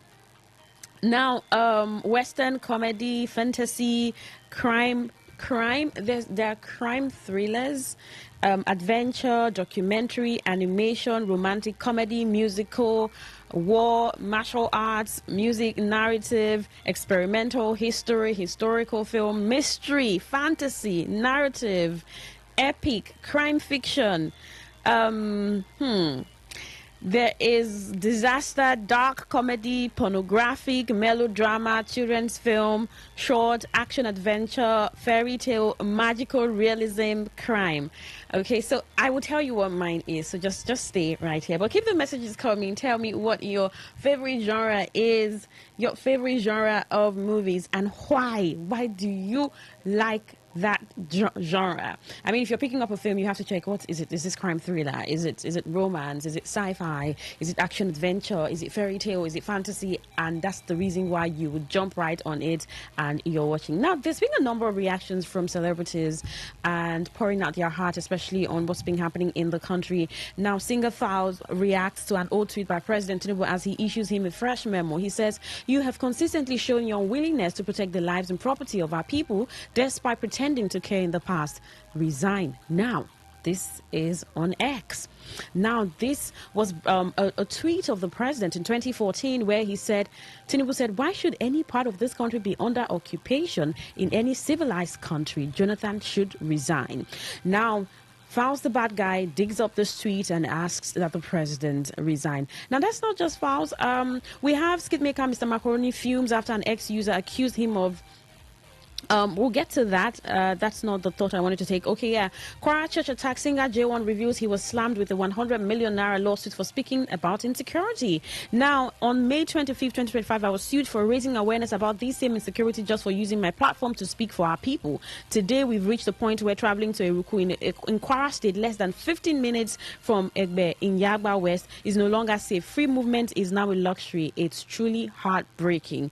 That singer, as I watched the live stream of that attack on a church in Kwara, woke up to see a live stream video of people being attacked inside a church in Kwara. This is sad and disturbing. I wept seeing that old woman who couldn't walk well running for safety. Now, we can't this video has been circulating and it's got a number of people talking, pouring their hearts at the sadness of attacks in the country. While this is going on, a lot of people are saying what needs to be done as a matter of urgency, and a number of celebrities have been reacting to that incident. Well, away from that, one of the biggest gifts my parents gave me is the fact that they are not liabilities, says Daddy Freeze. One of the biggest gifts my parents gave me is the fact that they are not liabilities. My dad's a medical doctor and my mom is a professor of law. Sometimes the reason why people fail is because of inherited liabilities from their families. You can't move forward when family keeps drawing you back. And Bobby says, addresses men saying his it takes a lot to be a man. There are men who try to switch their gender. I don't blame you all. Happy International Men's Day to me for paying rents, paying school fees, providing food and clothing, solving people's problems like I don't have, grinding when broken, smiling when hot, breathing when dying, and winning despite distractions. Truly, to be a man is not a day's job. And he's got a lot of people talking about this, dropping thoughts on his Instagram where he posted that. What is your favorite movie genre? I want to know. Send a text or WhatsApp message to 0701 9339 962. Let me check Facebook. Let's see what we've got there. If you told me what your movie genre is, I'd like to know that. Let's see. Today 95.1 FM. Now, do well to do a follow there. Click and just click on the like button. You can like and follow up on all our thoughts on that page. You can also share some of our conversations on Facebook and be a top fan. Just keep following us and follow up on everything that we're doing. Now, if it's not Facebook, YouTube Live at Today95.1 FM. Facebook is still at Today95.1 FM. Instagram at Today FM 951. X at Today FM 951. Now you can also listen audio only via the website www.todayfmlive.com and click listen live, and you'll be following up with everything that we're doing. We'll pick up on this movie conversation on Friday, right? Because there's just so much to talk about, especially with what happens, what is the most popular in the Nigeria scene in terms of these genres, the most popular. I mean, you may want to guess now. So just keep that. We'll have that conversation on Friday. Now, if it's crime thriller, if it's romance, I am there. Thank you so much for tuning in to Entertainment Today on Today 95.1 FM, Voice of the People. 12 o'clock, the World News with Faustino Puto will be coming up next. I am Queen Chima. Good morning.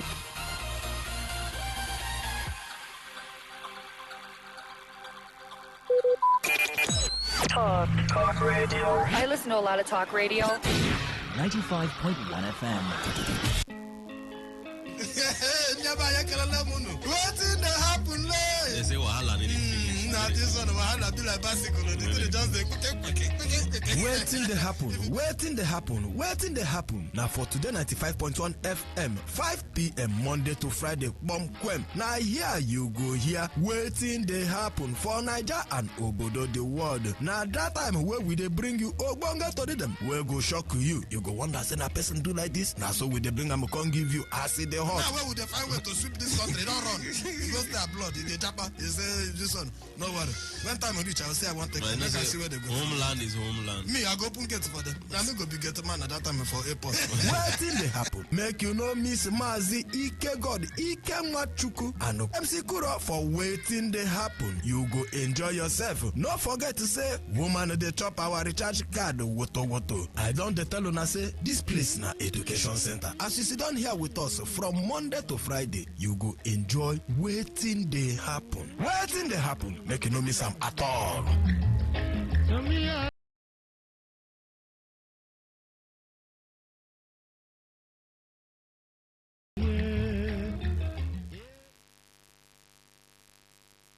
Say no to the ordinary. Embrace the extraordinary, because we are the voice of the people. Voice of the people. Today, 95.1 FM. Today, 95.1 FM. Whether it's happening in Port Harcourt, South Sound, Nigeria, or around the world, we've got you covered. On air, online, delivering balanced news and unbiased analysis. Today, 95.1 FM. This is Today, 95.1 FM, Port Harcourt. News.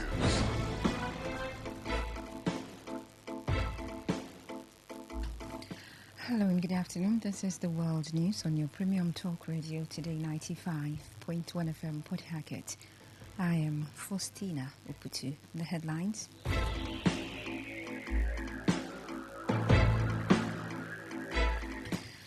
Suspected bandits reportedly kill 2 people in Kwara State. 2 abducted Kebbi girls reportedly escaped from captivity. UNICEF calls the Nigerian government to fully implement 2015 Safe School Declaration. On the foreign scene, Philippines ministers resign as flood scandal reaches presidential palace. Details in a moment.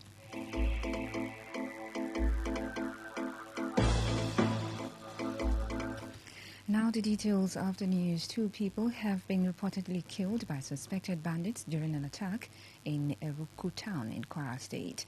A parish of the Christ Apostolic Church, Ishego, in Eruku was reportedly attacked by the gunmen. The incident reportedly occurred yesterday evening when the gunmen stormed the outskirts of the town. Eyewitnesses in the community said the attackers stormed the area suddenly and heavily armed, forcing many residents to flee into nearby bushes for safety. One resident said 2 people were killed instantly, adding that they are yet to get actual figure of abducted persons.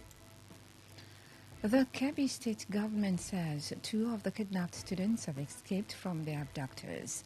The Commissioner for Basic and Secondary Education, Halima Bande, who made the clarification during a televised interview, explained that bandits abducted 26 girls during the invasion, and although 2 managed to escape, 24 schoolgirls remain in captivity.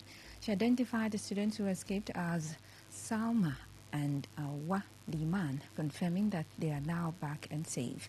The Commissioner urged the general public to avoid spreading misleading information about the abduction, noting that there has been a lot of unauthentic information circulating about the incident.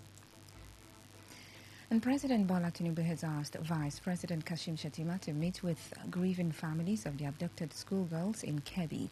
The President, in a statement by Special Advisor on Information and Strategy, Bayo Nanuga, expressed worries that the attack took place despite intelligence warnings of a possible strike by the bandits. He promised that the government is working to ensure their safe and swift return. The President also extended condolences to the military over the deaths of several soldiers and Brigadier General Musa Uba, who were killed in action while battling insurgents in Borno State. Describing the attack as a painful setback, the President urged communities, particularly those in security vulnerable areas, to work more closely with security operatives. UNICEF has called on the Nigerian government to ensure that the immediate release of the abducted schoolgirls in Kebbi State and to fully implement the 2015 Safe Schools Declaration.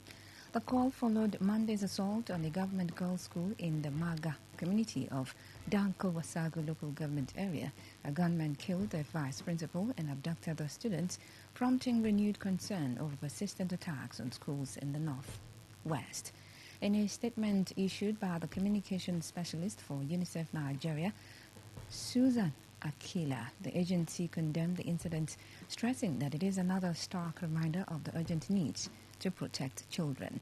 Referencing Nigeria's 2015 commitment, she stated that the Nigerian government endorsed the Safe Schools Declaration, which outlines concrete steps to safeguard the civilian nature of schools and universities to ensure safe access of students to education during conflict.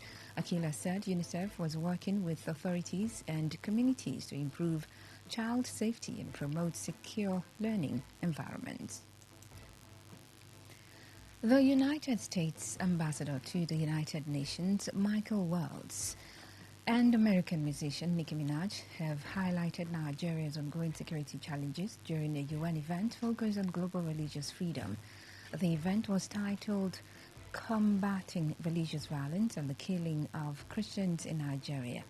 Both Waltz and Minaj drew attention to attacks targeting Christian communities and linked them to broader concerns about religious liberty. In his remarks, Waltz described the killings in Nigeria as genocide wearing the mask of chaos, arguing that it is not a random violence. He also cited recent kidnappings as part of the pattern of insecurity. He referenced international reporting on religious violence, noting that Nigeria accounts for a significant share of global attacks on Christians.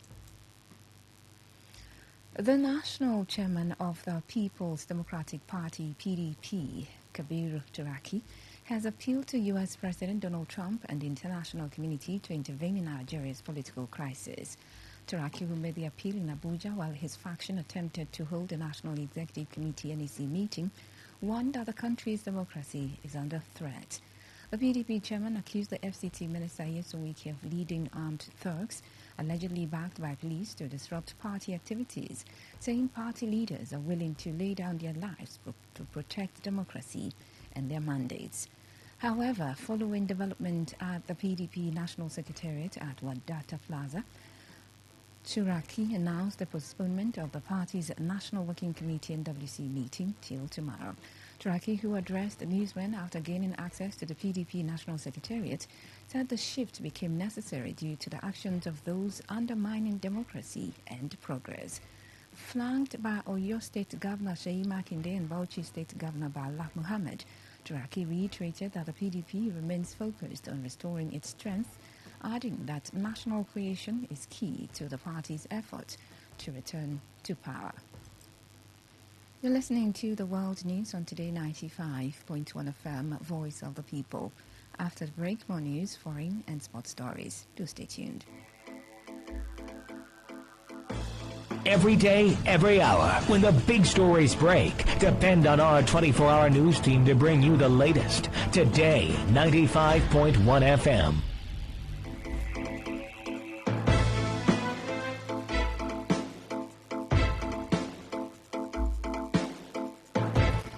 Thanks for staying tuned. Welcome back to the rest of the stories. The House of Representatives has approved the second reading of a bill seeking to amend the 1999 Constitution to reduce the minimum age for contesting the offices of governor and senator from 35 to 30 years. Sponsored by Martin 18 and 24 other lawmakers, the proposed legislation, titled A Bill for an Act to Alter the Constitution of the Federal Republic of Nigeria 1999 as amended, to reduce the age for qualification for membership of the Senate and office of the governor and for related matters, HB 2235, aims to expand opportunities for young legislators aspiring to higher political office. According to Nigeria's constitution, candidates for the Senate and governorship must currently be at least 35 years old, while eligibility for the House of Representatives starts at 25. A team representing Mbo Okobo, Orong, Udung, Okoro Federal Constituency in Akwa Ibom State, argued that the current age threshold creates a 10-year gap that restricts the political progression of young lawmakers who complete 2 terms in the House by age 33 but remain ineligible for Senate or gubernatorial contests. The bill maintains a 5-year gap between eligibility for the House and higher offices. Speaker Tajuddin Abbas put the bill to a voice vote without debate, with the majority of lawmakers supporting it, and subsequently referred it to the House Committee on Constitutional Review for further legislative action. Meanwhile, the House of Representatives has passed a resolution to investigate the establishment and funding of the Museum of West African Arts, located in Benin City, Edo State. This resolution comes on the heels of a protest which forced the indefinite postponement of the opening of the museum last week. The motion was sponsored by some lawmakers from Edo State who raised concerns around the governance framework of the museum, which seems to place control in the hands of private and foreign interests. The lawmakers say questions have been raised around the funding of the museum, prompting the House to resolve to also investigate the legal arrangements and level government involvement to avoid exploitation. This comes days after President Bola Tinubu appointed a high-level presidential committee to develop a comprehensive framework for the permanent resolution of all controversies between Moa and Oba of Benin Palace. An attempt to amend the Senate's 2023 standing orders, widely seen as a move to facilitate the return of incumbent presiding officers in the next assembly, has been stalled after lawmakers raised procedural and substantive objections. Sponsored by Senate Leader Okoyemi Bamidele, the proposal aimed to revise key sections of the standing orders to accommodate new committees and enhance legislative practice, with Lola Ashiru presenting it on his behalf. Controversial clauses include allowing senators-elect to vote for the Senate President and Deputy before taking their oaths, mandating prior Senate experience for presiding officers, and introducing stricter ranking rules favoring long-serving senators. Former Governor Danjuma Goje objected to these clauses, while Minority Leader Abba Moro raised a procedural point, noting that amendments must be formally submitted, printed, circulated for 7 days, and listed on the order paper before debate.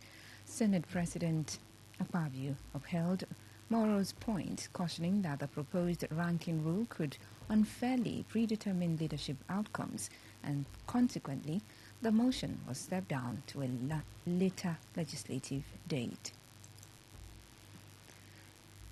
The Sea Project family has extended heartfelt birthday wishes to its principal, Chima Agoma, describing him as an amiable, exemplary, and quintessential leader.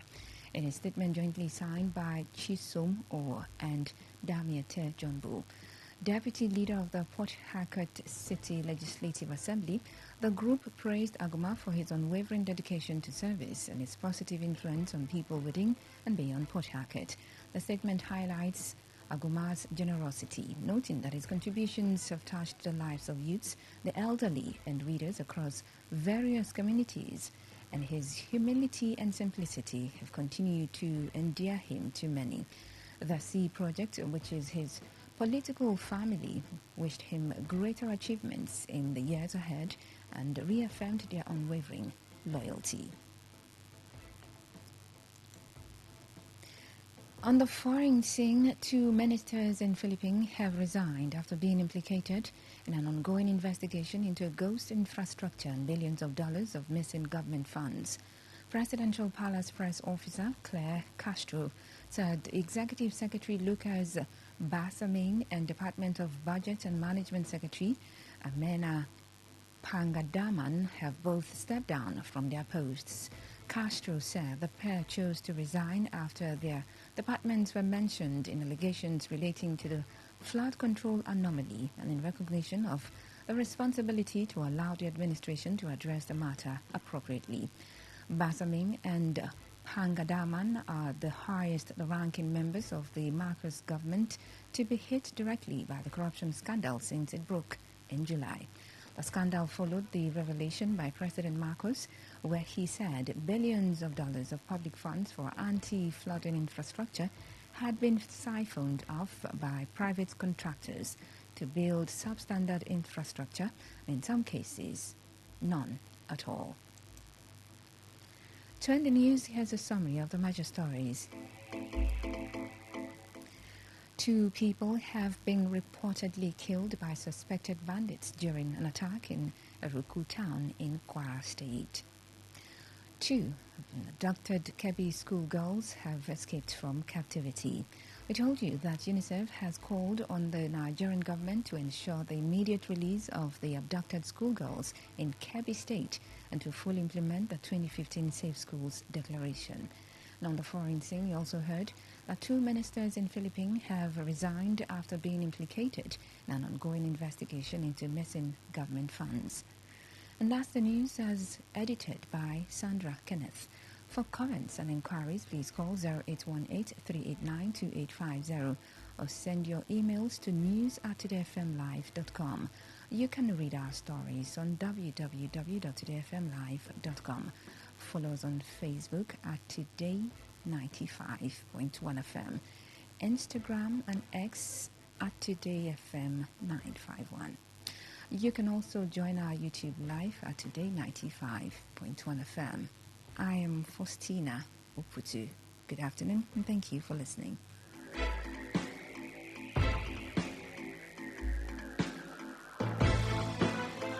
Today's news, today's entertainment, today's sports, today's issues. Today on Today 95.1 FM, Port Harcourt.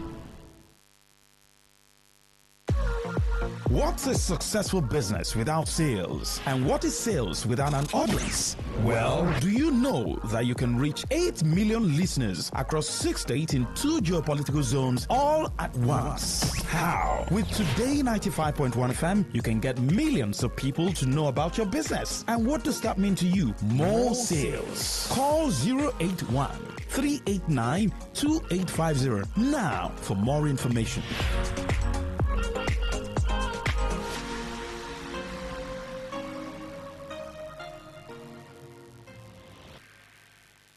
Get ready to feel the rhythm, the groove, and the true vibes of Africa. This is not just music. This is high life. From the legends to the latest, we're bringing you the best of palm wine grooves, jazzy horns, and soul-stirring melodies.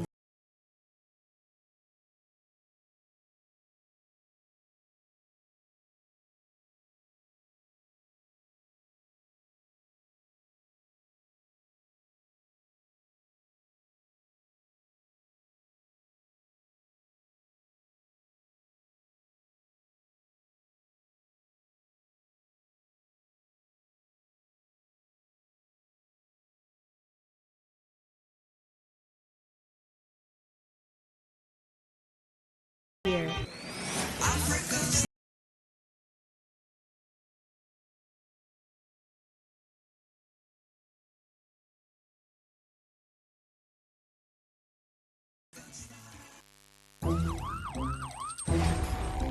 It all begins with breaking news.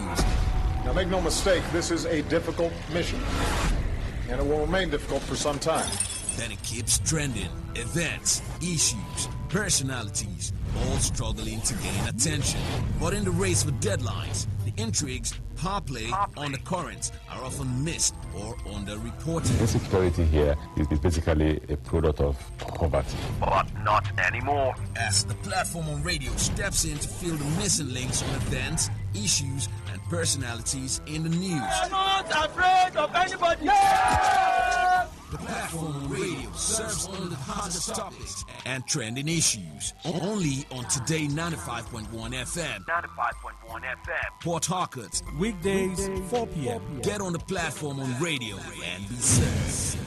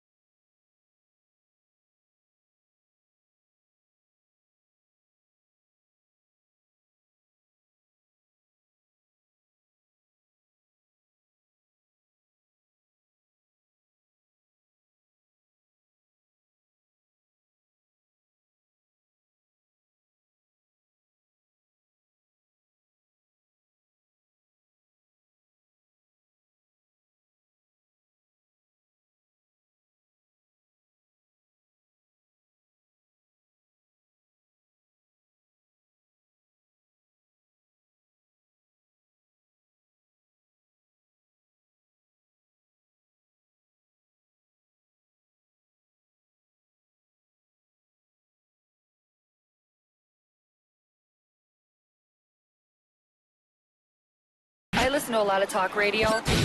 95.1 FM.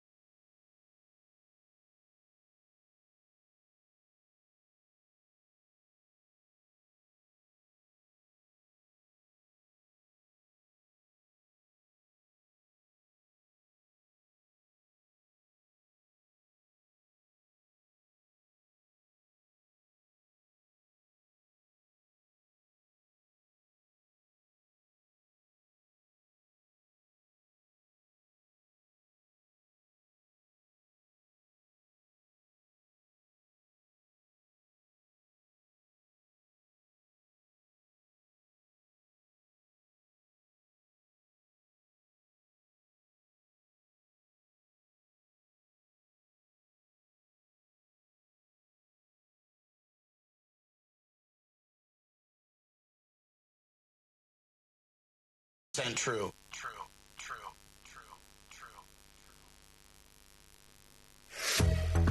Hello, it's Hannah Gelbart here, and you're listening to What in the World from the BBC World Service. So picture this. You're scrolling through X and you see a post by the rapper Nicki Minaj. She's thanking Donald Trump for speaking out about what he calls a mass slaughter of Christians in Nigeria. In a series of posts, the US president has even threatened to go into the country in Africa, guns a-blazing, because he says Christianity there is under attack. It's a huge claim, and it's got a lot of people talking. But is it true? Well, we've been digging into it, and that's what you're going to hear about on this episode of What in the World. Let's get into this now with Ijoma Ndukwe, who is a BBC journalist. Hi, welcome. Hello. So, to start off with, can you just explain the religious makeup of Nigeria? Well, Nigeria is the biggest country in Africa in terms of its population. So there are more than 230 million people, and it's pretty evenly split between Christians and Muslims. The north is predominantly Muslim, while the south is predominantly Christian. And then along the middle belt, it's a mix of both Muslims and Christians. And then among them all, you have more than 250 ethnic groups with their own cultures and traditions. So you get a really ethnically diverse country where people of different religions are often living side by side. So before we get into what Donald Trump has been saying, let's just zoom out for a second, because the situation in Nigeria is complicated. For more than a decade, the country has been dealing with violent uprisings from militant groups, mostly in the northeast. The main groups are Boko Haram and ISWAP, which stands for Islamic State West Africa Province. These groups want to overthrow the government and set up an Islamic State. And then in central Nigeria, there's another kind of conflict. It's mostly between Muslim herders and farming communities, which are often Christian. They've clashed over access to land, water and pasture, and this has led to deadly cycles of violence with revenge attacks on both sides. Ijoma, I want to get into some of the claims that President Trump has made, and I'm going to play them out for you one at a time. So these are from his Truth Social post. Here's the first one. Christianity is facing an existential threat in Nigeria. What do you make of that? Well, Nigeria is a country where the population is half and half Muslim and Christian. Obviously, there are places where one religion is more dominant than the other purely because of demographics. Now, are there incidents where people have faced persecution for their religion?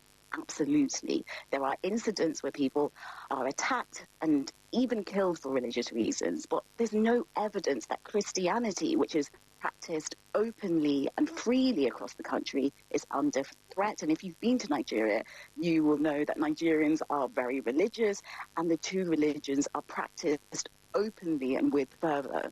OK, let's hear another claim now from President Trump's Truth Social. Thousands of Christians are being killed. Radical Islamists are responsible for this mass slaughter. Well, thousands of Christians have been killed and thousands of Muslims have been killed as well.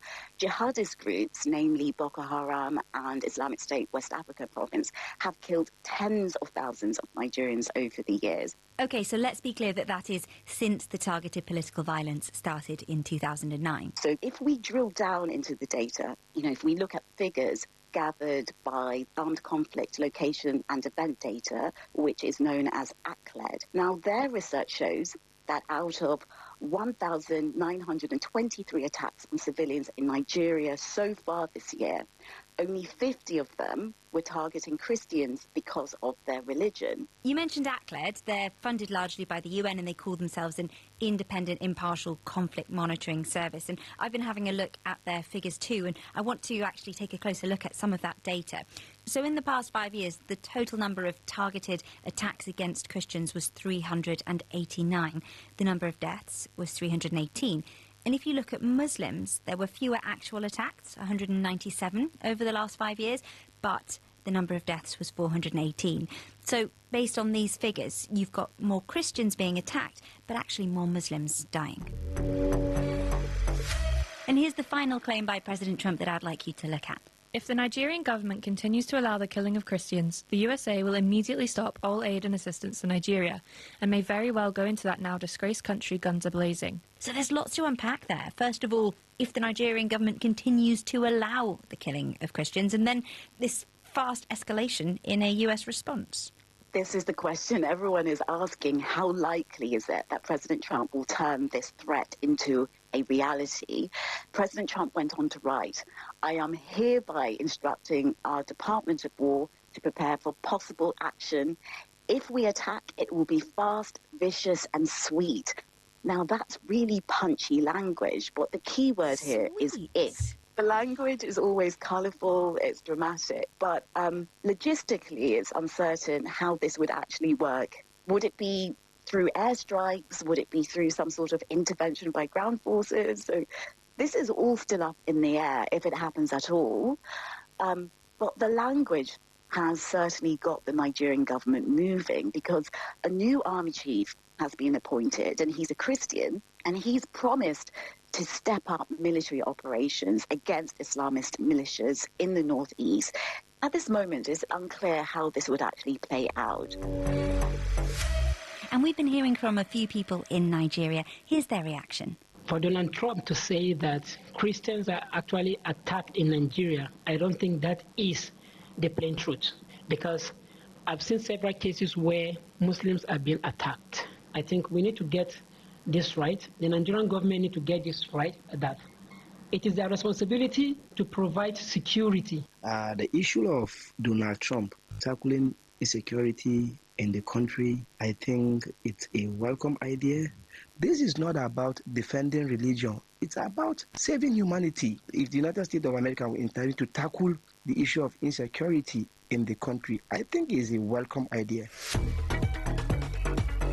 Ijoma, how has the Nigerian government responded to this? We know that the government of Nigeria has actually, they've tried to downplay the tensions between the two countries. They're definitely in de-escalation mode.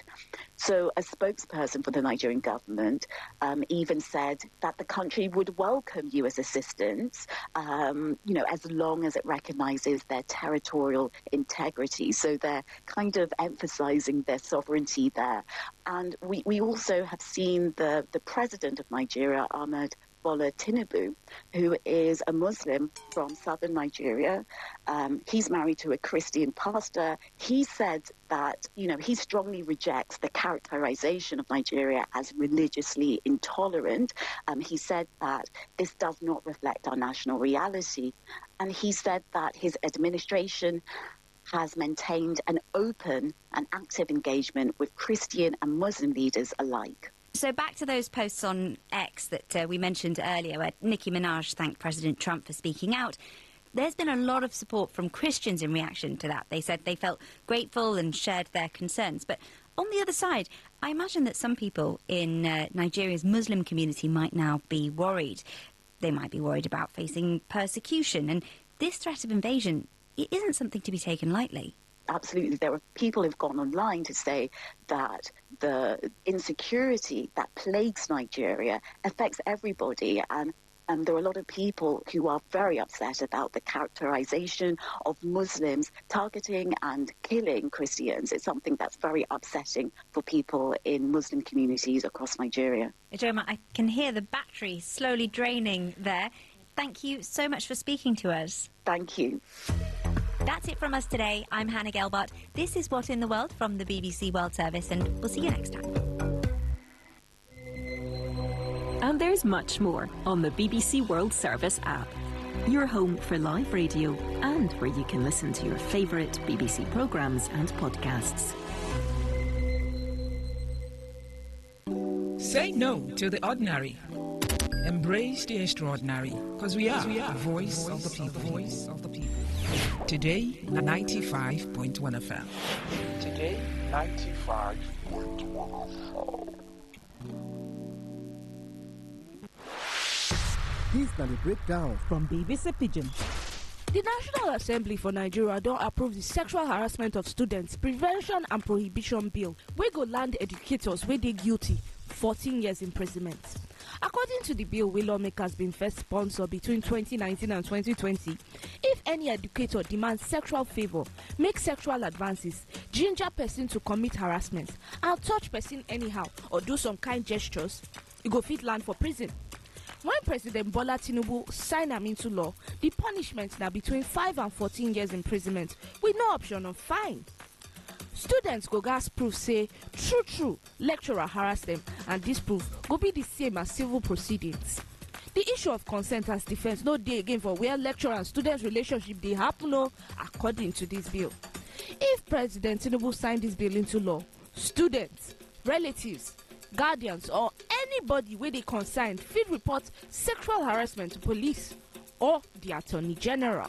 Enter bbcpidgin.com for more tori and follow us for all our social media platforms, including our WhatsApp channel. That's not the breakdown from BBC Pidgin. Talk radio. I listen to a lot of talk radio. 95.1 FM. Hello, it's Hannah here, and this is What in the World from the BBC World Service. In this episode, we're talking about the war in Sudan, in northeast Africa.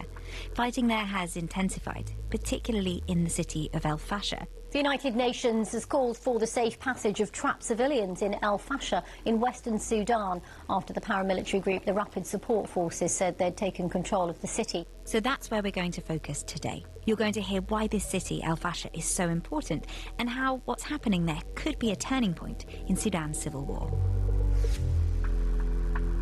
I want to start with a quick recap on Sudan's civil war and how it all began.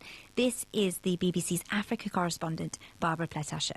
Well, the civil war started about 2.5 years ago as a power struggle between the head of the army and the head of a paramilitary force, the Rapid Support Forces, that was working together with the army.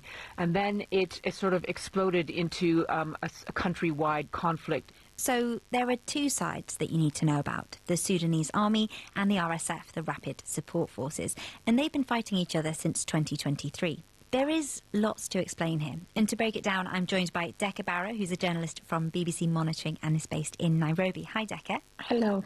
So can we start off with the city of El Fasher and just talk me through a bit of what's been happening there in the past few weeks?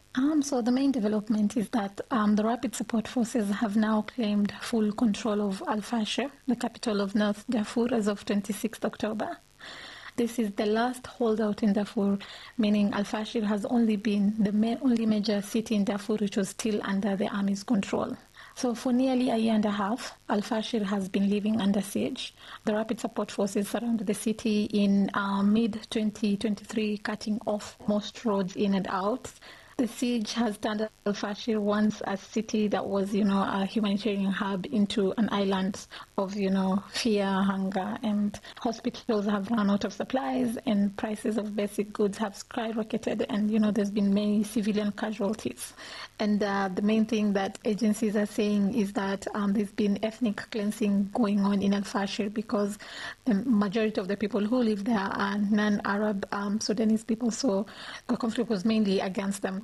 However, the situation is developing really fast, and there's been mass displacements with more than 70,000 people have fleeing the city so far. So lots of people have been affected there, and I just want to add that the RSF has denied these allegations that the killings in Al-Fashir are ethnically motivated. And Decca, the BBC has been hearing from a civilian who's trapped in Al-Fashir. We are enduring extremely harsh conditions, both for ourselves and our children. Even when we have money, there is nothing available to buy. The price of animal fodder has soared to 12,000 Sudanese pounds, or about $20, yet it is nowhere to be found. We also cannot find medicines to treat wounds. Gauze is unavailable, forcing us to use the fabrics of the mosquito nets to cover injuries. So food and supplies there are extremely limited, and there's been even more need for them since the RSF took control of the city. Can you tell us a bit more about the RSF, the Rapid Support Forces? So the Rapid Support Forces is a paramilitary group led by General Mohammed Hamdan Dagalo, who is most known as Hemeti. Hemeti was once the deputy head of the Sudan's ruling Sovereign Council between 2019 and 2023. Remember, the Sovereign Council took power after Omar al-Bashir, the long-serving president of Sudan, was removed from power through a revolution. The group traces its roots back to the Janjaweed militias. The Janjaweed militias are Arab fighters who have been accused of carrying out some of the worst atrocities in Darfur during the early 2000s.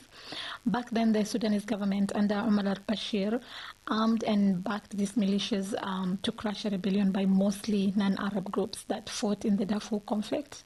The RSF was formally created in 2013, and its main agenda or role was to fight rebel movements in Darfur, the Blue Nile and South Kordofan. And why is Darfur so significant in this? To begin with, Darfur is a vast region in western Sudan, and it has long been a flashpoint for power and ethnic tensions. So in the early 2000s, it was the scene of mass atrocities by government-backed Janjaweed militias. And today, Darfur is important because it's rich in gold and trade routes that stretch into Chad, Libya, and the Central African Republic. So for the RSF, it's important because it's a source of wealth, and for the army, losing it means losing Sudan's entire western flank. There aren't international journalists on the ground in Darfur, so a lot of what we know is coming to light through video footage, and much of that has been filmed by the RSF themselves. Here's Barbara again. The videos are really quite horrible and disturbing, and in fact we know Sudanese friends and Sudanese activists who are watching from afar because there's a communications blackout in the city, so actually a lot of the information about what's going on comes out of the RSF videos or the videos that these RSF soldiers have taken. Some of them have seen their loved ones either captured or killed in these videos. That's how they find out, so it's very, very traumatic. Decca, everything that's been happening in Al-Fashir, do you think it's a turning point in Sudan's war? Yes, so the capture of Al-Fashir by the RSF marks a major turning point in the civil war because it deepens concerns that the country could split into two. So remember, Al-Fashir was the last major city under the Sudanese army in Darfur, and its fall consolidates RSF's control over Western Sudan as well as areas of neighboring south-central Kordofan region. And analysts say that the RSF's territorial dominance in the West could give it greater bargaining power in any future negotiations. So despite growing speculations, the other day RSF's leaders and the parallel administration have publicly rejected any plans to divide the country. And RSF's leader, Hemeti, said that the takeover was a step towards national unity and not to divide Sudan. And remember, the Sudanese army led by General Abdel Fattah said the withdrawal from al-Fashir was tactical to avoid civilian casualties.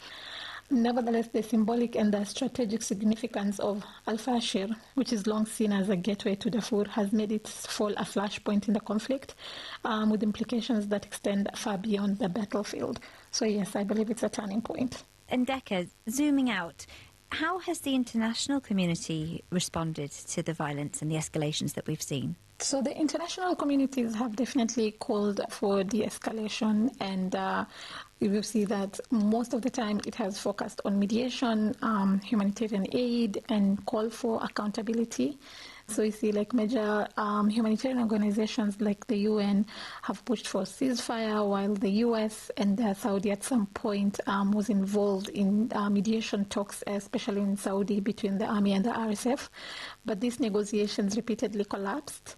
And then there's also legal pressure, with recent reports that the International Criminal Court has opened investigations into alleged war crimes, particularly in Darfur. At the same time, countries like Egypt, the United Arab Emirates, and Chad have been accused of indirectly influencing the conflict through political or military support, something that they've all denied. But overall, what we can say is that the international involvement remains minimal, with no clear path towards a lasting peace deal. Decca, thank you. Thank you so much. That's it for today, but if you want to hear more about Sudan, we have covered it on the podcast before. We've got an episode called What's Life Like 2 years into Sudan's civil war. And if you want updates on this story, you can find them on the BBC News website. This is What in the World from the BBC World Service. I'm Hannah, and I'll see you next time.